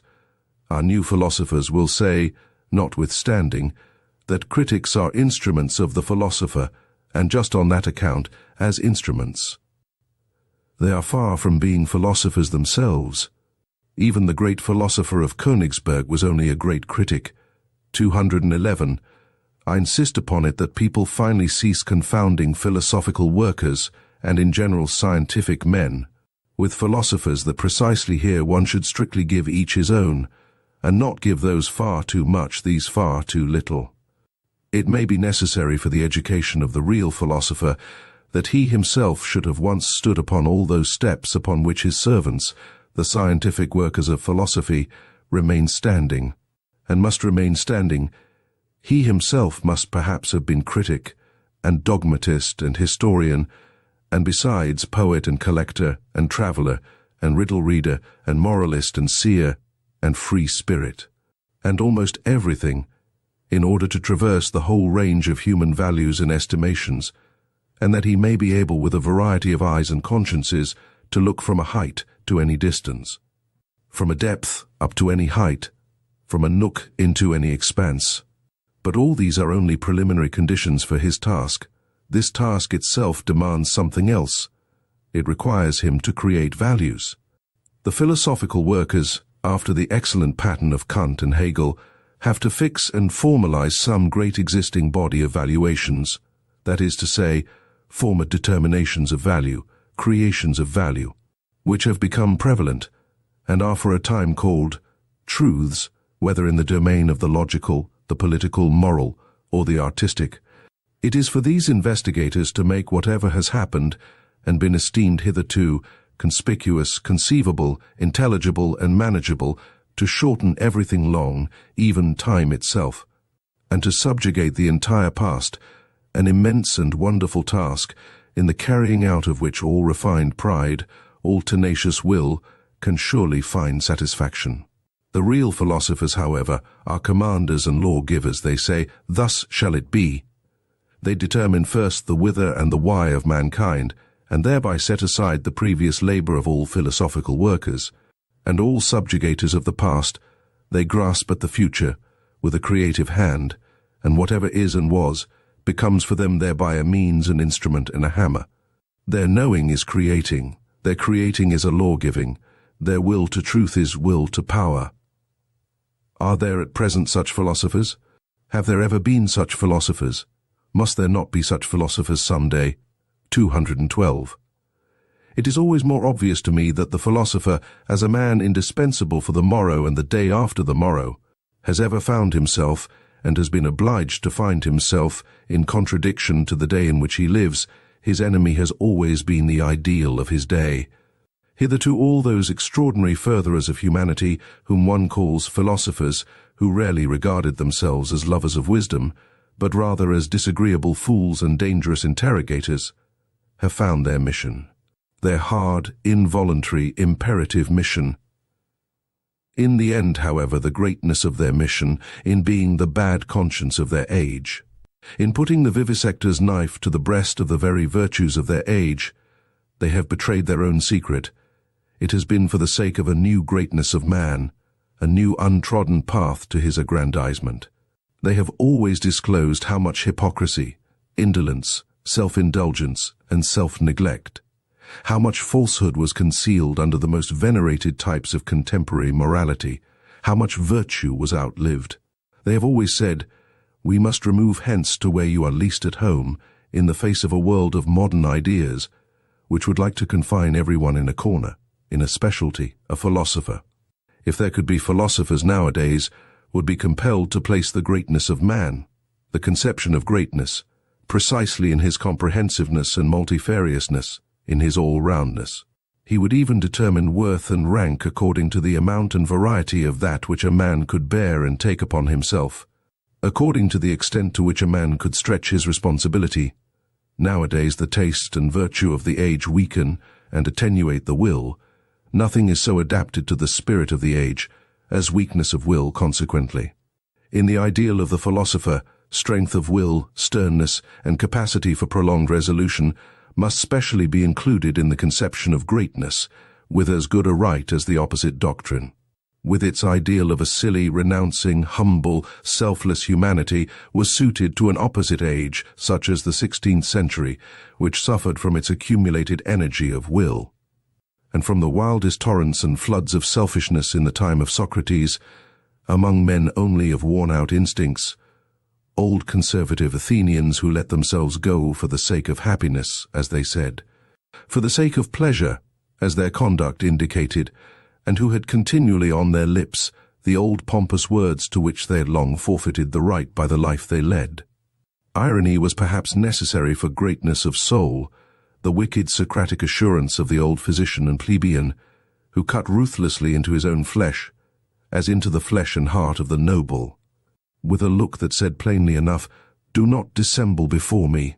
Here we are equal."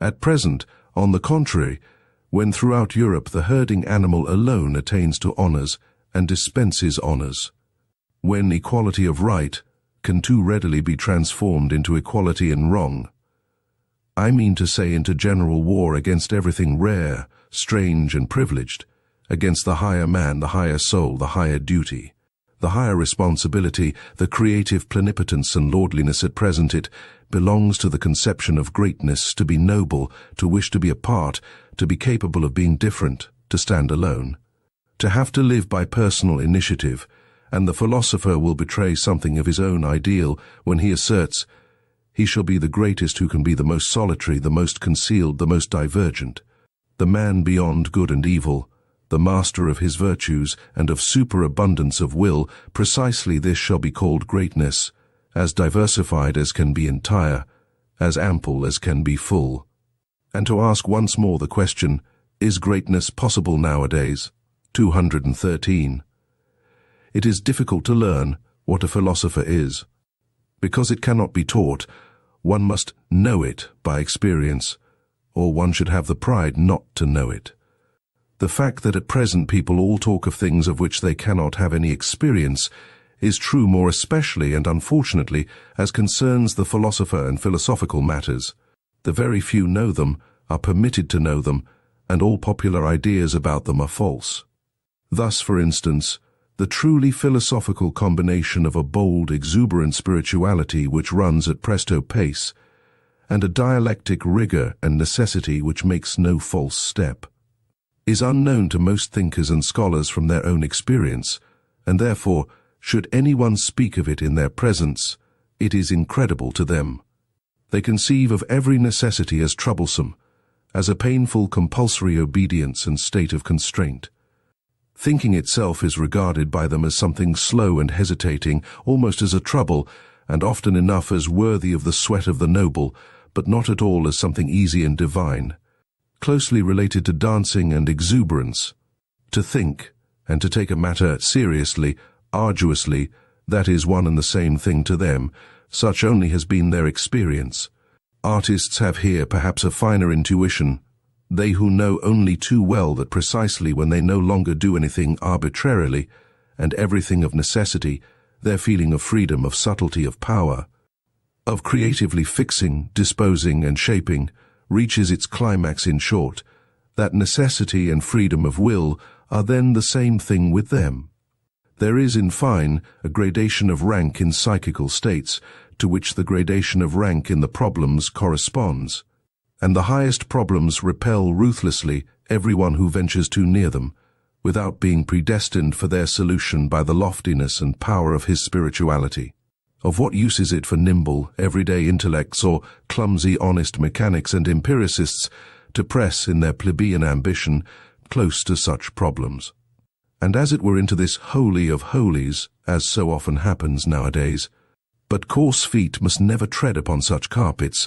This is provided for in the primary law of things. The doors remain closed to those intruders, though they may dash and break their heads thereon. People have always to be born to a high station, or more definitely, they have to be bred for it. A person has only a right to philosophy taking the word in its higher significance, in virtue of his descent. The ancestors, the blood, decide here also. Many generations must have prepared the way for the coming of the philosopher. Each of his virtues must have been separately acquired, nurtured, transmitted, and embodied. Not only the bold, easy, delicate course and current of his thoughts, but above all the readiness for great responsibilities, the majesty of ruling glance and contemning look, the feeling of separation from the multitude with their duties and virtues, the kindly patronage and defense of whatever is misunderstood and calumniated, be it God or devil, the delight and practice of supreme justice, the art of commanding, the amplitude of will, the lingering eye which rarely admires, rarely looks up, rarely loves. Chapter 7. Our Virtues. 214th. Our virtues? It is probable that we too have still our virtues, although naturally they are not those sincere and massive virtues on account of which we hold our grandfathers in esteem, and also, at a little distance from us, we Europeans of the day after tomorrow, we firstlings of the 20th century, with all our dangerous curiosity, our multifariousness and art of disguising, our mellow and seemingly sweetened cruelty in sense and spirit, we shall presumably, if we must have virtues, have those only which have come to agreement with our most secret and heartfelt inclinations, with our most ardent requirements. Well, then, let us look for them in our labyrinths, where, as we know, so many things lose themselves, so many things get quite lost. And is there anything finer than to search for one's own virtues? Is it not almost to believe in one's own virtues? But this believing in one's own virtues, is it not practically the same as what was formerly called one's good conscience, that long, respectable pigtail of an idea which our grandfathers used to hang behind their heads, and often enough also behind their understandings? It seems, therefore, that however little we may imagine ourselves to be old-fashioned and grandfatherly respectable in other respects, in one thing we are nevertheless the worthy grandchildren of our grandfathers. We last Europeans with good consciences, we also still wear their pigtail. If you only knew how soon, so very soon, it will be different. 215. As in the stellar firmament, there are sometimes two suns which determine the path of one planet, and in certain cases, suns of different colors shine around a single planet, now with red light, now with green, and then simultaneously illumine and flood it with motley colors. So we modern men, owing to the complicated mechanism of our firmament, are determined by different moralities. Our actions shine alternately in different colors, and are seldom unequivocal, and there are often cases also in which our actions are motley colored. 216. To love one's enemies. I think that has been well learnt. It takes place thousands of times at present on a large and small scale. Indeed, at times the higher and sublimer thing takes place. We learn to despise when we love, and precisely when we love best. All of it, however, unconsciously, without noise, without ostentation, with the shame and secrecy of goodness, which forbids the utterance of the pompous word and the formula of virtue. Morality as attitude is opposed to our taste nowadays. This is also an advance, as it was an advance in our fathers that religion as an attitude finally became opposed to their taste. Including the enmity and Voltairean bitterness against religion, and all that formerly belonged to freethinker pantomime, it is the music in our conscience, the dance in our spirit, to which Puritan litanies, moral sermons, and goody-goodness won't chime. 217. Let us be careful in dealing with those who attach great importance to being credited with moral tact and subtlety in moral discernment. They never forgive us if they have once made a mistake before us, or even with regard to us, they inevitably become our instinctive calumniators and detractors, even when they still remain our friends. Blessed are the forgetful, for they get the better even of their blunders. 218. The psychologists of France, and where else are there still psychologists nowadays, have never yet exhausted their bitter and manifold enjoyment of the bêtise bourgeoise, just as though, in short, they betray something thereby. Flaubert, for instance, the honest citizen of Rouen, neither saw, heard, nor tasted anything else in the end. It was his mode of self-torment and refined cruelty. As this is growing wearisome, I would now recommend for a change something else for a pleasure, namely, the unconscious astuteness with which good, fat, honest mediocrity always behaves towards loftier spirits and the tasks they have to perform, the subtle, barbed, Jesuitical astuteness, which is 1,000 times subtler than the taste and understanding of the middle class in its best moments, subtler even than the understanding of its victims. A repeated proof that instinct is the most intelligent of all kinds of intelligence which have hitherto been discovered. In short, you psychologists study the philosophy of the rule in its struggle with the exception. There you have a spectacle fit for gods and godlike malignity. Or in plainer words, practice vivisection on good people, on the homo bonae voluntatis, on yourselves. 219. The practice of judging and condemning morally is the favorite revenge of the intellectually shallow on those who are less so. It is also a kind of indemnity for their being badly endowed by nature. And finally, it is an opportunity for acquiring spirit and becoming subtle malice spiritualizes. They are glad in their inmost heart that there is a standard according to which those who are over-endowed with intellectual goods and privileges are equal to them. They contend for the equality of all before God, and almost need the belief in God for this purpose. It is among them that the most powerful antagonists of atheism are found. If anyone were to say to them, a lofty spirituality is beyond all comparison with the honesty and respectability of a merely moral man, it would make them furious. I shall take care not to say so. I would rather flatter them with my theory that lofty spirituality itself exists only as the ultimate product of moral qualities, that it is a synthesis of all qualities attributed to the merely moral man. After they have been acquired singly through long training and practice, perhaps during a whole series of generations, that lofty spirituality is precisely the spiritualizing of justice, and the beneficent severity which knows that it is authorized to maintain gradations of rank in the world, even among things and not only among men. 220. Now that the praise of the disinterested person is so popular, one must probably not without some danger get an idea of what people actually take an interest in, and what other things generally which fundamentally and profoundly concern ordinary men, including the cultured, even the learned, and perhaps philosophers also, if appearances do not deceive. The fact thereby becomes obvious that the greater part of what interests and charms higher natures and more refined and fastidious tastes seems absolutely uninteresting to the average man if, notwithstanding, he perceive devotion to these interests. He calls it desinteresse, and wonders how it is possible to act disinterestedly. There have been philosophers who could give this popular astonishment a seductive and mystical, otherworldly expression, perhaps because they did not know the higher nature by experience. Instead of stating the naked and candidly reasonable truth that disinterested action is very interesting and interested action, provided that. And love, what? Even an action for love's sake shall be unegoistic. But you fools, and the praise of the self-sacrificer? But whoever has really offered sacrifice knows that he wanted and obtained something for it, perhaps something from himself, for something from himself, that he relinquished here in order to have more there, perhaps in general to be more, or even feel himself more. But this is a realm of questions and answers in which a more fastidious spirit does not like to stay, for here truth has to stifle her yawns so much when she is obliged to answer. And after all, truth is a woman, one must not use force with her. 221.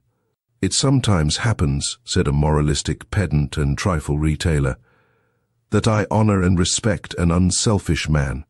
Not, however, because he is unselfish, but because I think he has a right to be useful to another man at his own expense.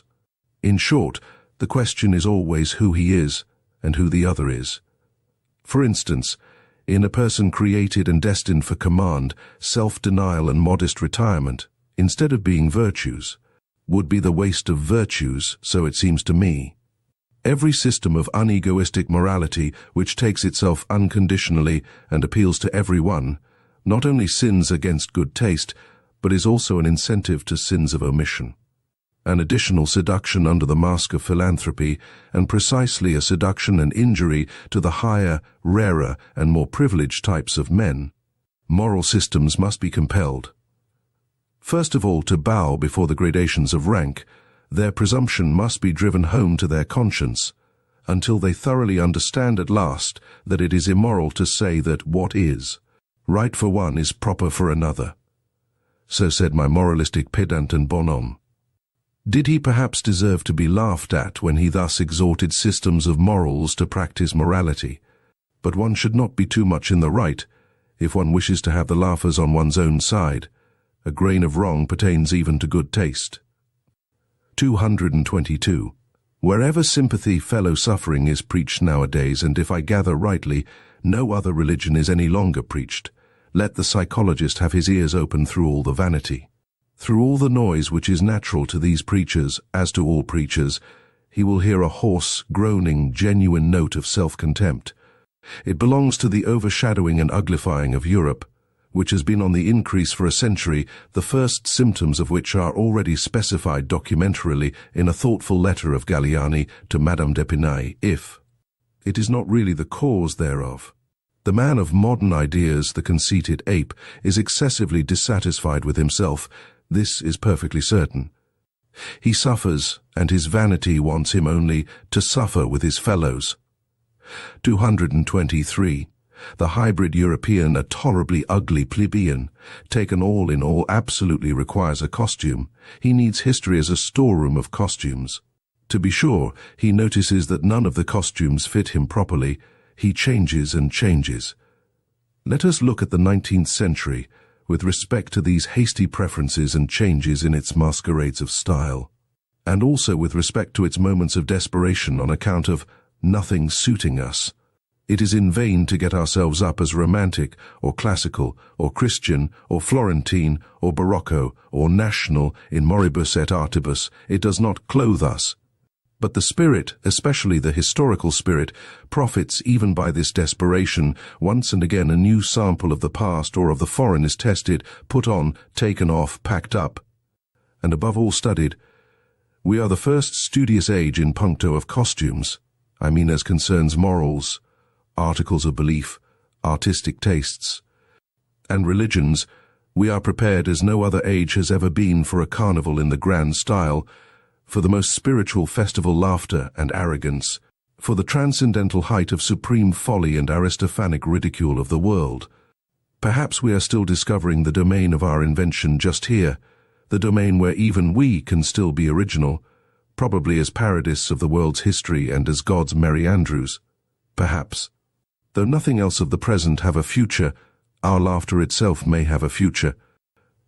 The historical sense, or the capacity for divining quickly the order of rank of the valuations according to which a people, a community, or an individual has lived.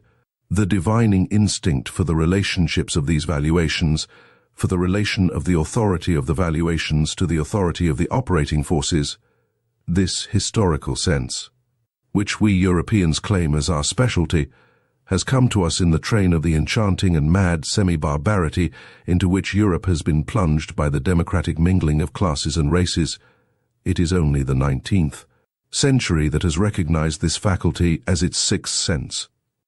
Owing to this mingling, the past of every form and mode of life, and of cultures which were formerly closely contiguous and superimposed on one another, flows forth into us modern souls.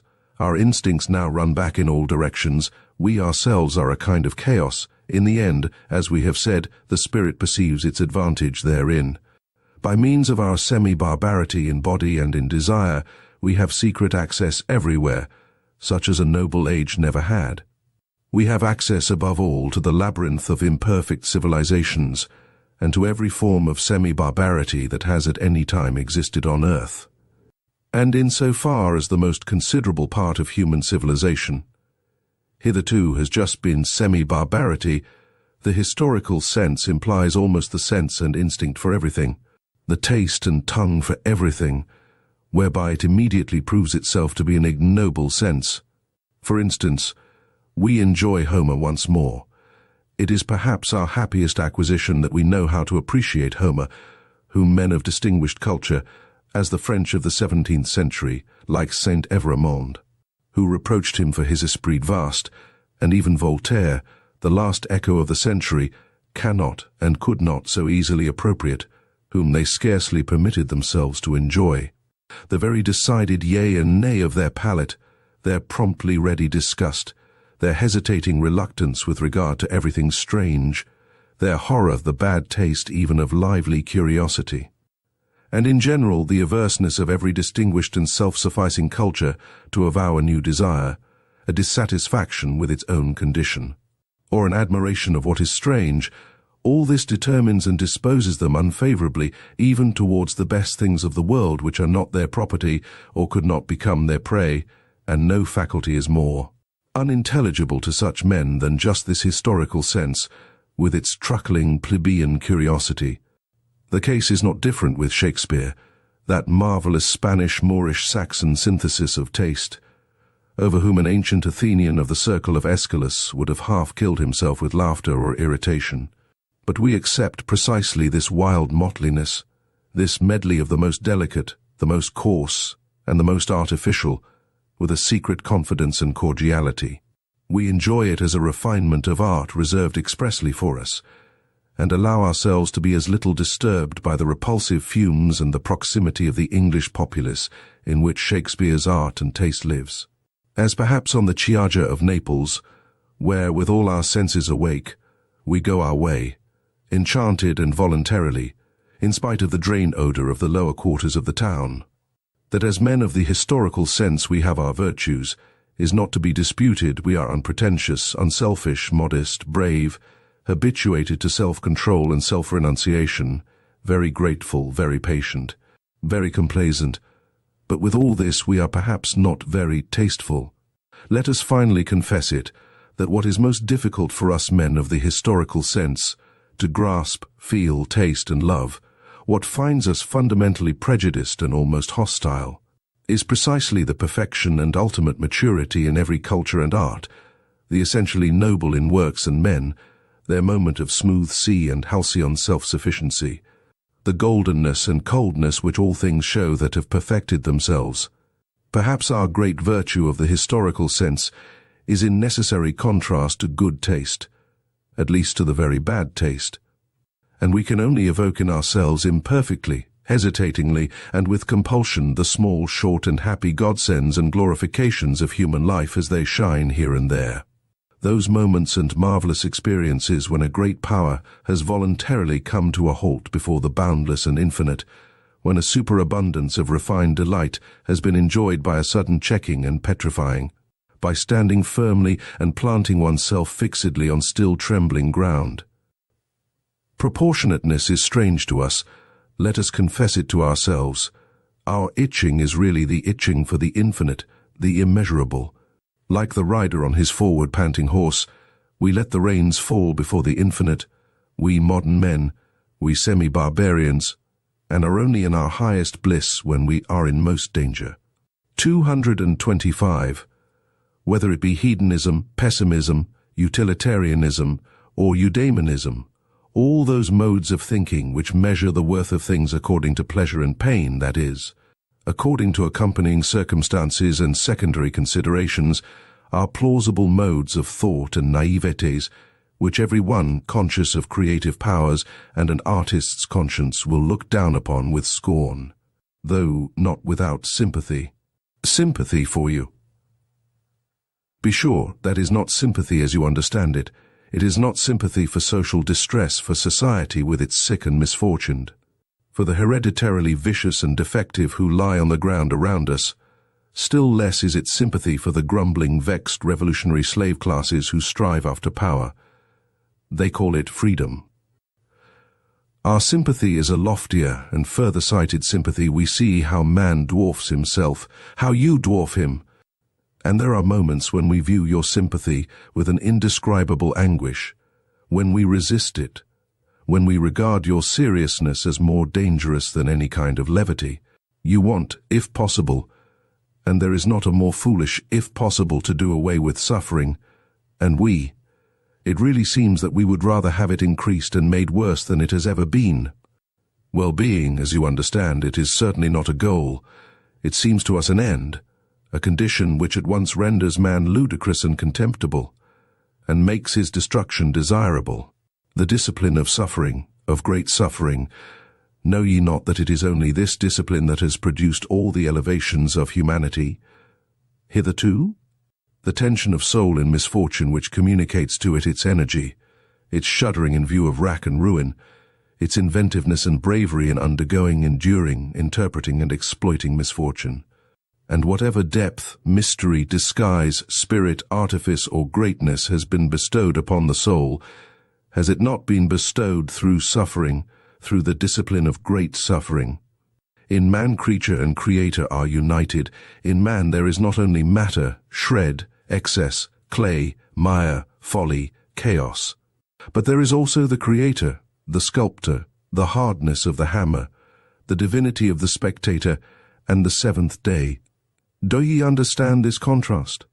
And that your sympathy for the creature in man applies to that which has to be fashioned, bruised, forged, stretched, roasted, annealed, refined, to that which must necessarily suffer and is meant to suffer. And our sympathy, do ye not understand what our reverse sympathy applies to when it resists your sympathy as the worst of all pampering and enervation? It is sympathy against sympathy. But to repeat it once more, there are higher problems than the problems of pleasure and pain and sympathy. and all systems of philosophy which deal only with these are naivetés. 226. We immoralists. This world with which we are concerned, in which we have to fear and love, this almost invisible, inaudible world of delicate command and delicate obedience, a world of almost in every respect, captious, insidious, sharp and tender. Yes, it is well protected from clumsy spectators and familiar curiosity. We are woven into a strong net and garment of duties, and cannot disengage ourselves precisely here. We are men of duty, even we. Occasionally, it is true, we dance in our chains and betwixt our swords. It is none the less true that more often we gnash our teeth under the circumstances and are impatient at the secret hardship of our lot. But do what we will, fools and appearances say of us, "These are men without duty. We have always fools and appearances against us." 227. Honesty, granting that it is the virtue of which we cannot rid ourselves, we free spirits, well, we will labor at it with all our perversity and love, and not tire of perfecting ourselves in our virtue, which alone remains. May its glance someday overspread like a gilded blue mocking twilight this aging civilization with its dull gloomy seriousness. And if, nevertheless, our honesty should one day grow weary and sigh and stretch its limbs and find us too hard and would fain have it pleasanter, easier and gentler, like an agreeable vice, let us remain hard.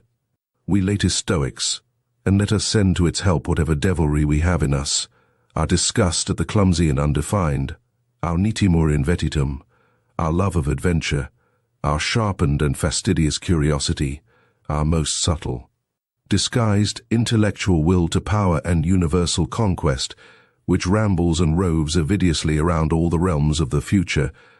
Let us go with all our devils to the help of our God. It is probable that people will misunderstand and mistake us on that account. What does it matter? They will say, their honesty, that is their devilry and nothing else.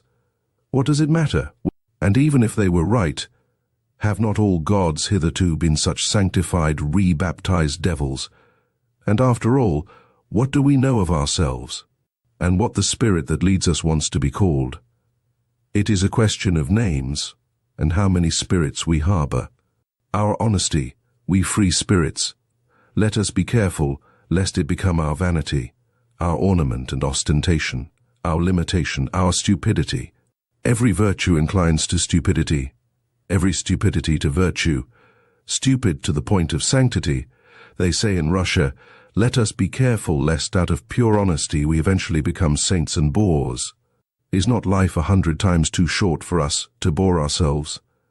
One would have to believe in eternal life in order to. 228. I hope to be forgiven for discovering that all moral philosophy hitherto has been tedious and has belonged to the soporific appliances, and that virtue, in my opinion, has been more injured by the tediousness of its advocates than by anything else. At the same time, however, I would not wish to overlook their general usefulness. It is desirable that as few people as possible should reflect upon morals, and consequently it is very desirable that morals should not some day become interesting. But let us not be afraid. Things still remain today as they have always been. I see no one in Europe who has or discloses an idea of the fact that philosophizing concerning morals might be conducted in a dangerous, captious, and ensnaring manner, that calamity might be involved therein. Observe, for example, the indefatigable, inevitable English utilitarians, how ponderously and respectably they stalk along. A Homeric metaphor expresses it better in the footsteps of Bentham. Just as he had already stalked in the footsteps of the respectable Helvetius. No, he was not a dangerous man. Helvetius, ce senator poco curante, to use an expression of Galliani. No new thought, nothing of the nature of a finer turning or better expression of an old thought, not even a proper history of what has been previously thought on the subject. An impossible literature, taking it all in all, unless one knows how to leaven it with some mischief. In effect, the Old English vice called cant, which is moral tartuffism, has insinuated itself also into these moralists, whom one must certainly read with an eye to their motives if one must read them. Concealed this time under the new form of the scientific spirit, Moreover, there is not absent from them a secret struggle with the pangs of conscience, from which a race of former Puritans must naturally suffer. In all their scientific tinkering with morals, is not a moralist the opposite of a Puritan? That is to say, as a thinker who regards morality as questionable, as worthy of interrogation, in short, as a problem? Is moralizing not immoral? In the end, they all want English morality to be recognized as authoritative, inasmuch as mankind, or the general utility, or the happiness of the greatest number. No, the happiness of England will be best served thereby. They would like by all means to convince themselves that the striving after English happiness, I mean after comfort and fashion, and in the highest instance, a seat in Parliament, is at the same time the true path of virtue. In fact, that insofar as there has been virtue in the world hitherto, it has just consisted in such striving. Not one of those ponderous, conscience-stricken herding animals who undertake to advocate the cause of egoism as conducive to the general welfare wants to have any knowledge or inkling of the facts that the general welfare is no ideal, no goal, no notion that can be at all grasped, but is only a nostrum, that what is fair to one may not at all be fair to another, that the requirement of one morality for all is really a detriment to higher men, in short, that there is a distinction of rank between man, and consequently between morality and morality. They are an unassuming and fundamentally mediocre species of men, these utilitarian Englishmen, and, as already remarked, insofar as they are tedious, one cannot think highly enough of their utility. One ought even to encourage them, as has been partially attempted in the following rhymes: Hail, ye worthies, barrow wheeling, longer better, eye revealing, stiffer eye in head and knee, unenraptured, never jesting, mediocre everlasting, sans génie et sans esprit. 229. In these later ages, which may be proud of their humanity, there still remains so much fear, so much superstition of the fear, of the cruel wild beast, the mastering of which constitutes the very pride of these humaner ages, that even obvious truths, as if by the agreement of centuries, have long remained unuttered, because they have the appearance of helping the finely slain wild beast back to life again. I perhaps risk something when I allow such a truth to escape. Let others capture it again and give it so much milk of pious sentiment. Footnote. An expression from Schiller's William Tell, Act 4, Scene 3. To drink, that it will lie down quiet and forgotten in its old corner. One ought to learn anew about cruelty, and open one's eyes. One ought at last to learn impatience, in order that such immodest gross errors as, for instance, have been fostered by ancient and modern philosophers with regard to tragedy may no longer wander about virtuously and boldly. Almost everything that we call higher culture is based upon the spiritualizing and intensifying of cruelty. This is my thesis. The wild beast has not been slain at all. It lives, it flourishes. It has only been transfigured. That which constitutes the painful delight of tragedy is cruelty, that which operates agreeably in so-called tragic sympathy, and at the basis even of everything sublime, up to the highest and most delicate thrills of metaphysics, obtains its sweetness solely from the intermingled ingredient of cruelty. What the Roman enjoys in the arena, the Christian in the ecstasies of the cross, the Spaniard at the sight of the pyre and stake, or of the bullfight, the present-day Japanese who presses his way to the tragedy, the workman of the Parisian suburbs who has a homesickness for bloody revolutions, the Wagnerian who, with unhinged will, undergoes the performance of Tristan and Isolde, what all these enjoy, and strive with mysterious ardor to drink in, is the filter of the great Circe cruelty. Here, to be sure, we must put aside entirely the blundering psychology of former times, which could only teach with regard to cruelty that it originated at the sight of the suffering of others. There is an abundant, superabundant enjoyment even in one's own suffering, in causing one's own suffering, and wherever man has allowed himself to be persuaded to self-denial in the religious sense, or to self-mutilation, as among the Phoenicians and ascetics, or in general, to desensualization, decarnalization and contrition, to puritanical repentant spasms, to vivisection of conscience, and to Pascal-like sacrificia del intelletto. He is secretly allured and impelled forwards by his cruelty, by the dangerous thrill of cruelty towards himself.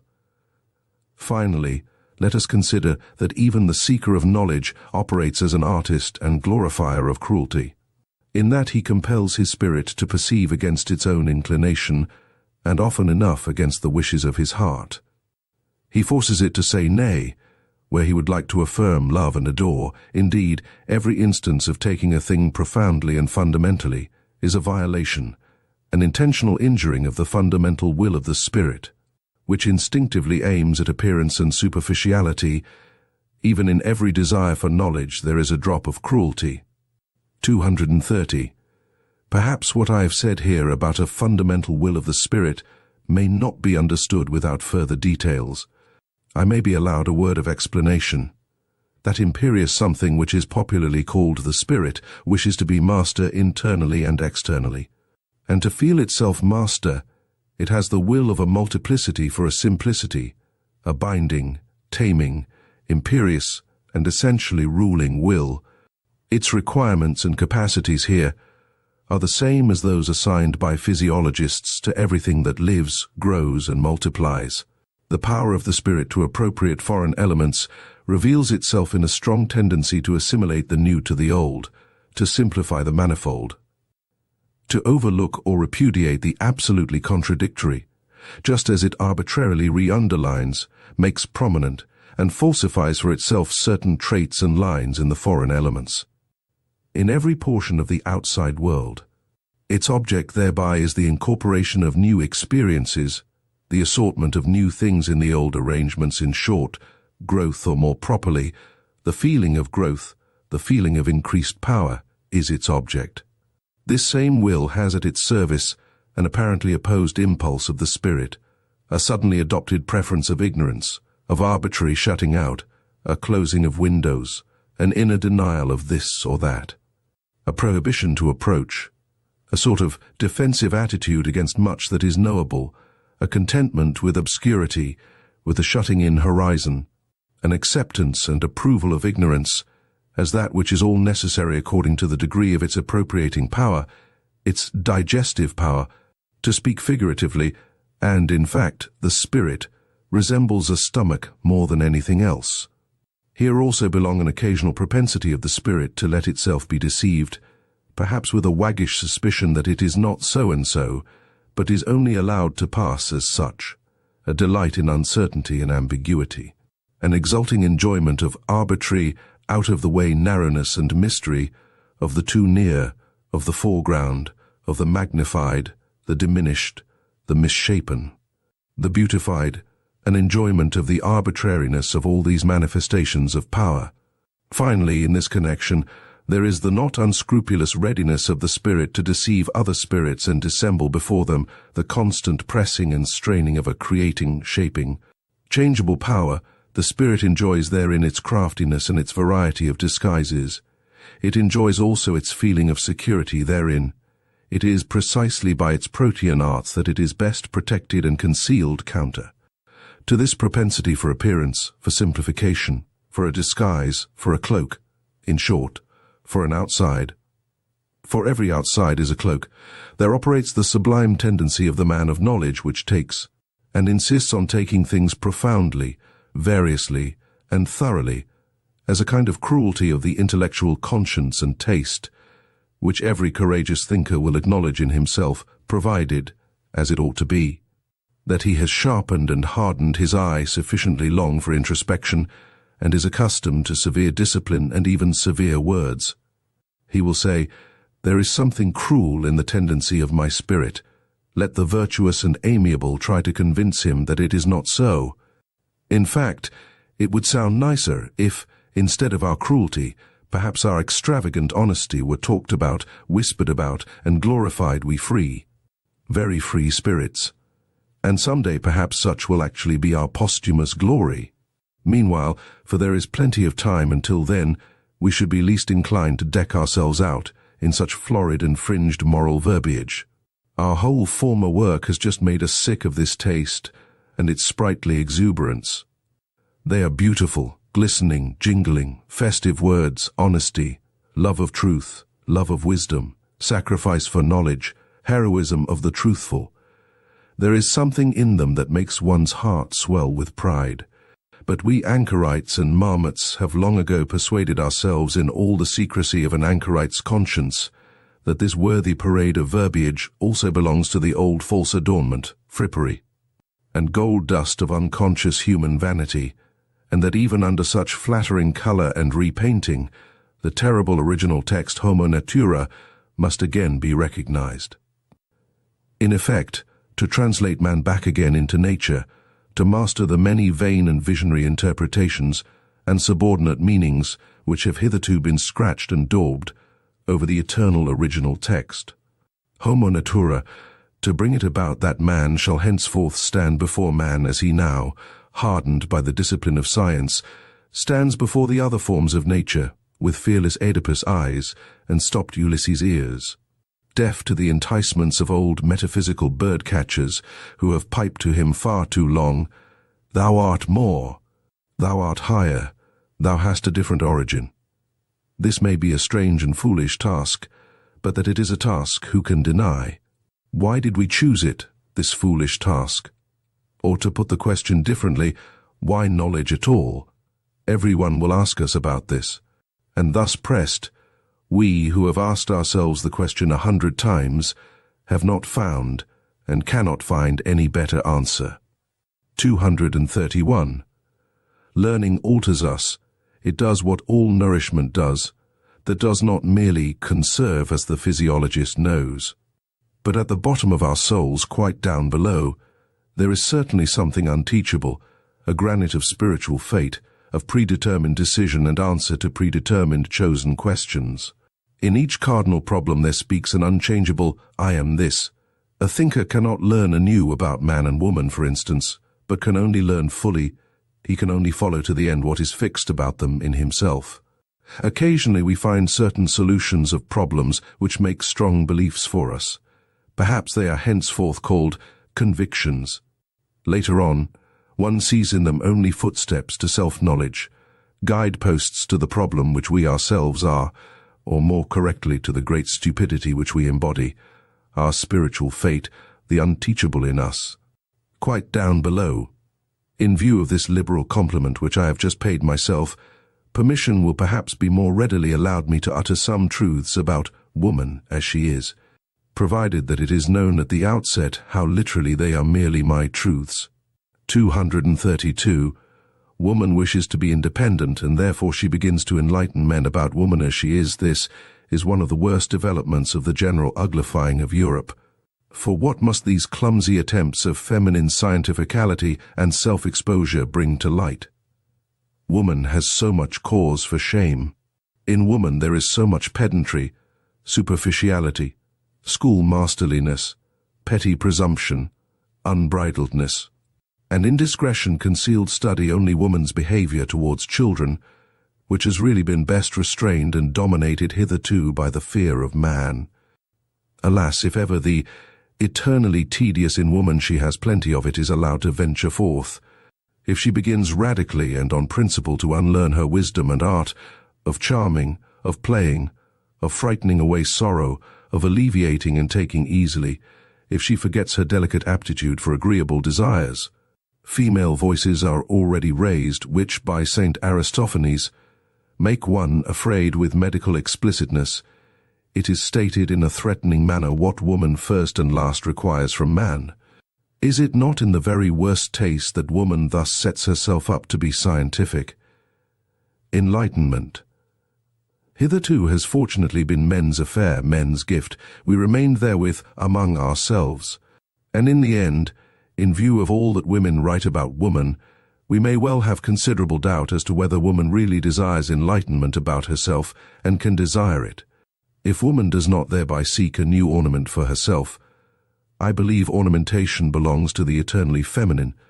Why then she wishes to make herself feared, perhaps she thereby wishes to get the mastery. But she does not want truth.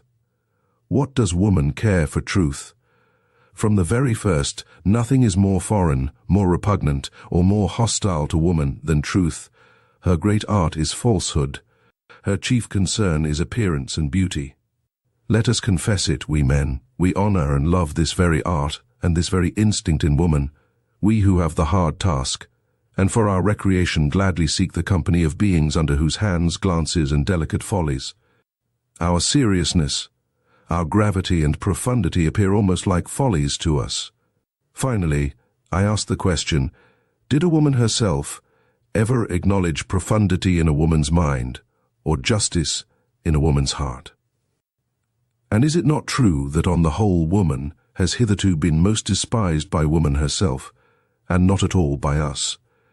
We men desire that woman should not continue to compromise herself by enlightening us, just as it was man's care and the consideration for woman when the Church decreed, Mulier tassat in Ecclesia. It was to the benefit of woman when Napoleon gave the too eloquent Madame de Staël to understand Mulier tassat in Politices, and in my opinion. He's a true friend of woman who calls out to women today, Mulier tassat de mulierel. 233.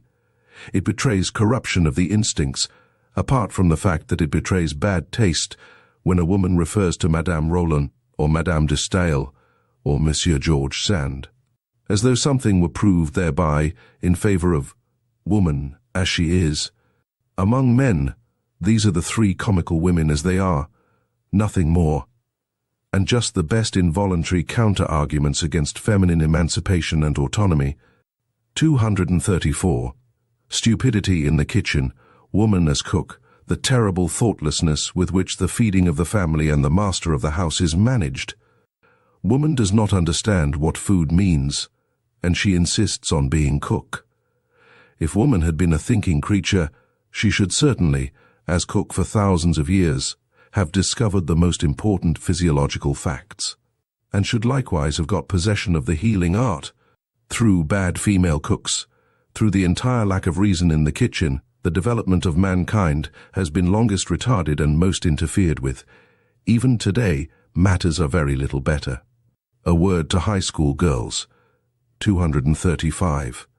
There are turns and casts of fancy, there are sentences, little handfuls of words, in which a whole culture, a whole society suddenly crystallizes itself. Among these is the incidental remark of Madame de Lambert to her son, Mon ami, ne vous permettez jamais que des folies, qui vous feront grand plaisir, the motherliest and wisest remark, by the way, that was ever addressed to a son. 236. I have no doubt that every noble woman will oppose what Dante and Goethe believed about woman, the former when he sang Ella guardava suso, Edio in lay, and the latter when he interpreted it. The eternally feminine draws us aloft, for this is just what she believes of the eternally masculine. 237.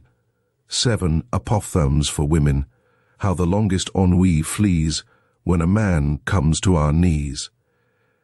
Age, alas, and science stayed, furnish even weak virtue aid. Sombre garb and silence meet, dress for every dame discreet. Whom I thank when in my bliss, God and my good tailoress. Young, a flower-decked cavern home, old, a dragon thence doth roam. Noble title, leg that's fine, manners well, or were he mine. Speech in brief and sense in mass slippery for the jenny ass. 237a. Woman has hitherto been treated by men like birds, which, losing their way, have come down among them from an elevation. As something delicate, fragile, wild, strange, sweet, and animating, but as something also which must be cooped up to prevent it flying away.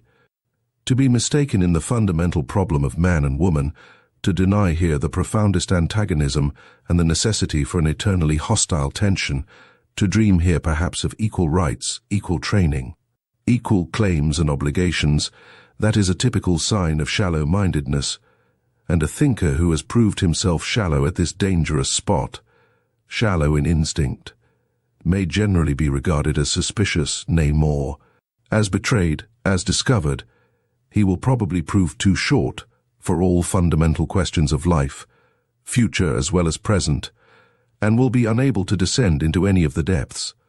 On the other hand, a man who has depth of spirit as well as of desires, and has also the depth of benevolence which is capable of severity and harshness, and easily confounded with them, can only think of woman as Orientals do.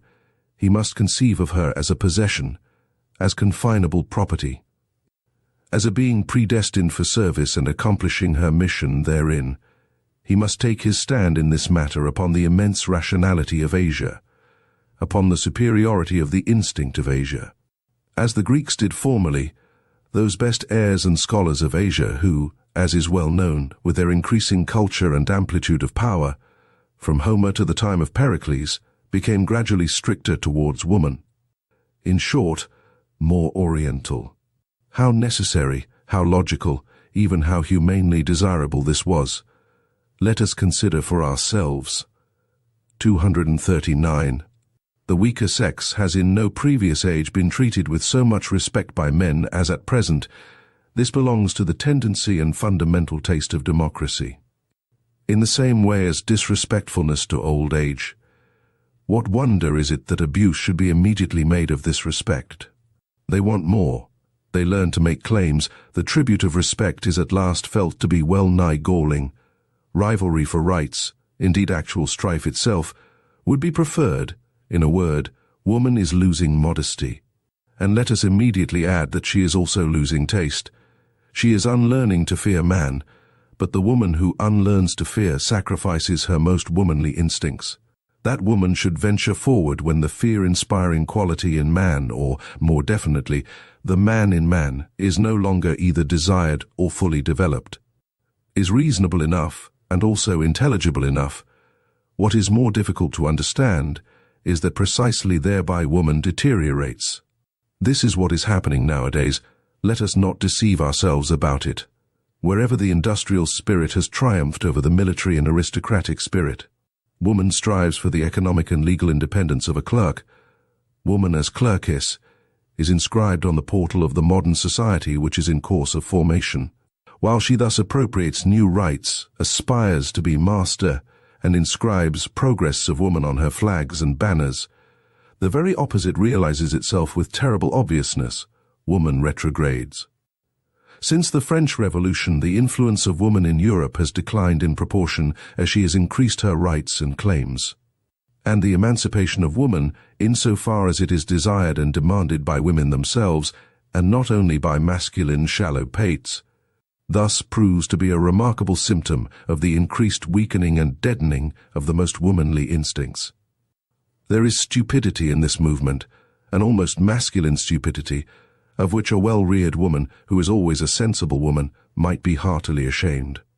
To lose the intuition as to the ground upon which she can most surely achieve victory, to neglect exercise in the use of her proper weapons, to let herself go before man, perhaps even to the book, where formerly she kept herself in control and in refined, artful humility, to neutralize with her virtuous audacity man's faith in a veiled, fundamentally different ideal in woman, something eternally, necessarily feminine, to emphatically and loquaciously dissuade man from the idea that woman must be preserved, cared for, protected and indulged, like some delicate, strangely wild, and often pleasant domestic animal, the clumsy and indignant collection of everything of the nature of servitude and bondage, which the position of woman in the hitherto existing order of society has entailed, and still entails, as though slavery were a counter-argument, and not rather a condition of every higher culture, of every elevation of culture. What does all this betoken, if not a disintegration of womanly instincts, a defeminizing? Certainly there are enough of idiotic friends and corrupters of woman among the learned asses of the masculine sex, who advise woman to defeminize herself in this manner, and to imitate all the stupidities from which man in Europe, European manliness, suffers, who would like to lower woman to general culture, indeed even to newspaper reading and meddling with politics.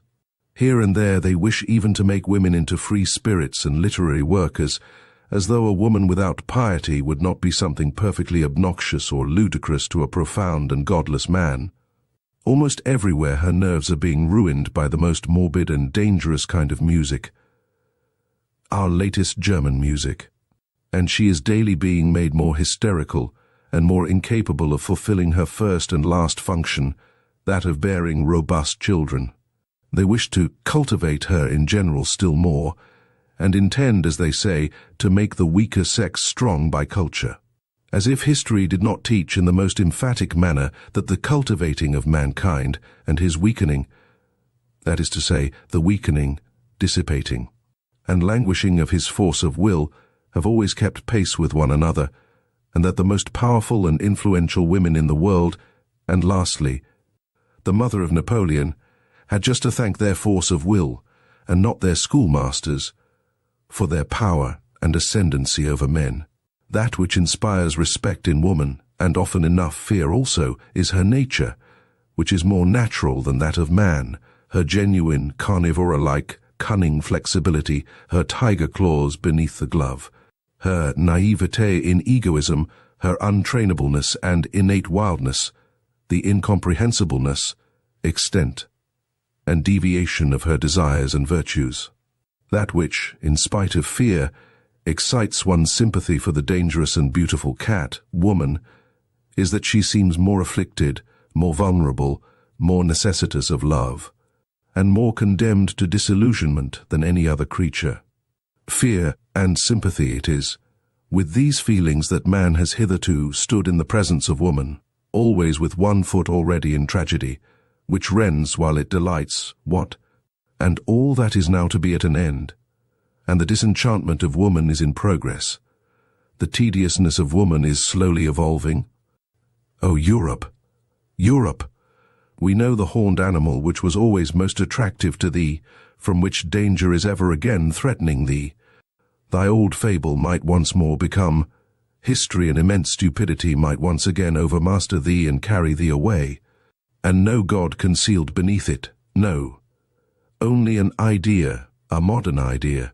Chapter 8, Peoples and Countries. 240. I heard, once again for the first time, Richard Wagner's overture to the Master Singer. It is a piece of magnificent, gorgeous, heavy latter-day art, which has the pride to presuppose 2 centuries of music as still living. In order that it may be understood, it is an honor to Germans that such a pride did not miscalculate. What flavors and forces, what seasons and climes do we not find mingled in it? It impresses us at one time as ancient, at another time as foreign, bitter, and too modern. It is as arbitrary as it is pompously traditional. It is not infrequently roguish, still oftener rough and coarse. It has fire and courage, and at the same time the loose, dun-colored skin of fruits which ripen too late. It flows broad and full, and suddenly there is a moment of inexplicable hesitation, like a gap that opens between cause and effect, an oppression that makes us dream. Almost a nightmare, but already it broadens and widens anew, the old stream of delight, the most manifold delight of old and new happiness, including especially the joy of the artist in himself, which he refuses to conceal, his astonished, happy cognizance of his mastery of the expedients here employed, the new, newly acquired, imperfectly tested expedients of art which he apparently betrays to us. All in all, however, no beauty, no south, nothing of the delicate southern clearness of the sky, nothing of grace, no dance, hardly a will to logic. A certain clumsiness even, which is also emphasized, as though the artist wished to say to us, "It is part of my intention," a cumbersome drapery, something arbitrarily barbaric and ceremonious, a flurrying of learned and venerable conceits and witticisms, something German in the best and worst sense of the word, something in the German style, manifold, formless, and inexhaustible. A certain German potency and superplenitude of soul, which is not afraid to hide itself under the refinements of decadence, which perhaps feels itself most at ease there. A real, genuine token of the German soul, which is at the same time young and aged, too ripe and yet still too rich in futurity. This kind of music expresses best what I think of the Germans. They belong to the day before yesterday and the day after tomorrow. They have as yet no today. 241. We good Europeans, we also have hours when we allow ourselves a warm-hearted patriotism, a plunge and relapse into old loves and narrow views. I've just given an example of 8 hours of national excitement, of patriotic anguish, and all other sorts of old-fashioned floods of sentiment. Duller spirits may perhaps only get done with what confines its operations in us to hours, and plays itself out in hours, in a considerable time. Some in half a year, others in half a lifetime, according to the speed and strength with which they digest and change their material. Indeed, I could think of sluggish, hesitating races, which even in our rapidly moving Europe would require half a century ere they could surmount such atavistic attacks of patriotism and soil attachment, and return once more to reason, that is to say, to good Europeanism. And while digressing on this possibility, I happened to become an ear witness of a conversation between 2 old patriots. They were evidently both hard of hearing and consequently spoke all the louder. He has as much, and knows as much, philosophy as a peasant or a corps student, said the one. He is still innocent. But what does that matter nowadays? It is the age of the masses. They lie on their belly before everything that is massive. And so also in Prejudices. A statesman who rears up for them a new Tower of Babel, some monstrosity of empire and power, they call great. What does it matter that we more prudent and conservative ones do not meanwhile give up the old belief that it is only the great thought that gives greatness to an action or affair? Supposing a statesman were to bring his people into the position of being obliged henceforth to practice high politics, for which they were by nature badly endowed and prepared, so that they would have to sacrifice their old and reliable virtues, out of love to a new and doubtful mediocrity. Supposing a statesman were to condemn his people generally to practice politics, when they have hitherto had something better to do and think about, and when in the depths of their souls they have been unable to free themselves from a prudent loathing of the restlessness, emptiness, and noisy wranglings of the essentially politics-practicing nations, supposing such a statesman were to stimulate the slumbering passions and avidities of his people, were to make a stigma out of their former diffidence and delight in aloofness, an offence out of their exoticism and hidden permanency, were to depreciate their most radical proclivities, subvert their consciences, make their minds narrow, and their tastes national what? A statesman who should do all this, which his people would have to do penance for throughout their whole future, if they had a future, such a statesman would be great. Would he? Undoubtedly, replied the other old patriot vehemently. Otherwise, he could not have done it. It was mad, perhaps, to wish such a thing, but perhaps everything great has been just as mad at its commencement. Misuse of words, cried his interlocutor, contradictorily strong. Strong. Strong and mad. Not great. The old men had obviously become heated as they thus shouted their truths in each other's faces, but I, in my happiness and apartness, considered how soon a stronger one may become master of the strong, and also that there is a compensation for the intellectual superficializing of a nation, namely, in the deepening of another.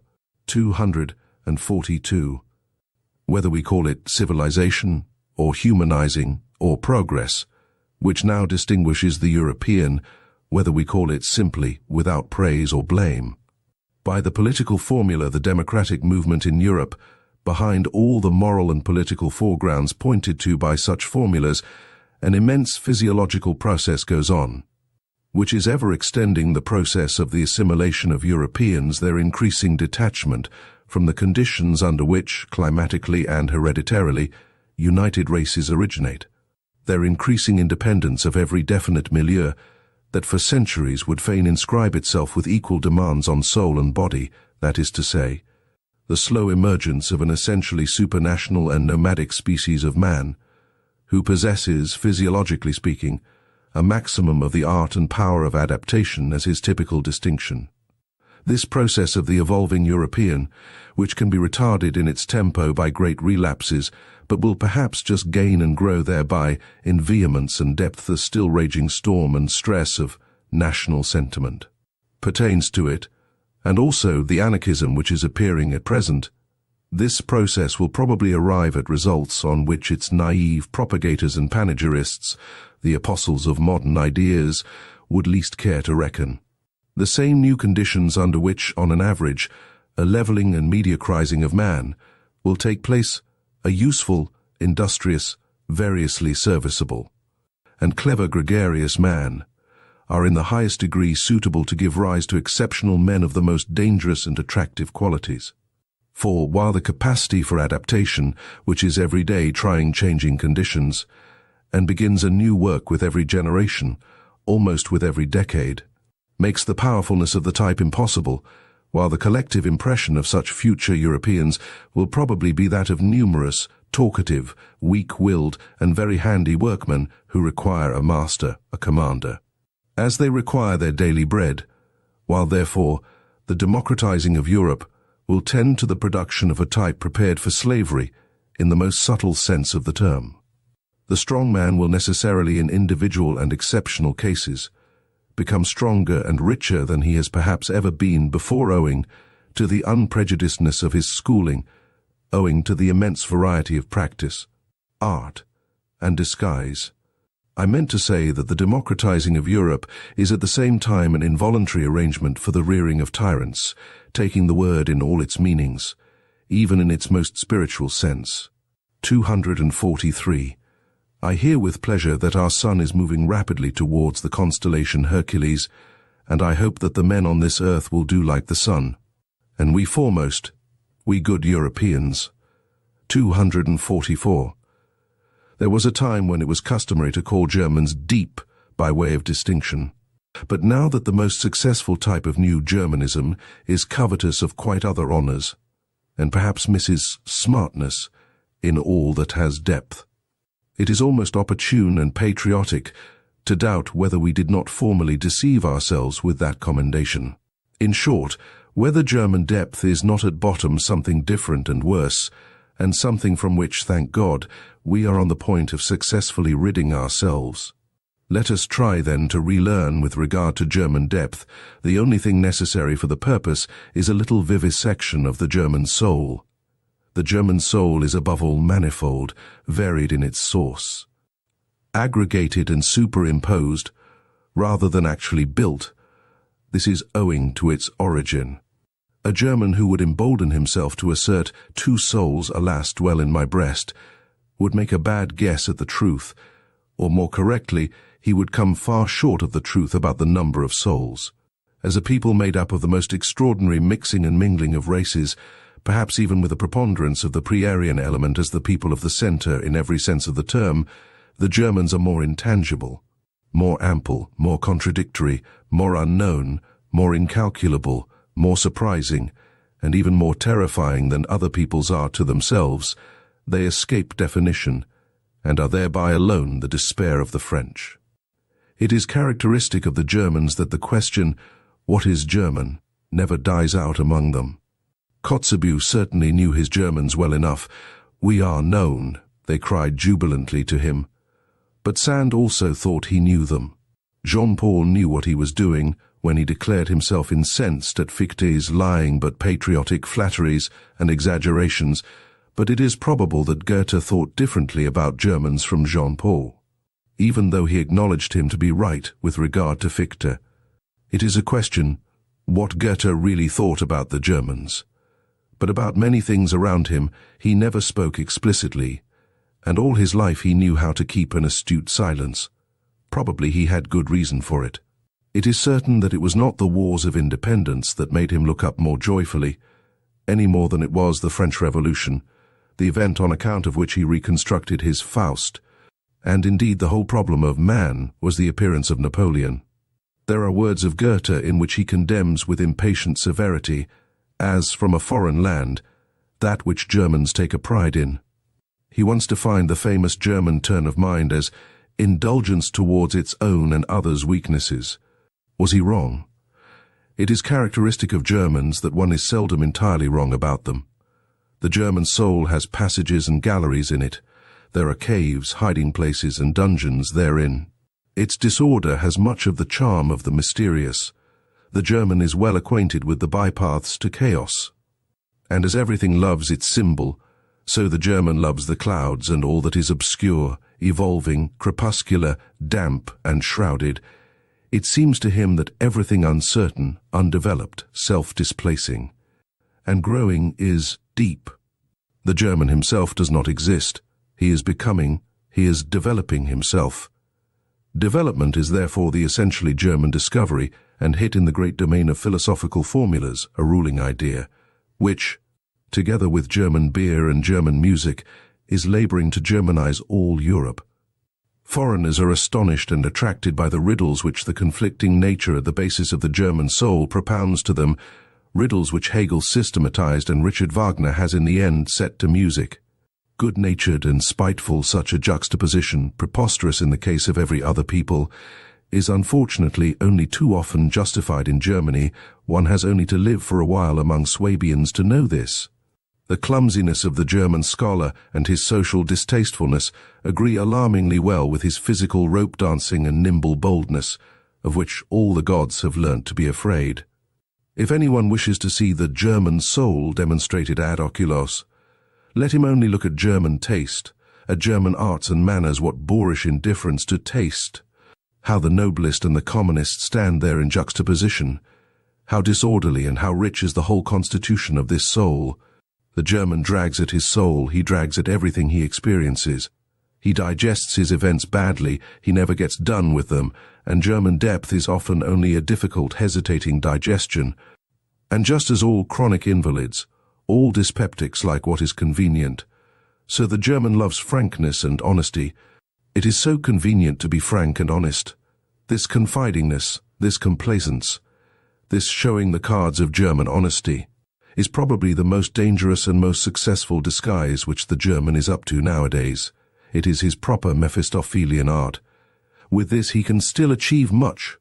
The German lets himself go, and thereby gazes with faithful blue empty German eyes, and other countries immediately confound him with his dressing gown. I meant to say that. Let German depth be what it will, among ourselves alone, we perhaps take the liberty to laugh at it. We shall do well to continue henceforth to honour its appearance and good name, and not barter away too cheaply our old reputation as a people of depth for Prussian smartness and Berlin wit and sand. It is wise for a people to pose and let itself be regarded as profound, clumsy, good-natured, honest, and foolish. It might even be profound to do so. Finally, we should do honour to our name. We are not called the Tuche Volk, deceptive people, for nothing. 245. The good old time is past, it sang itself out in Mozart. How happy are we that his Rococo still speaks to us, that his good company, his tender enthusiasm, his childish delight in the Chinese and its flourishes, his courtesy of heart, his longing for the elegant, the amorous, the tripping, the tearful, and his belief in the South, can still appeal to something left in us. Ah, some time or other it will be over with it. But who can doubt that it will be over still sooner with the intelligence and taste for Beethoven?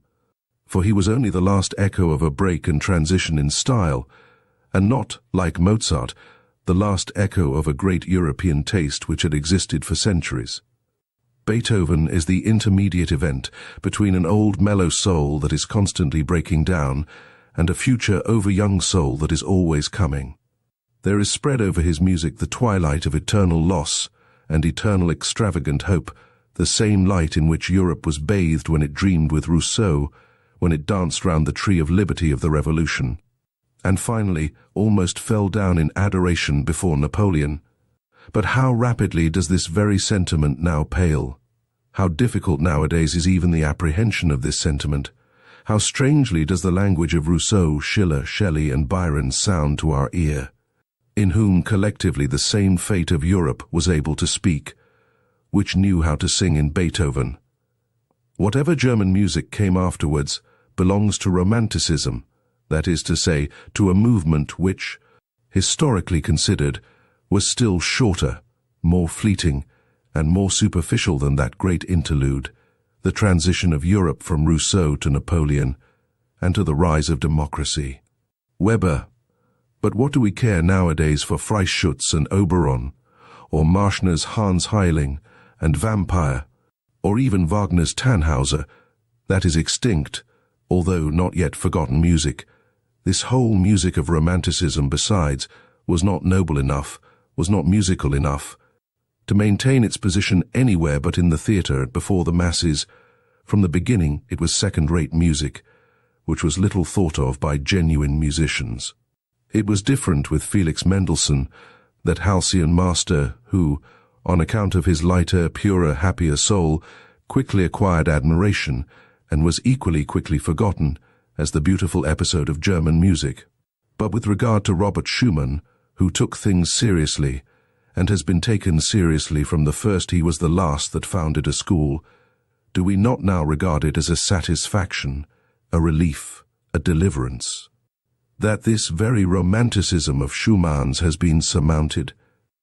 Schumann, fleeing into the Saxon Switzerland of his soul, with a half Werther-like, half Jean-Paul-like nature, assuredly not like Beethoven, assuredly not like Byron. His Manfred music is a mistake and a misunderstanding to the extent of injustice. Schumann, with his taste, which was fundamentally a petty taste, that is to say, a dangerous propensity, doubly dangerous among Germans, for quiet lyricism and intoxication of the feelings, going constantly apart, timidly withdrawing and retiring, a noble weakling who revelled in nothing but anonymous joy and sorrow, from the beginning a sort of girl and noli me tangere, this Schumann was already merely a German event in music, and no longer a European event, as Beethoven had been, as in a still greater degree Mozart had been. With Schumann, German music was threatened with its greatest danger, that of losing the voice for the soul of Europe and sinking into a merely national affair. 246. What a torture are books written in German to a reader who has a third ear! How indignantly he stands beside the slowly turning swamp of sounds without tune and rhythms without dance, which Germans call a book. And even the German who reads books, how lazily, how reluctantly, how badly he reads. How many Germans know and consider it obligatory to know that there is art in every good sentence, art which must be divined. If the sentence is to be understood, if there is a misunderstanding about its tempo, for instance, the sentence itself is misunderstood, that one must not be doubtful about the rhythm determining syllables, that one should feel the breaking of the too rigid symmetry as intentional and as a charm, that one should lend a fine and patient ear to every staccato and every rubato, that one should divine the sense in the sequence of the vowels and diphthongs, and how delicately and richly they can be tinted and retinted in the order of their arrangement. Who among book-reading Germans is complacent enough to recognize such duties and requirements? And to listen to so much art and intention in language? After all, one just has no ear for it, and so the most marked contrasts of style are not heard, and the most delicate artistry is, as it were, squandered on the deaf. These were my thoughts when I noticed how clumsily and unintuitively two masters in the art of prose writing have been confounded. One, whose words drop down hesitatingly and coldly, as from the roof of a damp cave he counts on their dull sound and echo, and another who manipulates his language like a flexible sword, and from his arm down into his toes feels the dangerous bliss of the quivering, over-sharp blade, which wishes to bite, hiss, and cut. 247. How little the German style has to do with harmony and with the ear is shown by the fact that precisely our good musicians themselves write badly. The German does not read aloud, he does not read for the ear, but only with his eyes. He has put his ears away in the drawer for the time. In antiquity, when a man read, which was seldom enough, he read something to himself, and in a loud voice. They were surprised when anyone read silently, and sought secretly the reason of it. In a loud voice, that is to say, with all the swellings, inflections, and variations of key and changes of tempo, in which the ancient public world took delight. The laws of the written style were then the same as those of the spoken style, and these laws depended partly on the surprising development and refined requirements of the ear and larynx, partly on the strength, endurance, and power of the ancient lungs. In the ancient sense, a period is above all a physiological whole. inasmuch as it is comprised in one breath. Such periods as occur in Demosthenes and Cicero, swelling twice and sinking twice, and all in one breath, were pleasures to the men of antiquity, who knew by their own schooling how to appreciate the virtue therein. The rareness and the difficulty in the deliverance of such a period, we have really no right to the big period, we modern men, who are short of breath in every sense. Those ancients, indeed, were all of them dilettanti in speaking, consequently connoisseurs, consequently critics. They thus brought their orators to the highest pitch. In the same manner as in the last century, when all Italian ladies and gentlemen knew how to sing, the virtuosoship of song, and with it also the art of melody, reached its elevation. In Germany, however, until quite recently, when a kind of platform eloquence began shyly and awkwardly enough to flutter its young wings, there was properly speaking only one kind of public and approximately artistical discourse that delivered from the pulpit. The preacher was the only one in Germany who knew the weight of a syllable or a word, in what manner a sentence strikes, springs, rushes, flows, and comes to a close. He alone had a conscience in his ears, often enough a bad conscience, for reasons are not lacking why proficiency in oratory should be especially seldom attained by a German, or almost always too late. The masterpiece of German prose is therefore with good reason the masterpiece of its greatest preacher. The Bible has hitherto been the best German book. Compared with Luther's Bible, almost everything else is merely literature, something which has not grown in Germany and therefore has not taken and does not take root in German hearts as the Bible has done. 248. There are two kinds of geniuses, one which above all engenders and seeks to engender, and another which willingly lets itself be fructified and brings forth. And similarly, among the gifted nations, there are those on whom the woman's problem of pregnancy has devolved, and the secret task of forming, maturing, and perfecting. The Greeks, for instance, were a nation of this kind.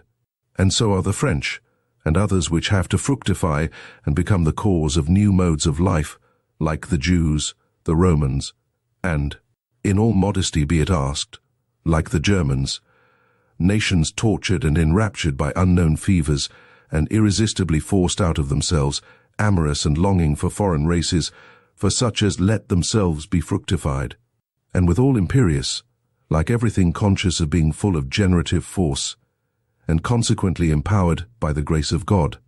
These two kinds of geniuses seek each other like man and woman, but they also misunderstand each other like man and woman. 249. Every nation has its own tartuffery, and calls that its virtue. One does not know, cannot know, the best that is in one. 250. What Europe owes to the Jews, many things, good and bad, and above all one thing of the nature both of the best and the worst, the grand style in morality, the fearfulness and majesty of infinite demands, of infinite significations, the whole romanticism and sublimity of moral questionableness, and consequently just the most attractive, ensnaring, and exquisite element in those iridescences and allurements to life, in the aftersheen of which the sky of our European culture, its evening sky, now glows, perhaps glows out. For this we artists among the spectators and philosophers are grateful to the Jews. 251. It must be taken into the bargain, if various clouds and disturbances, in short, slight attacks of stupidity pass over the spirit of a people that suffers and wants to suffer from national nervous fever and political ambition. For instance, among present-day Germans there is alternately the anti-French folly, the anti-Semitic folly, the anti-Polish folly, the Christian romantic folly, the Wagnerian folly, the Teutonic folly, the Prussian folly. Just look at those poor historians, the Seibels and Treitschkes and their closely bandaged heads, and whatever else these little obscurations of the German spirit and conscience may be called.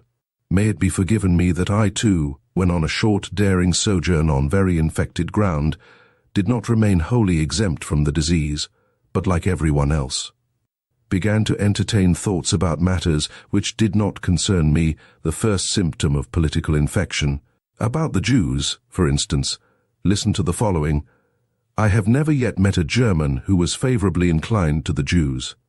And however decided the repudiation of actual anti-Semitism may be on the part of all prudent and political men, this prudence and policy is not perhaps directed against the nature of the sentiment itself, but only against its dangerous excess, and especially against the distasteful and infamous expression of this excess of sentiment. On this point we must not deceive ourselves. That Germany has amply sufficient Jews, that the German stomach, the German blood, has difficulty, and will long have difficulty, in disposing only of this quantity of Jew as the Italian, the Frenchman, and the Englishmen have done by means of a stronger digestion, that is the unmistakable declaration and language of a general instinct, to which one must listen, and according to which one must act. Let no more Jews come in, and shut the doors, especially towards the east, also towards Austria. Thus commands the instinct of a people whose nature is still feeble and uncertain, so that it could be easily wiped out, easily extinguished by a stronger race. The Jews, however, are beyond all doubt the strongest, toughest and purest race at present living in Europe.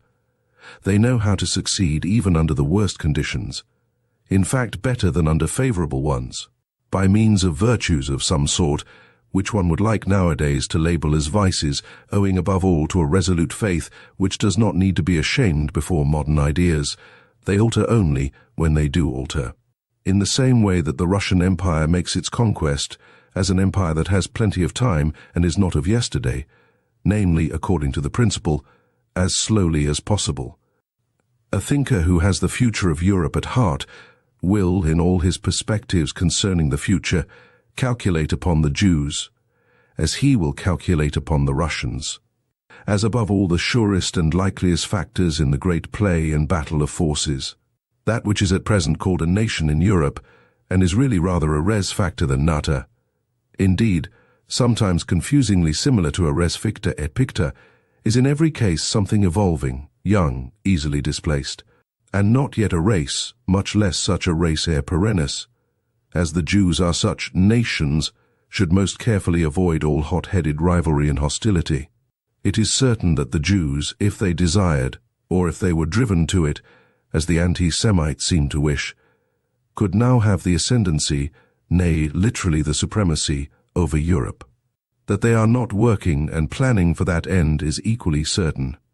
Meanwhile, they rather wish and desire, even somewhat importunely, to be insorbed and absorbed by Europe.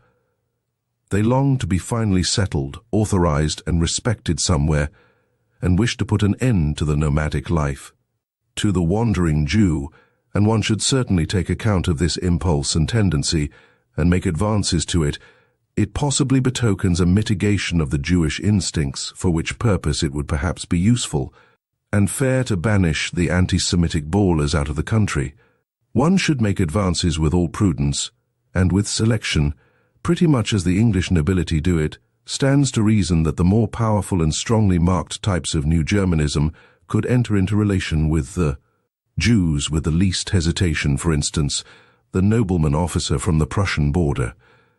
It would be interesting in many ways to see whether the genius for money and patience, and especially some intellect and intellectuality, sadly lacking in the place referred to, could not in addition be annexed and trained to the hereditary art of commanding and obeying, for both of which the country in question has now a classic reputation. But here it is expedient to break off my festal discourse and my sprightly Teutonomania, for I have already reached my serious topic, the European problem, as I understand it, the rearing of a new ruling caste for Europe. 252. They are not a philosophical race. The English Bacon represents an attack on the philosophical spirit generally, Hobbes, Hume and Locke, an abasement, and a depreciation of the idea of a philosopher for more than a century. It was against Hume that Kant uprose and raised himself. It was Locke of whom Schelling rightly said, "Je méprise Locke." In the struggle against the English mechanical stultification of the world, Hegel and Schopenhauer, along with Goethe, were of one accord. The two hostile brother geniuses in philosophy, who pushed in different directions towards the opposite poles of German thought, and thereby wronged each other, as only brothers will do. What is lacking in England, and has always been lacking, that half-actor and rhetorician knew well enough, the absurd muddlehead Carlyle, who sought to conceal under passionate grimaces what he knew about himself. Namely, what was lacking in Carlyle: real power of intellect, real depth of intellectual perception, in short, philosophy. It is characteristic of such an unphilosophical race to hold on firmly to Christianity. They need its discipline for moralizing and humanizing. The Englishman, more gloomy, sensual, headstrong and brutal than the German, is for that very reason, as the baser of the two, also the most pious, he has all the more need of Christianity. To finer nostrils, this English Christianity itself has still a characteristic English taint of spleen and alcoholic excess, for which, owing to good reasons, it is used as an antidote, the finer poison, to neutralize the coarser. A finer form of poisoning is, in fact, a step in advance with coarse-mannered people, a step towards spiritualization. The English coarseness and rustic demureness is still most satisfactorily disguised by Christian pantomime, and by praying and psalm-singing, or, more correctly, it is thereby explained and differently expressed, and for the herd of drunkards and rakes who formerly learned moral grunting under the influence of Methodism, and more recently as the Salvation Army. A penitential fit may really be the relatively highest manifestation of humanity to which they can be elevated, so much may reasonably be admitted. That, however, which offends even in the humanist Englishman is his lack of music, to speak figuratively, and also literally. He has neither rhythm nor dance in the movements of his soul and body, indeed, not even the desire for rhythm and dance, for music. Listen to him speaking. Look at the most beautiful Englishwoman walking in no country on earth. Are there more beautiful doves and swans? Finally, listen to them singing. But I ask too much. 253. There are truths which are best recognized by mediocre minds, because they are best adapted for them. There are truths which only possess charms and seductive power for mediocre spirits. One is pushed to this probably unpleasant conclusion, now that the influence of respectable but mediocre Englishmen, I may mention Darwin, John Stuart Mill, and Herbert Spencer, begins to gain the ascendancy in the middle-class region of European taste. Indeed, who could doubt that it is a useful thing for such minds to have the ascendancy for a time? It would be an error to consider the highly developed and independently soaring minds as specially qualified for determining and collecting many little common facts, and deducing conclusions from them. As exceptions, they are rather from the first in no very favorable position towards those who are the rules. After all, they have more to do than merely to perceive in effect. They have to be something new, they have to signify something new, they have to represent new values. The gulf between knowledge and capacity is perhaps greater, and also more mysterious than one thinks. The capable man in the grand style, the creator, will possibly have to be an ignorant person, while on the other hand, for scientific discoveries like those of Darwin, a certain narrowness, aridity, and industrious carefulness, in short, something English may not be unfavorable for arriving at them. Finally, let it not be forgotten that the English, with their profound mediocrity, brought about once before a general depression of European intelligence, what is called modern ideas, or the ideas of the 18th century, or French ideas, that consequently, against which the German mind rose up with profound disgust, is of English origin. There is no doubt about it. The French were only the apes and actors of these ideas, their best soldiers, and likewise, alas, their first and profoundest victims. For owing to the diabolical Anglomania of modern ideas, the Ami Francais has in the end become so thin and emaciated that at present one recalls its 16th and 17th centuries, its profound passionate strength, its inventive excellency, almost with disbelief. One must, however, maintain this verdict of historical justice in a determined manner, and defend it against present prejudices and appearances. The European noblesse of sentiment, taste and manners, taking the word in every high sense, is the work and invention of France. The European ignobleness, the plebeianism of modern ideas, is England's work and invention. 254. Even at present, France is still the seat of the most intellectual and refined culture of Europe. It is still the high school of taste, but one must know how to find this France of taste. He who belongs to it keeps himself well concealed. They may be a small number in whom it lives and is embodied, besides perhaps being men who do not stand upon the strongest legs, in part fatalists, hypochondriacs, invalids, in part persons overindulged, over-refined, such as have the ambition to conceal themselves. They have all something in common. They keep their ears closed in presence of the delirious folly and noisy spouting of the democratic bourgeois. In fact, a besotted and brutalized France at present sprawls in the foreground. It recently celebrated a veritable orgy of bad taste, and at the same time of self-admiration, at the funeral of Victor Hugo. There is also something else common to them, a predilection to resist intellectual Germanizing, and a still greater inability to do so. In this France of intellect, which is also a France of pessimism, Schopenhauer has perhaps become more at home and more indigenous than he has ever been in Germany. Not to speak of Heinrich Heine, who has long ago been reincarnated in the more refined and fastidious lyrists of Paris, or of Hegel, who at present, in the form of Taine, the first of living historians, exercises an almost tyrannical influence. As regards Richard Wagner, however, the more French music learns to adapt itself to the actual needs of the AME moderne, the more will it Wagnerite. One can safely predict that beforehand it is already taking place sufficiently. There are, however, three things which the French can still boast of with pride as their heritage and possession, and as indelible tokens of their ancient intellectual superiority in Europe. In spite of all voluntary or involuntary Germanizing and vulgarizing of taste. Firstly, the capacity for artistic emotion, for devotion to form, for which the expression l'art pour l'art, along with numerous others, has been invented.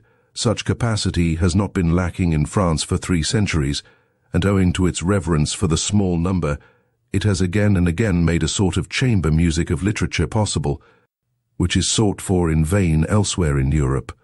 The second thing whereby the French can lay claim to a superiority over Europe is their ancient, many-sided, moralistic culture, owing to which one finds on an average, even in the petty romanciers of the newspapers and chance boulevardiers de Paris, a psychological sensitiveness and curiosity, of which, for example, one has no conception, to say nothing of the thing itself in Germany. The Germans lack a couple of centuries of the moralistic work requisite thereto, which, as we have said, France has not grudged. Those who call the Germans naive on that account give them commendation for a defect. As the opposite of the German experience and innocence in voluptate psychologica, which is not too remotely associated with the tediousness of German intercourse. And, as the most successful expression of genuine French curiosity and inventive talent in this domain of delicate thrills, Henri Bayle may be noted. That remarkable anticipatory and forerunning man, who, with a Napoleonic tempo, traversed his Europe, in fact, several centuries of the European soul. As a surveyor and discoverer thereof, it has required 2 generations to overtake him one way or other, to divine long afterwards some of the riddles that perplexed and enraptured him, this strange Epicurean and man of interrogation. The last great psychologist of France there is yet a third claim to superiority. In the French character, there is a successful halfway synthesis of the North and South, which makes them comprehend many things, and enjoins upon them other things, which an Englishman can never comprehend. Their temperament, turned alternately to and from the south, in which from time to time the Provençal and Ligurian blood froths over, preserves them from the dreadful northern grey in grey. From sunless conceptual spectrism, and from poverty of blood, our German infirmity of taste, for the excessive prevalence of which at the present moment, blood and iron, that is to say, high politics, has with great resolution been prescribed, according to a dangerous healing art which bids me wait and wait, but not yet hope there is also still in France a pre-understanding and ready welcome for those rarer and rarely gratified men, who are too comprehensive to find satisfaction in any kind of fatherlandism, and know how to love the South when in the North, and the North when in the South, the born Midlanders, the good Europeans. For them, Bizet has made music, this latest genius, who has seen a new beauty in seduction, who has discovered a piece of the South in music. 255. I hold that many precautions should be taken against German music. Suppose a person loves the South, as I love it, as a great school of recovery for the most spiritual and the most sensuous ills. As a boundless solar profusion and effulgence which o'erspreads a sovereign existence believing in itself well, such a person will learn to be somewhat on his guard against German music, because in injuring his taste anew, it will also injure his health anew. Such a southerner not by origin but by belief, if he should dream of the future of music, must also dream of it being freed from the influence of the North, and must have in his ears the prelude to a deeper, mightier, and perhaps more perverse and mysterious music, a super-German music which does not fade pale and die away, as all German music does at the sight of the blue, wanton sea and the Mediterranean clearness of sky, a super-European music which holds its own even in presence of the brown sunsets of the desert, whose soul is akin to the palm tree, and can be at home, and can roam with big, beautiful, lonely beasts of prey. I could imagine a music of which the rarest charm would be that it knew nothing more of good and evil, only that here and there perhaps some sailor's homesickness, some golden shadows and tender weaknesses might sweep lightly over it. An art which, from the far distance, would see the colours of a sinking and almost incomprehensible moral world fleeing towards it, and would be hospitable enough and profound enough to receive such belated fugitives. 256. Owing to the morbid estrangement which the nationality craze has induced, and still induces among the nations of Europe, owing also to the short-sighted and hasty-handed politicians, who, with the help of this craze, are at present in power, and do not suspect to what extent the disintegrating policy they pursue must necessarily be only an interlude policy owing to all this, and much else that is altogether unmentionable at present. The most unmistakable signs that Europe wishes to be one are now overlooked, or arbitrarily and falsely misinterpreted. With all the more profound and large-minded men of this century, the real general tendency of the mysterious labour of their souls was to prepare the way for that new synthesis, and tentatively to anticipate the European of the future only in their simulations or in their weaker moments, in old age perhaps. Did they belong to the fatherlands they only wrested from themselves when they became patriots? I think of such men as Napoleon, Goethe, Beethoven, Stendhal, Heinrich Heine, Schopenhauer. It must not be taken amiss if I also count Richard Wagner among them, about whom one must not let oneself be deceived by his own misunderstandings.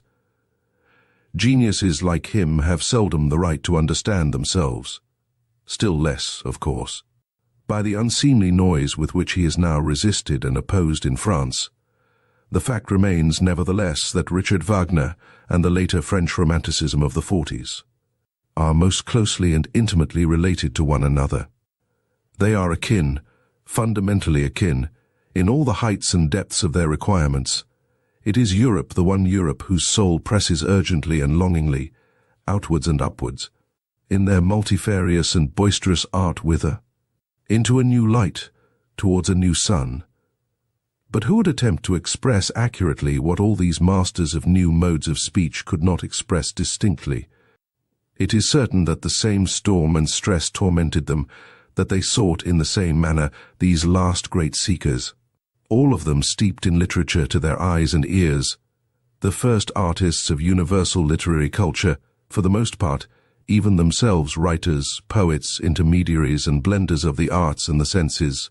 Wagner, as musician, is reckoned among painters, as poet among musicians, as artist generally among actors, all of them fanatics for expression.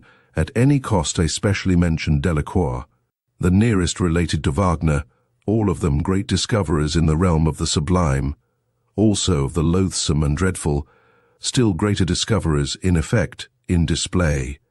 In the art of the show shop, all of them talented far beyond their genius, out-and-out virtuosi, with mysterious accesses to all that seduces, allures, constrains, and upsets. Born enemies of logic and of the straight line, hankering after the strange, the exotic, the monstrous, the crooked, and the self-contradictory. As men, Tantalises of the will, plebeian parvenus, who knew themselves to be incapable of a noble tempo or of a lento in life and action, think of Balzac, for instance, unrestrained workers, almost destroying themselves by work, antinomians and rebels in manners, ambitious and insatiable, without equilibrium and enjoyment, all of them finally shattering and sinking down at the Christian cross, and with right and reason, for who of them would have been sufficiently profound and sufficiently original for an anti-Christian philosophy? On the whole, a boldly daring, splendidly overbearing, high-flying and aloft-up dragging class of higher men who had first to teach their century, and it is the century of the masses, the conception higher man. Let the German friends of Richard Wagner advise together as to whether there is anything purely German in the Wagnerian art, or whether its distinction does not consist precisely in coming from super-German sources and impulses, in which connection it may not be underrated how indispensable Paris was to the development of his type, which the strength of his instincts made him long to visit at the most decisive time, and how the whole style of his proceedings, of his self-apostolate, could only perfect itself in sight of the French socialistic original. On a more subtle comparison, it will perhaps be found, to the honor of Richard Wagner's German nature, that he has acted in everything with more strength, daring, severity, and elevation than a 19th-century Frenchman could have done, owing to the circumstance that we Germans are as yet nearer to barbarism than the French. Perhaps even the most remarkable creation of Richard Wagner is not only at present, but forever inaccessible, incomprehensible, and inimitable to the whole latter-day Latin race. The figure of Siegfried, that very free man, who is probably far too free, too hard, too cheerful, too healthy, too anti-Catholic for the taste of old and mellow civilized nations. He may even have been a sin against Romanticism, this anti-Latin Siegfried. Well, Wagner atoned amply for this sin in his old sad days, when, anticipating a taste which has meanwhile passed into politics, he began, with the religious vehemence peculiar to him, to preach at least the way to Rome, if not to walk therein. That these last words may not be misunderstood, I will call to my aid a few powerful rhymes, which will even betray to less delicate ears what I mean counter to the last Wagner and his Parsifal music. Is this our mode? From German heart came this vexed ululating, from German body this self-lacerating. Is ours this priestly hand-dilation, this incense-fuming exaltation? Is ours this faltering, falling, shambling, this quite uncertain ding-dong dangling, this sly nun-ogling, eve-hour bell-ringing, this holy false enraptured heaven o'erspringing? Is this our mode? Think well, ye still wait for admission, for what ye hear is Rome, Rome's faith by intuition. Chapter 9. What is noble? 257. Every elevation of the type man has hitherto been the work of an aristocratic society, and so it will always be a society believing in a long scale of gradations of rank and differences of worth among human beings, and requiring slavery in some form or other. Without the pathos of distance, such as grows out of the incarnated difference of classes, out of the constant outlooking and downlooking of the ruling caste on subordinates and instruments, and out of their equally constant practice of obeying and commanding, of keeping down and keeping at a distance, that other more mysterious pathos could never have arisen. The longing for an ever-new widening of distance within the soul itself, the formation of ever higher, rarer, further, more extended, more comprehensive states, in short, just the elevation of the type man, the continued self-surmounting of man, to use a moral formula in a supermoral sense. To be sure, one must not resign oneself to any humanitarian illusions about the history of the origin of an aristocratic society, that is to say, of the preliminary condition for the elevation of the type man, the truth is hard. Let us acknowledge unprejudicedly how every higher civilization hitherto has originated. Men with a still natural nature, barbarians in every terrible sense of the word, men of prey.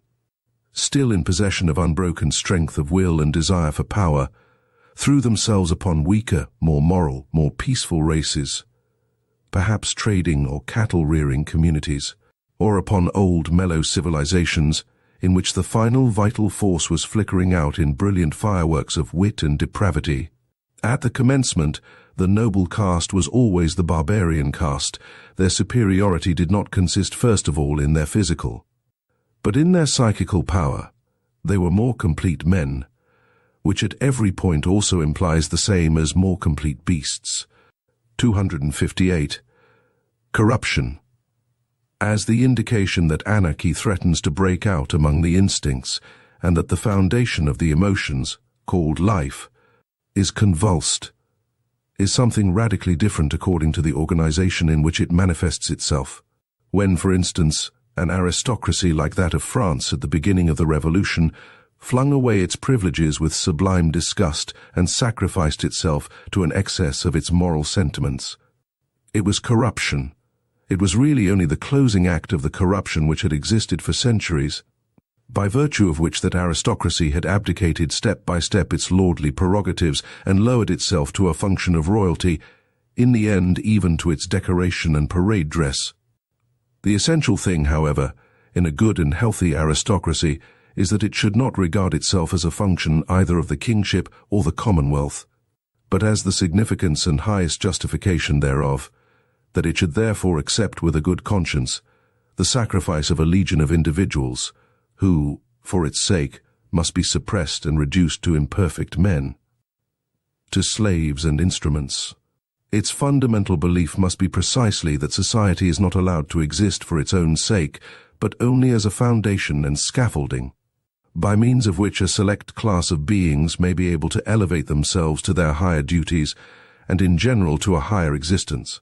Like those sun-seeking climbing plants in Java, they are called sipo matador, which encircle an oak so long and so often with their arms, until at last, high above it, but supported by it, they can unfold their tops in the open light and exhibit their happiness. 259. To refrain mutually from injury, from violence, from exploitation, and put one's will on a par with that of others.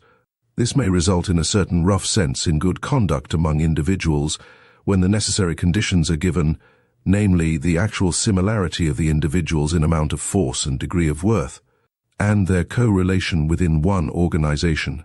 As soon, however, as one wished to take this principle more generally, and if possible even as the fundamental principle of society, it would immediately disclose what it really is, namely, a will to the denial of life, a principle of dissolution and decay.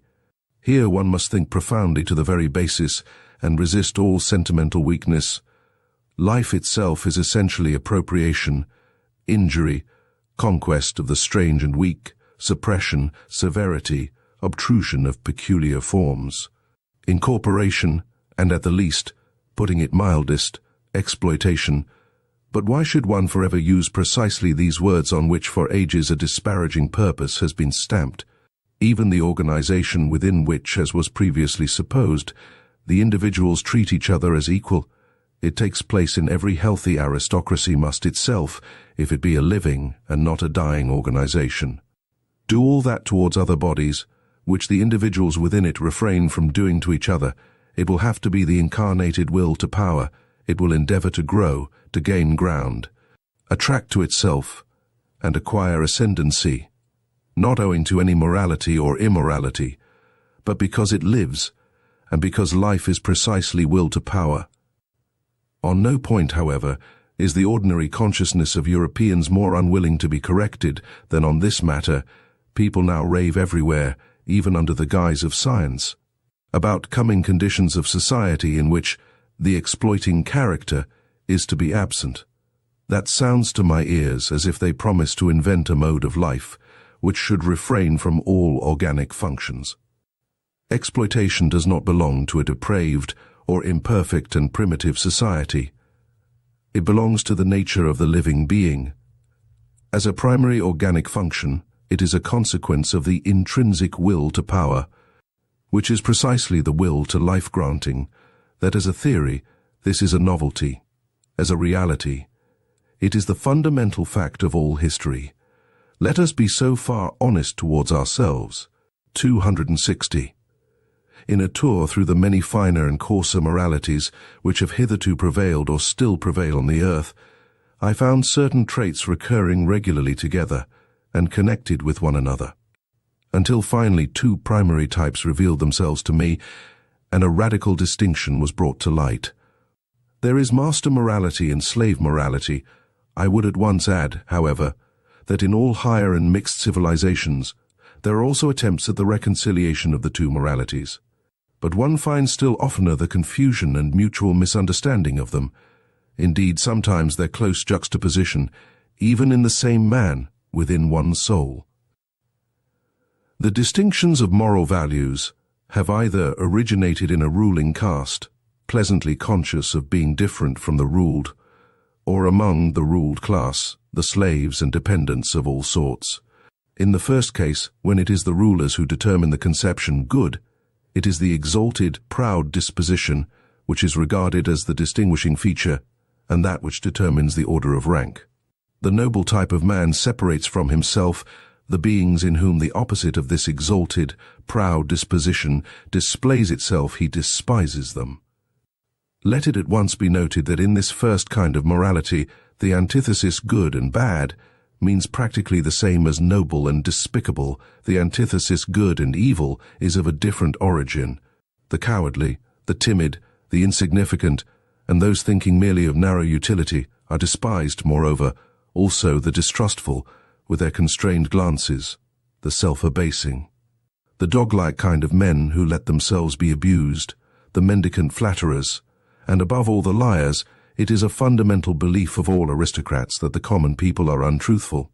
We truthful ones, the nobility in ancient Greece, called themselves.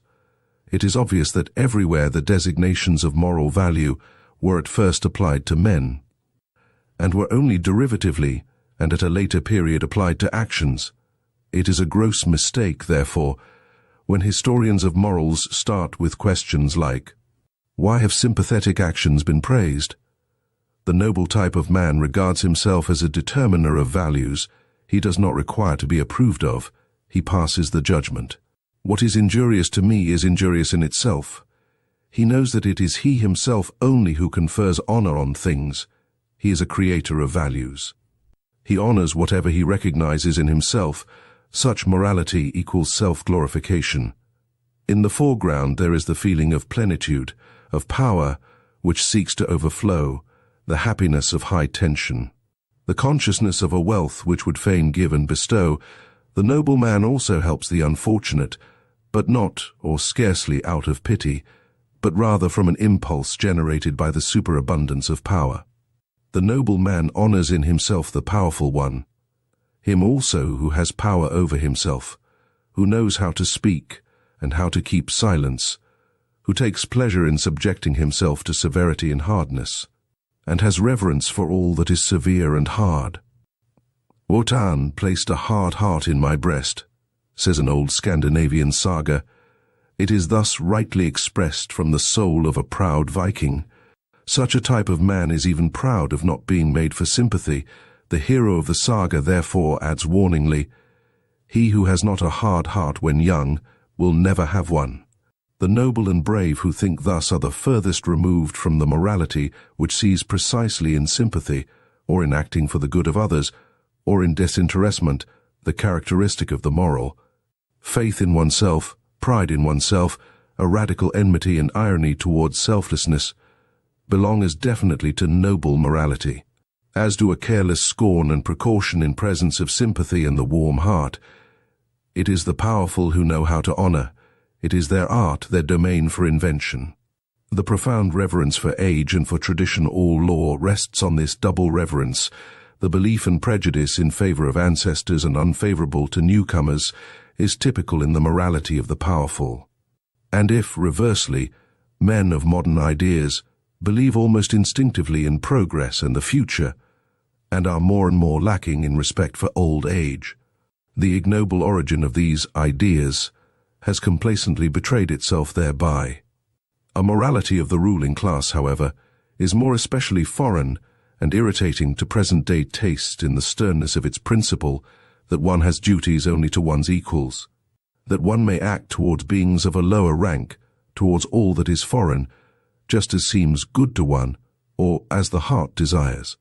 And in any case, beyond good and evil, it is here that sympathy and similar sentiments can have a place.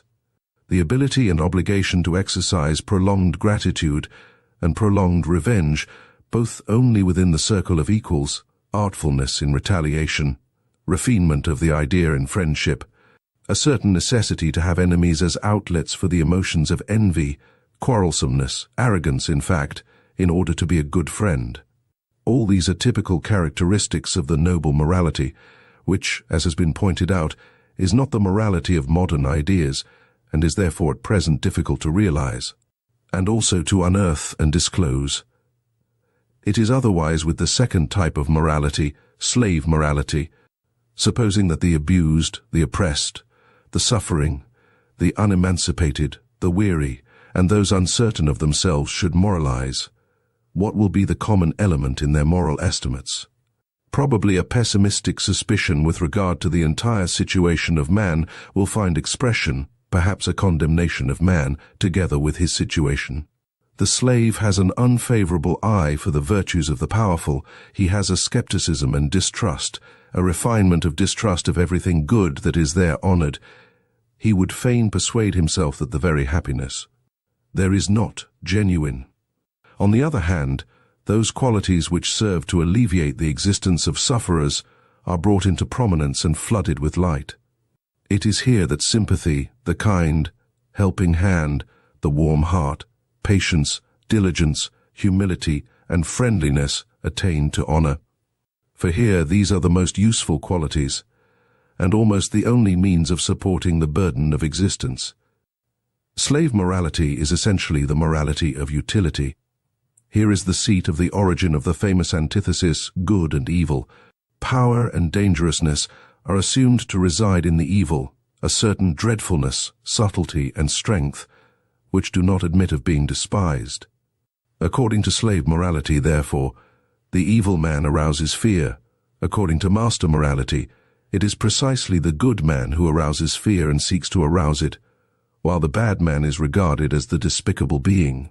The contrast attains its maximum when, in accordance with the logical consequences of slave morality, a shade of depreciation, it may be slight and well-intentioned, at last attaches itself to the good man of this morality. Because, according to the servile mode of thought, the good man must in any case be the safe man. He is good-natured, easily deceived, perhaps a little stupid, un bonhomme. Everywhere that slave morality gains the ascendancy, language shows a tendency to approximate the significations of the words good and stupid, a last fundamental difference. The desire for freedom, the instinct for happiness, and the refinements of the feeling of liberty belong as necessarily to slave morals and morality, as artifice and enthusiasm in reverence and devotion are the regular symptoms of an aristocratic mode of thinking and estimating. Hence we can understand without further detail why love as a passion it is our European. Specialty must absolutely be of noble origin. As is well known, its invention is due to the Provençal poet Cavaliers, those brilliant, ingenious men of the Guy sabre, to whom Europe owes so much and almost owes itself. 261. Vanity is one of the things which are perhaps most difficult for a noble man to understand. He will be tempted to deny it, where another kind of man thinks he sees it self-evidently. The problem for him is to represent to his mind beings who seek to arouse a good opinion of themselves, which they themselves do not possess, and consequently also do not deserve, and who yet believe in this good opinion afterwards. This seems to him on the one hand such bad taste and so self-disrespectful, and on the other hand so grotesquely unreasonable that he would like to consider vanity an exception, and is doubtful about it in most cases when it is spoken of. He will say, for instance, I may be mistaken about my value, and on the other hand, may nevertheless demand that my value should be acknowledged by others precisely as I rate it. That, however, is not vanity but self-conceit, or in most cases that which is called humility, and also modesty. Or he will even say, for many reasons I can delight in the good opinion of others, perhaps because I love and honor them, and rejoice in all their joys. Perhaps also because their good opinion endorses and strengthens my belief in my own good opinion, perhaps because the good opinion of others, even in cases where I do not share it, is useful to me, or gives promise of usefulness. All this, however, is not vanity. The man of noble character must first bring it home forcibly to his mind, especially with the aid of history, that from time immemorial, in all social strata in any way dependent, the ordinary man was only that which he passed for, not being at all accustomed to fix values. He did not assign even to himself any other value than that which his master assigned to him. It is the peculiar right of masters to create values. It may be looked upon as the result of an extraordinary atavism, that the ordinary man, even at present, is still always waiting for an opinion about himself, and then instinctively submitting himself to it, yet by no means only to a good opinion, but also to a bad and unjust one. Think, for instance, of the greater part of the self-appreciations and self-depreciations which believing women learn from their confessors, and which in general the believing Christian learns from his church. In fact, conformably to the slow rise of the democratic social order, and its cause, the blending of the blood of masters and slaves. The originally noble and rare impulse of the masters to assign a value to themselves and to think well of themselves will now be more and more encouraged and extended.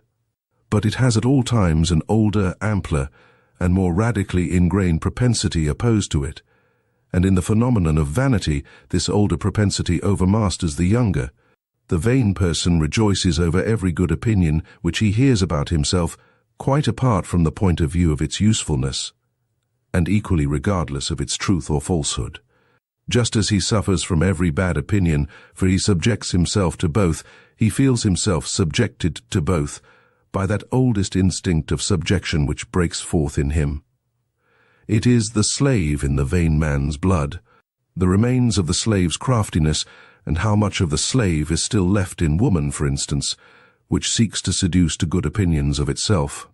It is the slave, too, who immediately afterwards falls prostrate himself before these opinions, as though he had not called them forth. And to repeat it again, vanity is an atavism. 262. A species originates, and a type becomes established and strong in the long struggle with essentially constant unfavorable conditions. On the other hand, it is known by the experience of breeders that species which receive superabundant nourishment, and in general, a surplus of protection and care, immediately tend in the most marked way to develop variations, and are fertile in prodigies and monstrosities, also in monstrous vices. Now look at an aristocratic commonwealth, say an ancient Greek polis or Venice, as a voluntary or involuntary contrivance for the purpose of rearing human beings.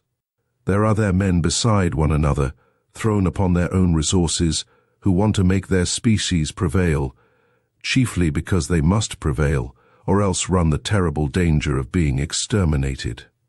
The favor, the superabundance, the protection are there lacking under which variations are fostered. The species needs itself as species, as something which, precisely by virtue of its hardness, its uniformity and simplicity of structure, can in general prevail and make itself permanent in constant struggle with its neighbors, or with rebellious or rebellion-threatening vassals. The most varied experience teaches it what are the qualities to which it principally owes the fact that it still exists, in spite of all gods and men, and has hitherto been victorious. These qualities it calls virtues, and these virtues alone it develops to maturity. It does so with severity. Indeed, it desires severity. Every aristocratic morality is intolerant in the education of youth, in the control of women, in the marriage customs, in the relations of old and young. In the penal laws which have an eye only for the degenerating, it counts intolerance itself among the virtues, under the name of justice. A type with few but very marked features, a species of severe, warlike, wisely silent, reserved and reticent men, and as such with the most delicate sensibility for the charm and nuances of society, is thus established. Unaffected by the vicissitudes of generations, the constant struggle with uniform unfavorable conditions is, as already remarked, the cause of a type becoming stable and hard. Finally, however, a happy state of things results. The enormous tension is relaxed. There are perhaps no more enemies among the neighboring peoples, and the means of life, even of the enjoyment of life, are present in superabundance. With one stroke, the bond and constraint of the old discipline severs. It is no longer regarded as necessary, as a condition of existence. If it would continue, it can only do so as a form of luxury, as an archaizing taste. Variations, whether they be deviations into the higher, finer, and rarer, or deteriorations and monstrosities, appear suddenly on the scene in the greatest exuberance and splendor. The individual dares to be individual and detach himself. At this turning point of history there manifest themselves, side by side, and often mixed and entangled together, a magnificent, manifold, virgin forest-like upgrowth and upstriving, a kind of tropical tempo in the rivalry of growth, and an extraordinary decay and self-destruction, owing to the savagely opposing and seemingly exploding egoisms which strive with one another for sun and light, and can no longer assign any limit, restraint, or forbearance for themselves by means of the hitherto existing morality. It was this morality itself which piled up the strength so enormously, which bent the bow in so threatening a manner. It is now out of date. It is getting out of date. The dangerous and disquieting point has been reached when the greater, more manifold, more comprehensive life is lived beyond the old morality. The individual stands out and is obliged to have recourse to his own law-giving, his own arts and artifices for self-preservation, self-elevation and self-deliverance. Nothing but new whys, nothing but new hows, no common formulas any longer, misunderstanding and disregard in league with each other, decay, deterioration, and the loftiest desires frightfully entangled. The genius of the race overflowing from all the cornucopias of good and bad, a portentous simultaneousness of spring and autumn, full of new charms and mysteries peculiar to the fresh, still inexhausted, still unwearied corruption. Danger is again present, the mother of morality, great danger. This time shifted into the individual, into the neighbor and friend, into the street, into their own child, into their own heart, into all the most personal and secret recesses of their desires and volitions. What will the moral philosophers who appear at this time have to preach? They discover, these sharp onlookers and loafers, that the end is quickly approaching, that everything around them decays and produces decay, that nothing will endure until the day after tomorrow, except one species of man, the incurably mediocre. The mediocre alone have a prospect of continuing and propagating themselves. They will be the men of the future, the sole survivors. Be like them. Become mediocre is now the only morality which has still a significance, which still obtains a hearing. But it is difficult to preach this morality of mediocrity. It can never avow what it is and what it desires. It has to talk of moderation and dignity and duty and brotherly love. It will have difficulty in concealing its irony. 263. There is an instinct for rank, which more than anything else is already the sign of a high rank. There is a delight in the nuances of reverence which leads one to infer noble origin and habits. The refinement, goodness, and loftiness of a soul are put to a perilous test when something passes by that is of the highest rank, but is not yet protected by the awe of authority from obtrusive touches and incivilities, something that goes its way like a living touchstone, undistinguished, undiscovered, and tentative, perhaps voluntarily veiled and disguised. He whose task and practice it is to investigate souls will avail himself of many varieties of this very art to determine the ultimate value of a soul, the unalterable. Innate order of rank to which it belongs, he will test it by its instinct for reverence.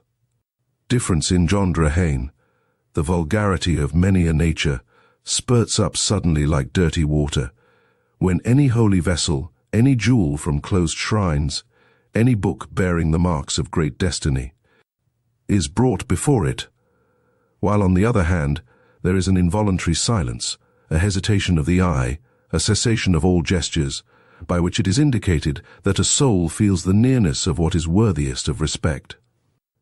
The way in which, on the whole, the reverence for the Bible has hitherto been maintained in Europe is perhaps the best example of discipline and refinement of manners which Europe owes to Christianity. Books of such profoundness and supreme significance require for their protection an external tyranny of authority, in order to acquire the period of thousands of years which is necessary to exhaust and unriddle them. Much has been achieved when the sentiment has been at last instilled into the masses, the shallow pates and the boobies of every kind, that they are not allowed to touch everything, that there are holy experiences before which they must take off their shoes and keep away the unclean-handed, is almost their highest advance towards humanity. On the contrary, in the so-called cultured classes, the believers in modern ideas, nothing is perhaps so repulsive as their lack of shame, the easy insolence of eye and hand with which they touch, taste, and finger everything. And it is possible that even yet there is more relative nobility of taste, and more tact for reverence among the people, among the lower classes of the people, especially among peasants, than among the newspaper-reading demimonde of intellect, the cultured class. 264.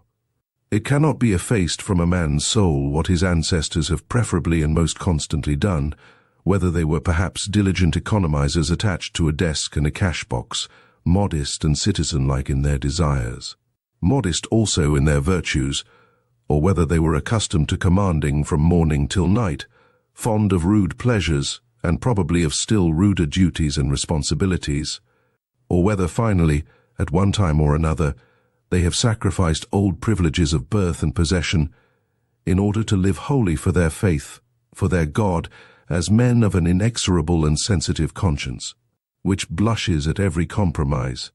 It is quite impossible for a man not to have the qualities and predilections of his parents and ancestors in his constitution, whatever appearances may suggest to the contrary. This is the problem of race. Granted that one knows something of the parents, it is admissible to draw a conclusion about the child. Any kind of offensive incontinence, any kind of sordid envy, or of clumsy self-vaunting, the three things which together have constituted the genuine plebeian type in all times, such must pass over to the child. As surely as bad blood, and with the help of the best education and culture one will only succeed in deceiving with regard to such heredity. And what else does education and culture try to do nowadays? In our very democratic, or rather, very plebeian age, education and culture must be essentially the art of deceiving with regard to origin, with regard to the inherited plebeianism in body and soul, an educator who nowadays preached truthfulness above everything else, and called out constantly to his pupils, "Be true, be natural, show yourselves as you are." Even such a virtuous and sincere ass would learn in a short time to have recourse to the furca of Horace, naturam expellere, with what results? Plebeianism, usque recurrit. Footnote: Horace's Epistles, IX 24. At the risk of displeasing innocent ears, I submit that egoism belongs to the essence of a noble soul. I mean the unalterable belief that to a being such as we, other beings must naturally be in subjection and have to sacrifice themselves. The noble soul accepts the fact of his egoism without question, and also without consciousness of harshness, constraint, or arbitrariness therein, but rather as something that may have its basis in the primary law of things. If he sought a designation for it, he would say, "It is justice itself." He acknowledges under certain circumstances, which made him hesitate at first, that there are other equally privileged ones. As soon as he has settled this question of rank, he moves among those equals and equally privileged ones with the same assurance, as regards modesty and delicate respect, which he enjoys in intercourse with himself, in accordance with an innate heavenly mechanism which all the stars understand. It is an additional instance of his egoism, this artfulness and self-limitation in intercourse with his equals. Every star is a similar egoist. He honors himself in them, and in the rights which he concedes to them, he has no doubt that the exchange of honors and rights, as the essence of all intercourse, belongs also to the natural condition of things. The noble soul gives as he takes, prompted by the passionate and sensitive instinct of requital, which is at the root of his nature. The notion of favor has, inter pares, neither significance nor good repute. There may be a sublime way of letting gifts as it were light upon one from above, and of drinking them thirstily like dewdrops. But for those arts and displays the noble soul has no aptitude. His egoism hinders him here. In general, he looks aloft unwillingly. He looks either forward, horizontally and deliberately, or downwards. He knows that he is on a height. 266. One can only truly esteem him who does not look out for himself. Goethe to Rathschlosser. 267. The Chinese have a proverb which mothers even teach their children, Xiao Xin, make thy heart small. This is the essentially fundamental tendency in latter-day civilizations. I have no doubt that an ancient Greek also would first of all remark the self-dwarfing in us Europeans of today. In this respect alone, we should immediately be distasteful to him. 268. What, after all, is ignobleness? Words are vocal symbols for ideas. Ideas, however, are more or less definite mental symbols for frequently returning and concurring sensations, for groups of sensations. It is not sufficient to use the same words. In order to understand one another, we must also employ the same words for the same kind of internal experiences. We must in the end have experiences in common. On this account, the people of one nation understand one another better than those belonging to different nations, even when they use the same language. Or rather, when people have lived long together under similar conditions of climate, soil, danger, requirement, toil, there originates therefrom an entity that understands itself, namely, a nation. In all souls, a like number of frequently recurring experiences have gained the upper hand over those occurring more rarely. About these matters people understand one another rapidly, and always more rapidly. The history of language is the history of a process of abbreviation. On the basis of this quick comprehension, people always unite closer and closer.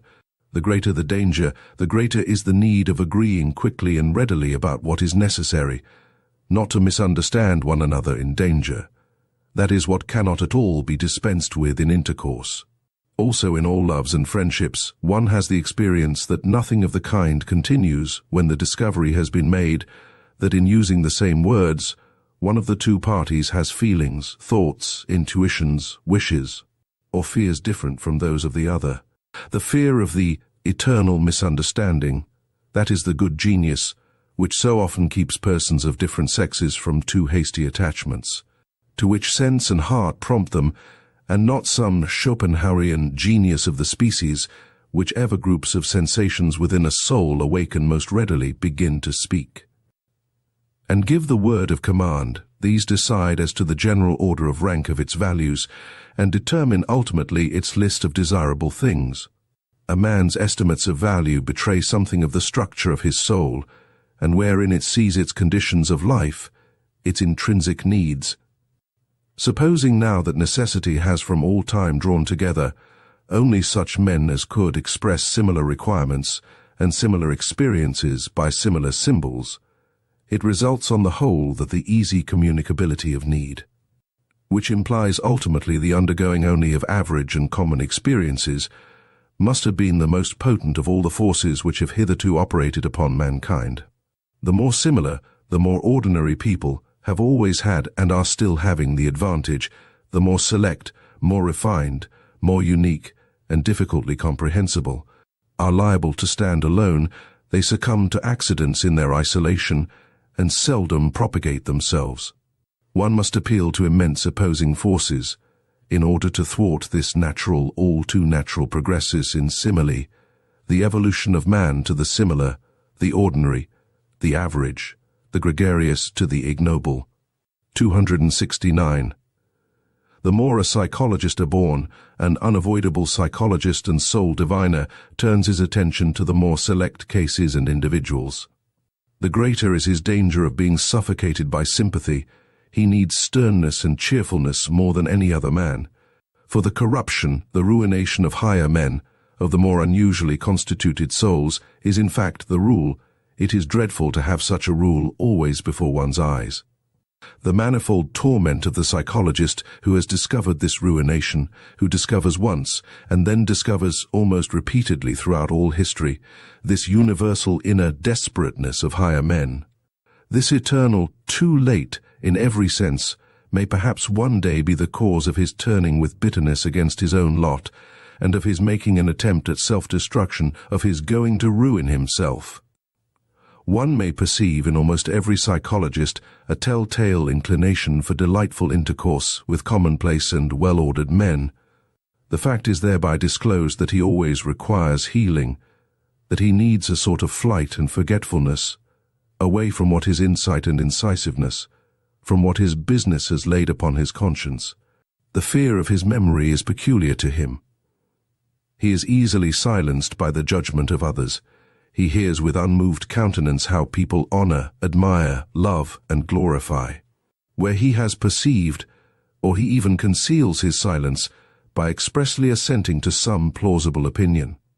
Perhaps the paradox of his situation becomes so dreadful that, precisely where he has learnt great sympathy, together with great contempt, the multitude, the educated, and the visionaries have on their part learnt great reverence for great men and marvelous animals, for the sake of whom one blesses and honors the fatherland, the earth, the dignity of mankind, and one's own self, to whom one points the young, and in view of whom one educates them.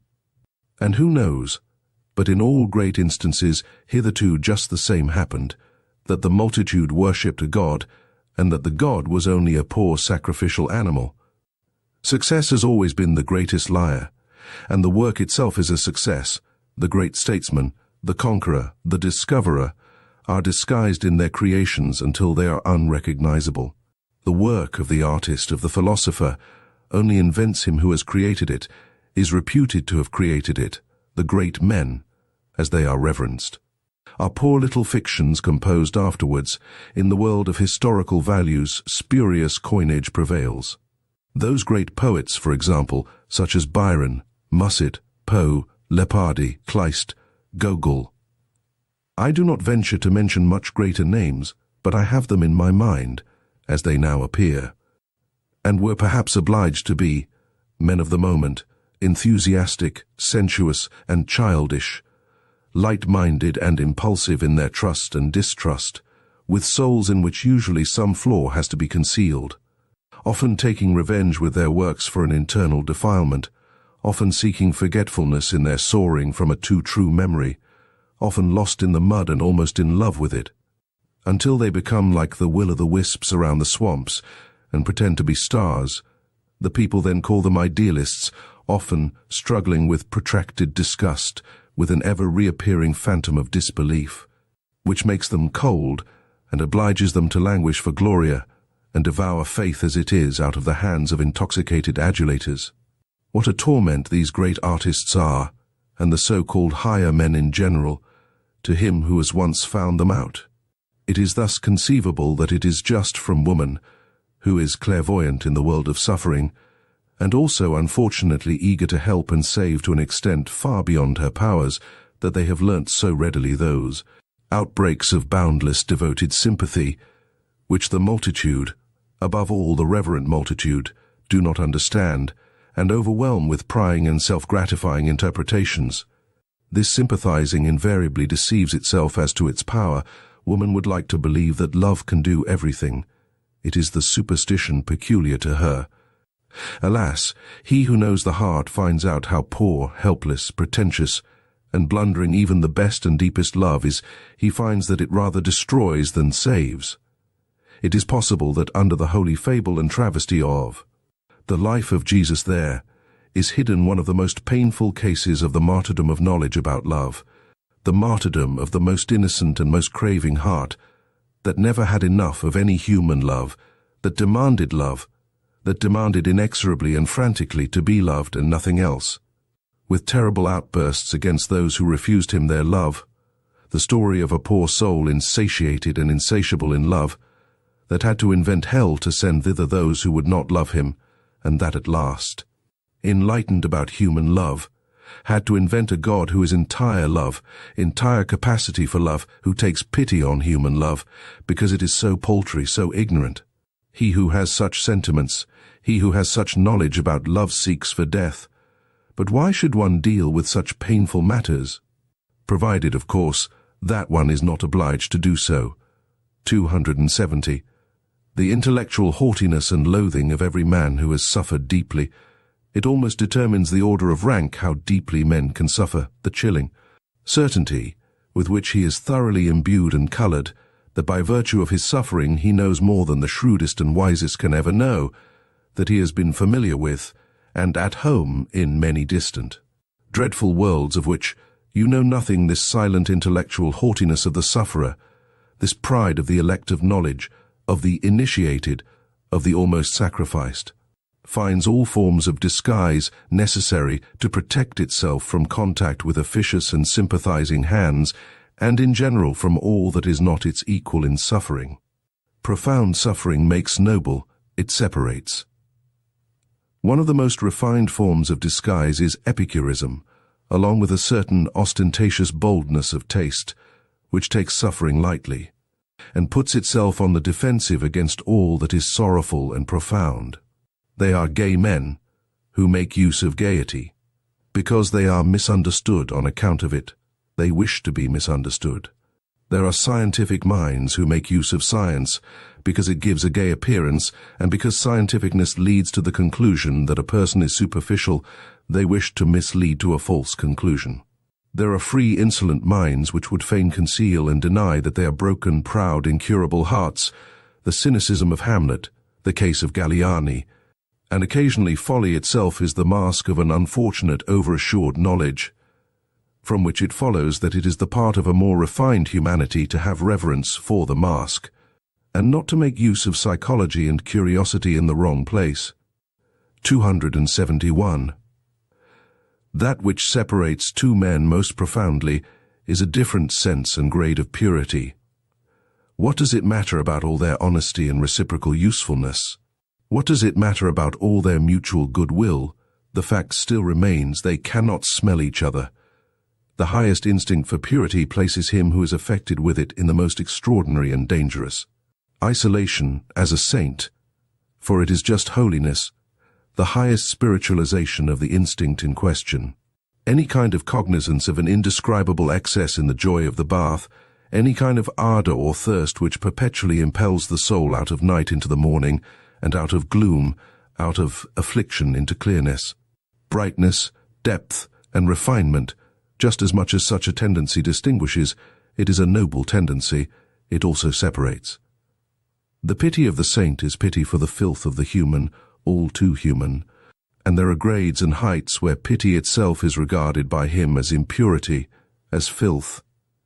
272. Signs of nobility. Never to think of lowering our duties to the rank of duties for everybody, to be unwilling to renounce or to share our responsibilities, to count our prerogatives and the exercise of them among our duties. 273. A man who strives after great things looks upon every one whom he encounters on his way either as a means of advance, or a delay and hindrance, or as a temporary resting place.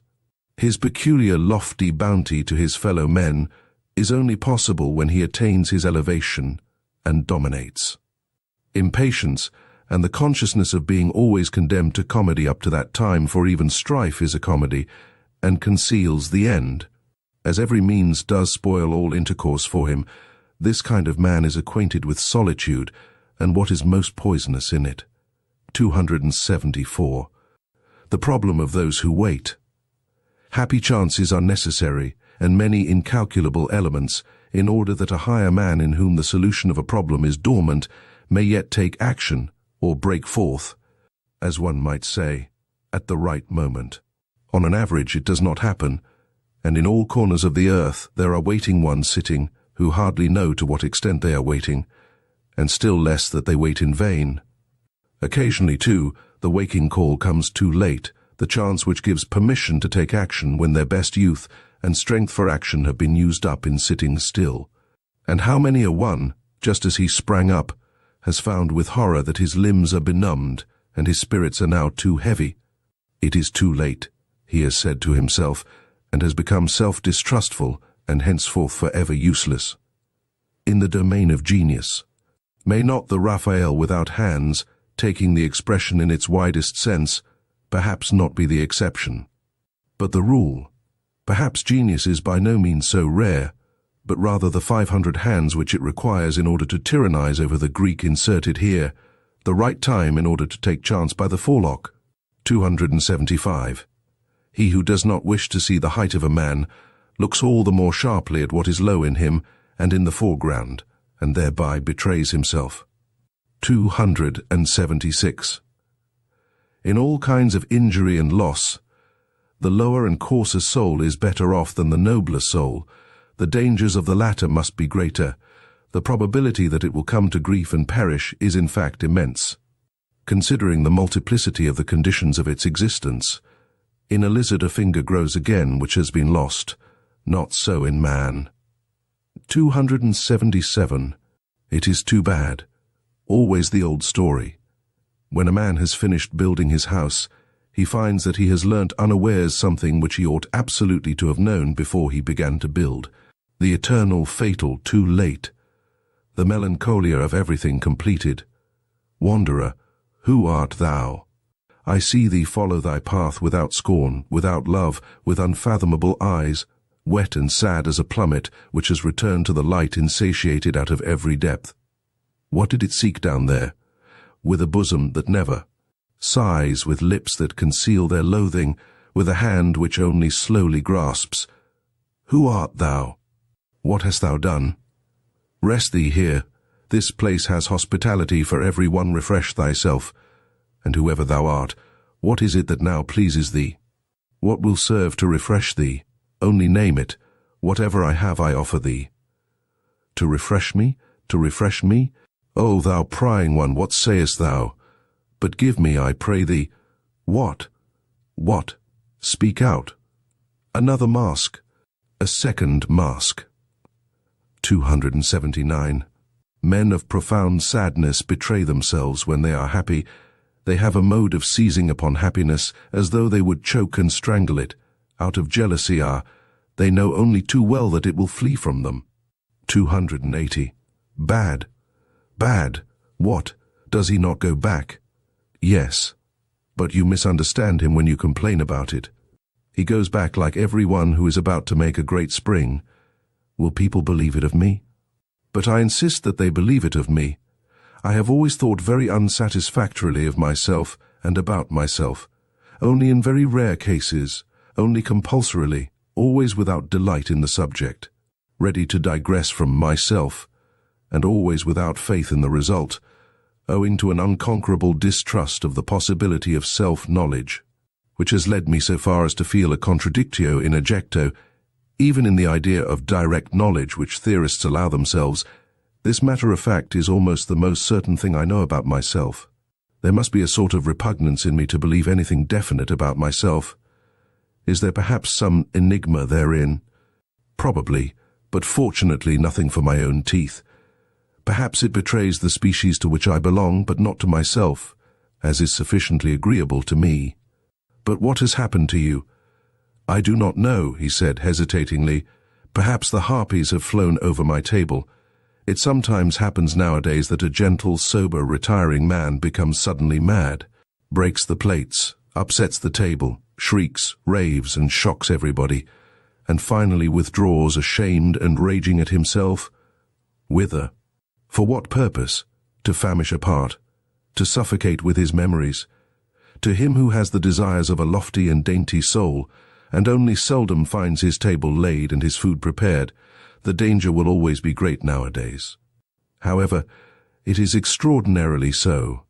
Thrown into the midst of a noisy and plebeian age, with which he does not like to eat out of the same dish, he may readily perish of hunger and thirst, or, should he nevertheless finally fall to, of sudden nausea.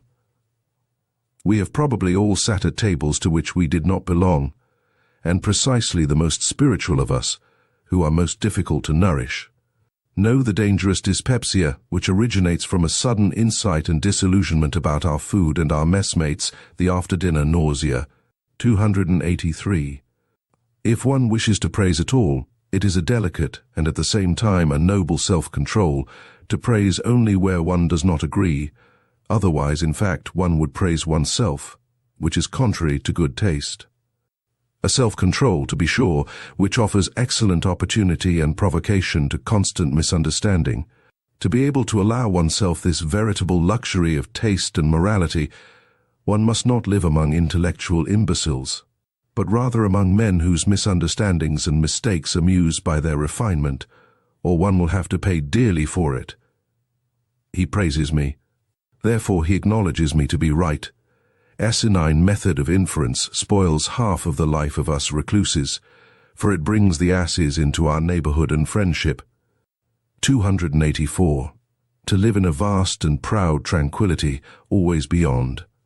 To have or not to have one's emotions, one's for and against according to choice, to lower oneself to them for hours.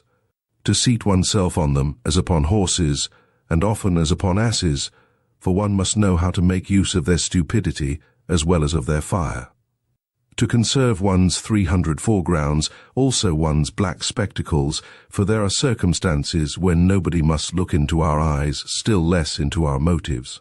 And to choose for company that roguish and cheerful vice, politeness, and to remain master of one's four virtues, courage, insight, sympathy, and solitude.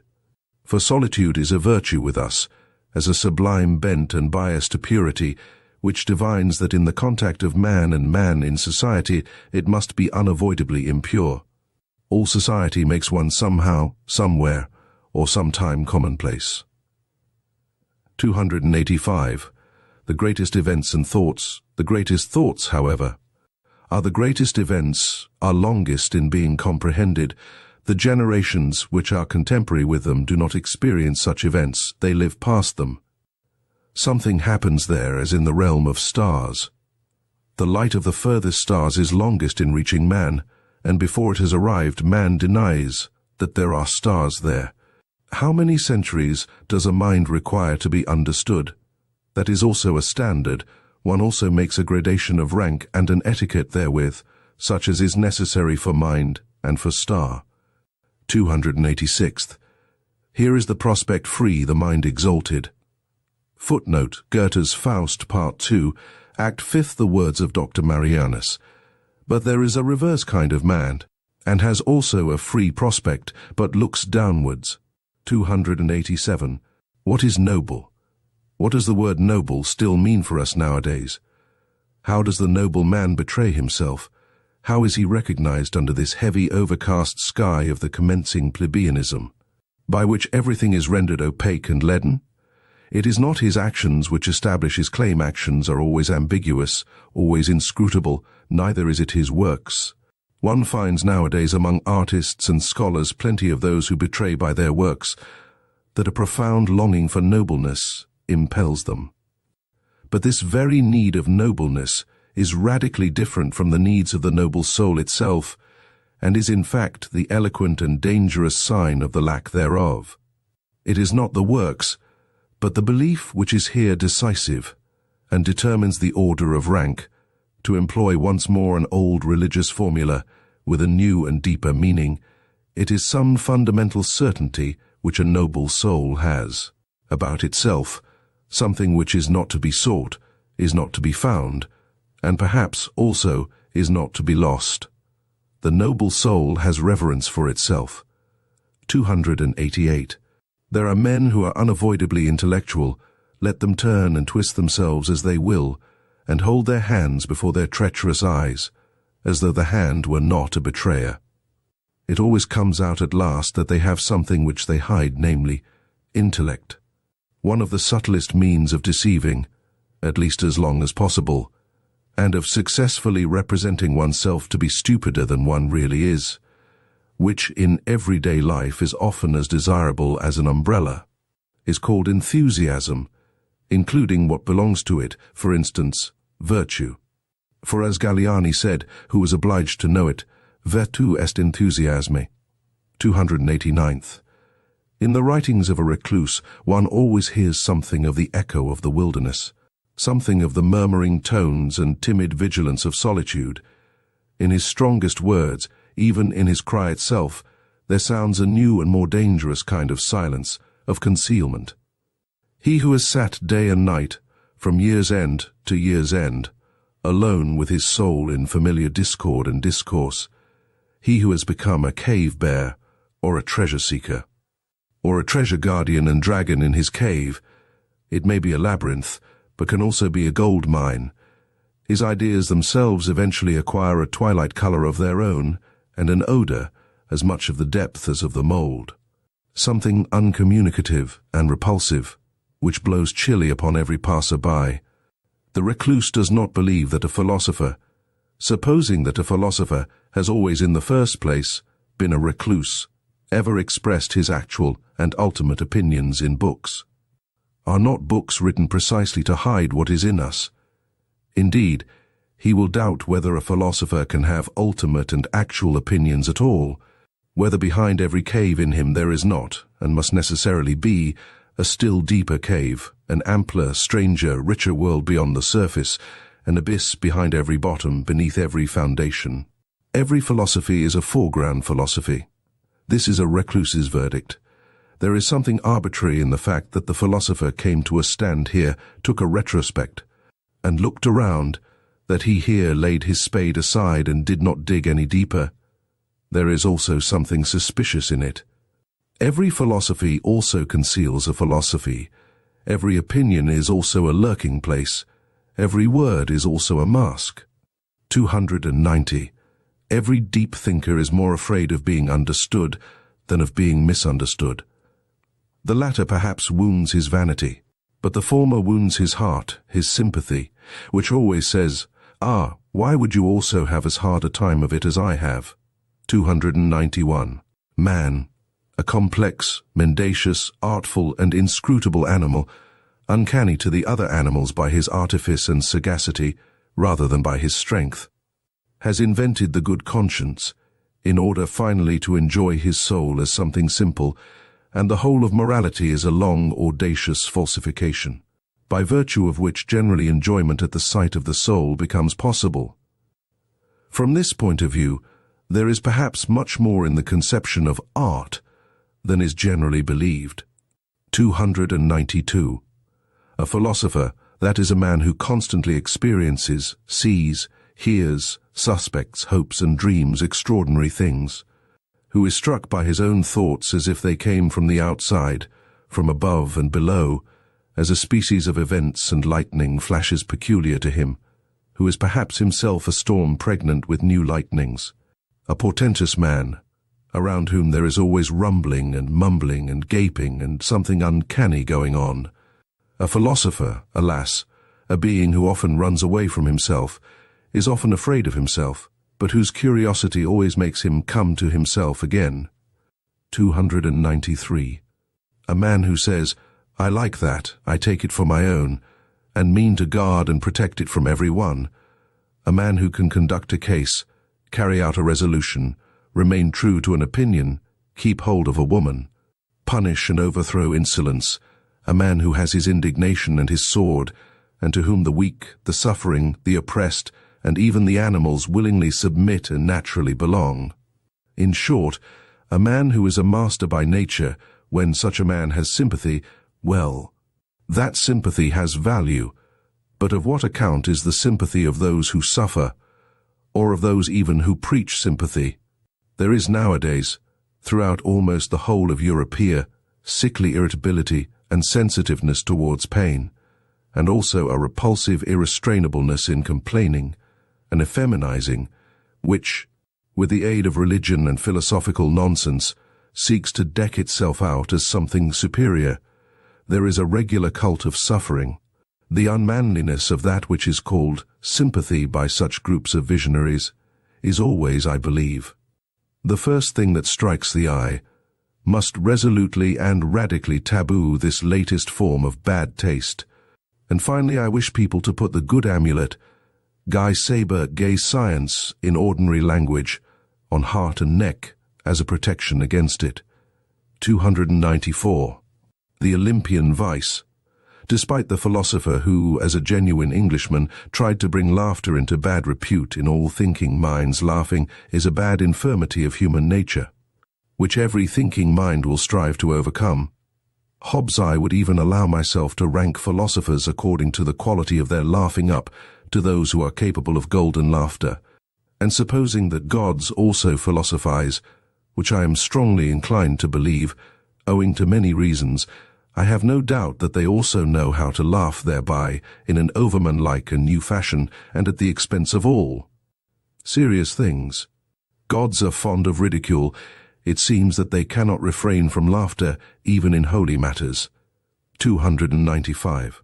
The genius of the heart, as that great mysterious one possesses it, the tempter god and born rat-catcher of consciences, whose voice can descend into the nether world of every soul, who neither speaks a word nor casts a glance in which there may not be some motive or touch of allurement, to whose perfection it pertains that he knows how to appear not as he is, but in a guise which acts as an additional constraint on his followers, to press ever closer to him, to follow him more cordially and thoroughly. The genius of the heart, which imposes silence and attention on everything loud and self-conceited, which smooths rough souls and makes them taste a new longing to lie placid as a mirror, that the deep heavens may be reflected in them. The genius of the heart, which teaches the clumsy and too hasty hand to hesitate and to grasp more delicately, which scents the hidden and forgotten treasure, the drop of goodness and sweet spirituality under thick, dark ice, and is a divining rod for every grain of gold. Long buried and imprisoned in mud and sand, the genius of the heart, from contact with which everyone goes away richer, not favored or surprised, not as though gratified and oppressed by the good things of others, but richer in himself, newer than before, broken up, blown upon, and sounded by a thawing wind. More uncertain, perhaps, more delicate, more fragile, more bruised, but full of hopes, which as yet lack names, full of a new will and current, full of a new ill will and countercurrent.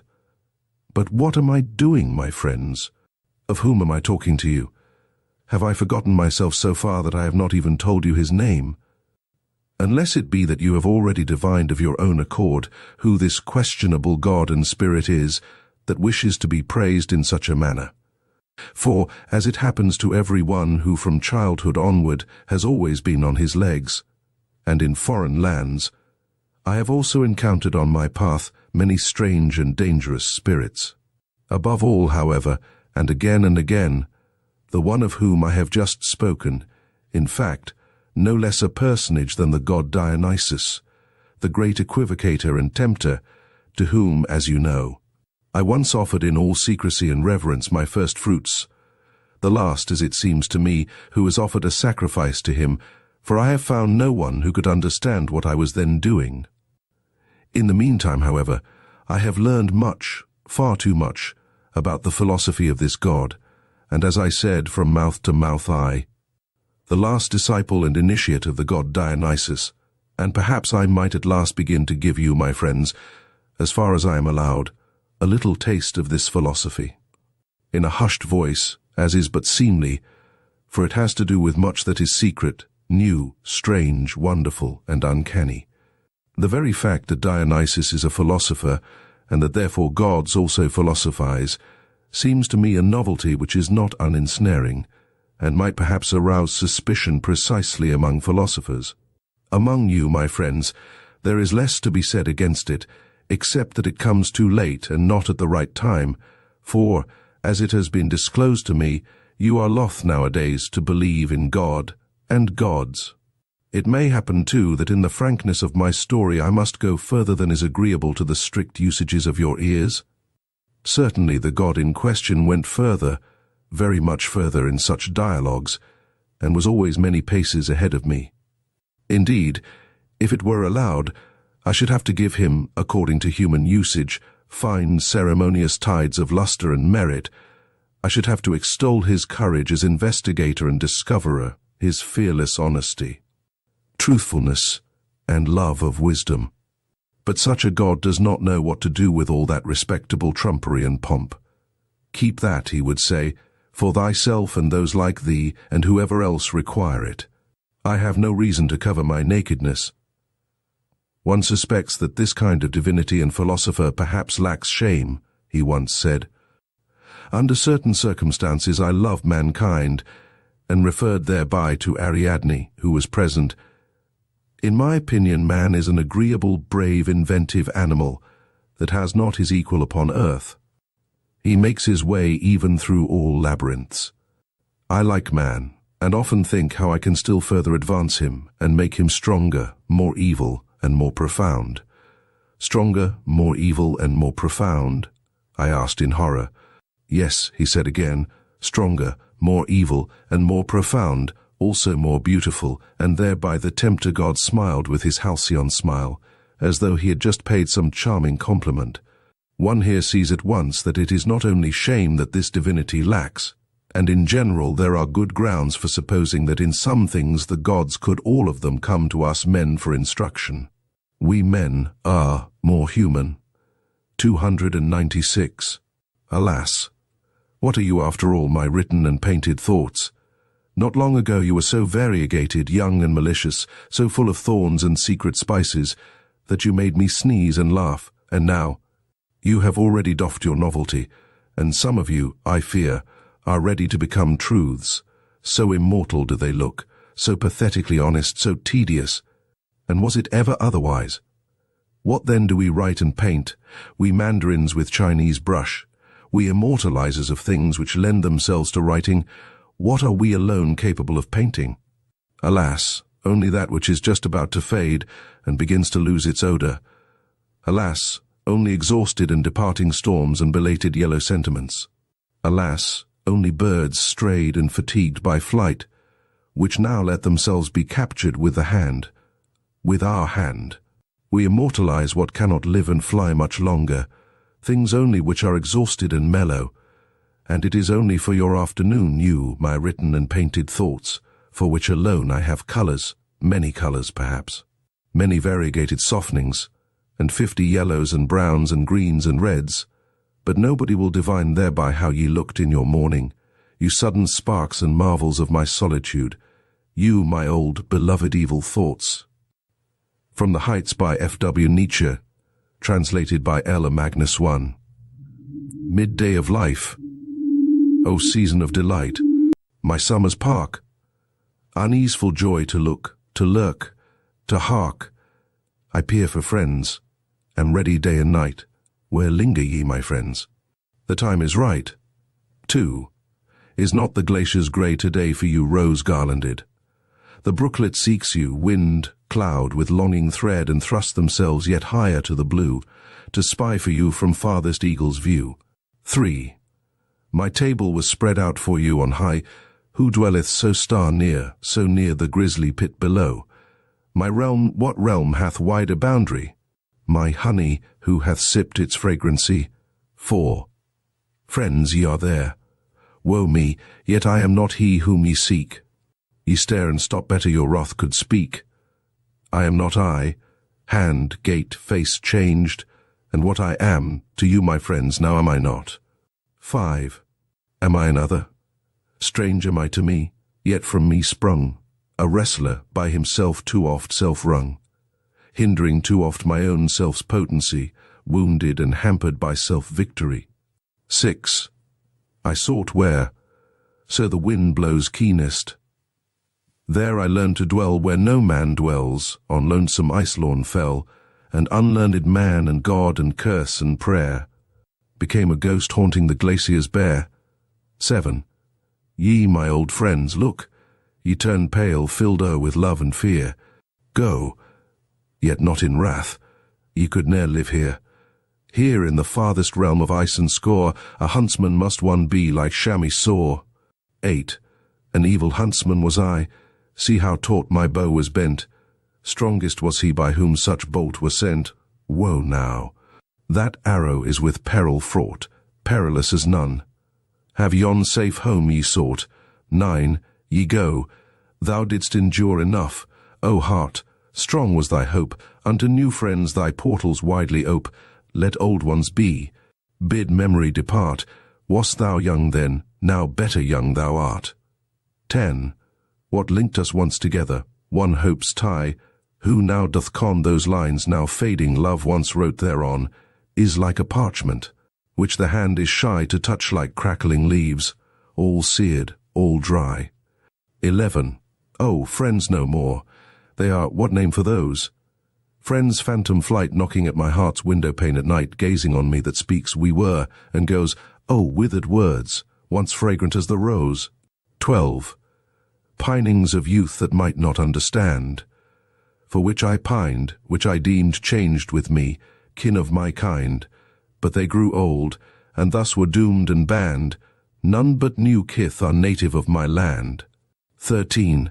Midday of life, my second youth's delight, my summer's park, unrestful joy to long, to lurk, to hark. I peer for friends, am ready day and night for my new friends. Come, come, the time is right. 14. This song is done, the sweet sad cry of rue sang out its end, a wizard wrought it, he the timely friend, midday friend, no, do not ask me who, at midday 'twas when one became as two. 15. We keep our feast of feasts, sure of our bourne, our aims self-same, the guest of guests, friend Zarathustra, came. The world now laughs, the grisly veil was torn, and light and dark were one that wedding morn. As we conclude our exploration of beyond good and evil, we're left with a whirlwind of thoughts and questions. Nietzsche's philosophy has challenged us to re-evaluate our preconceived notions of morality and embrace a more nuanced understanding of the human spirit. Whether you agree or disagree with his ideas, there's no denying their profound impact on modern thought. We hope this journey has sparked your curiosity and encouraged you to delve deeper into the world of philosophy. Thank you for joining us at Storytime Haven, where ideas ignite and minds expand. Until next time, keep questioning, keep exploring, and never cease to strive for a greater understanding of yourself and the world around you.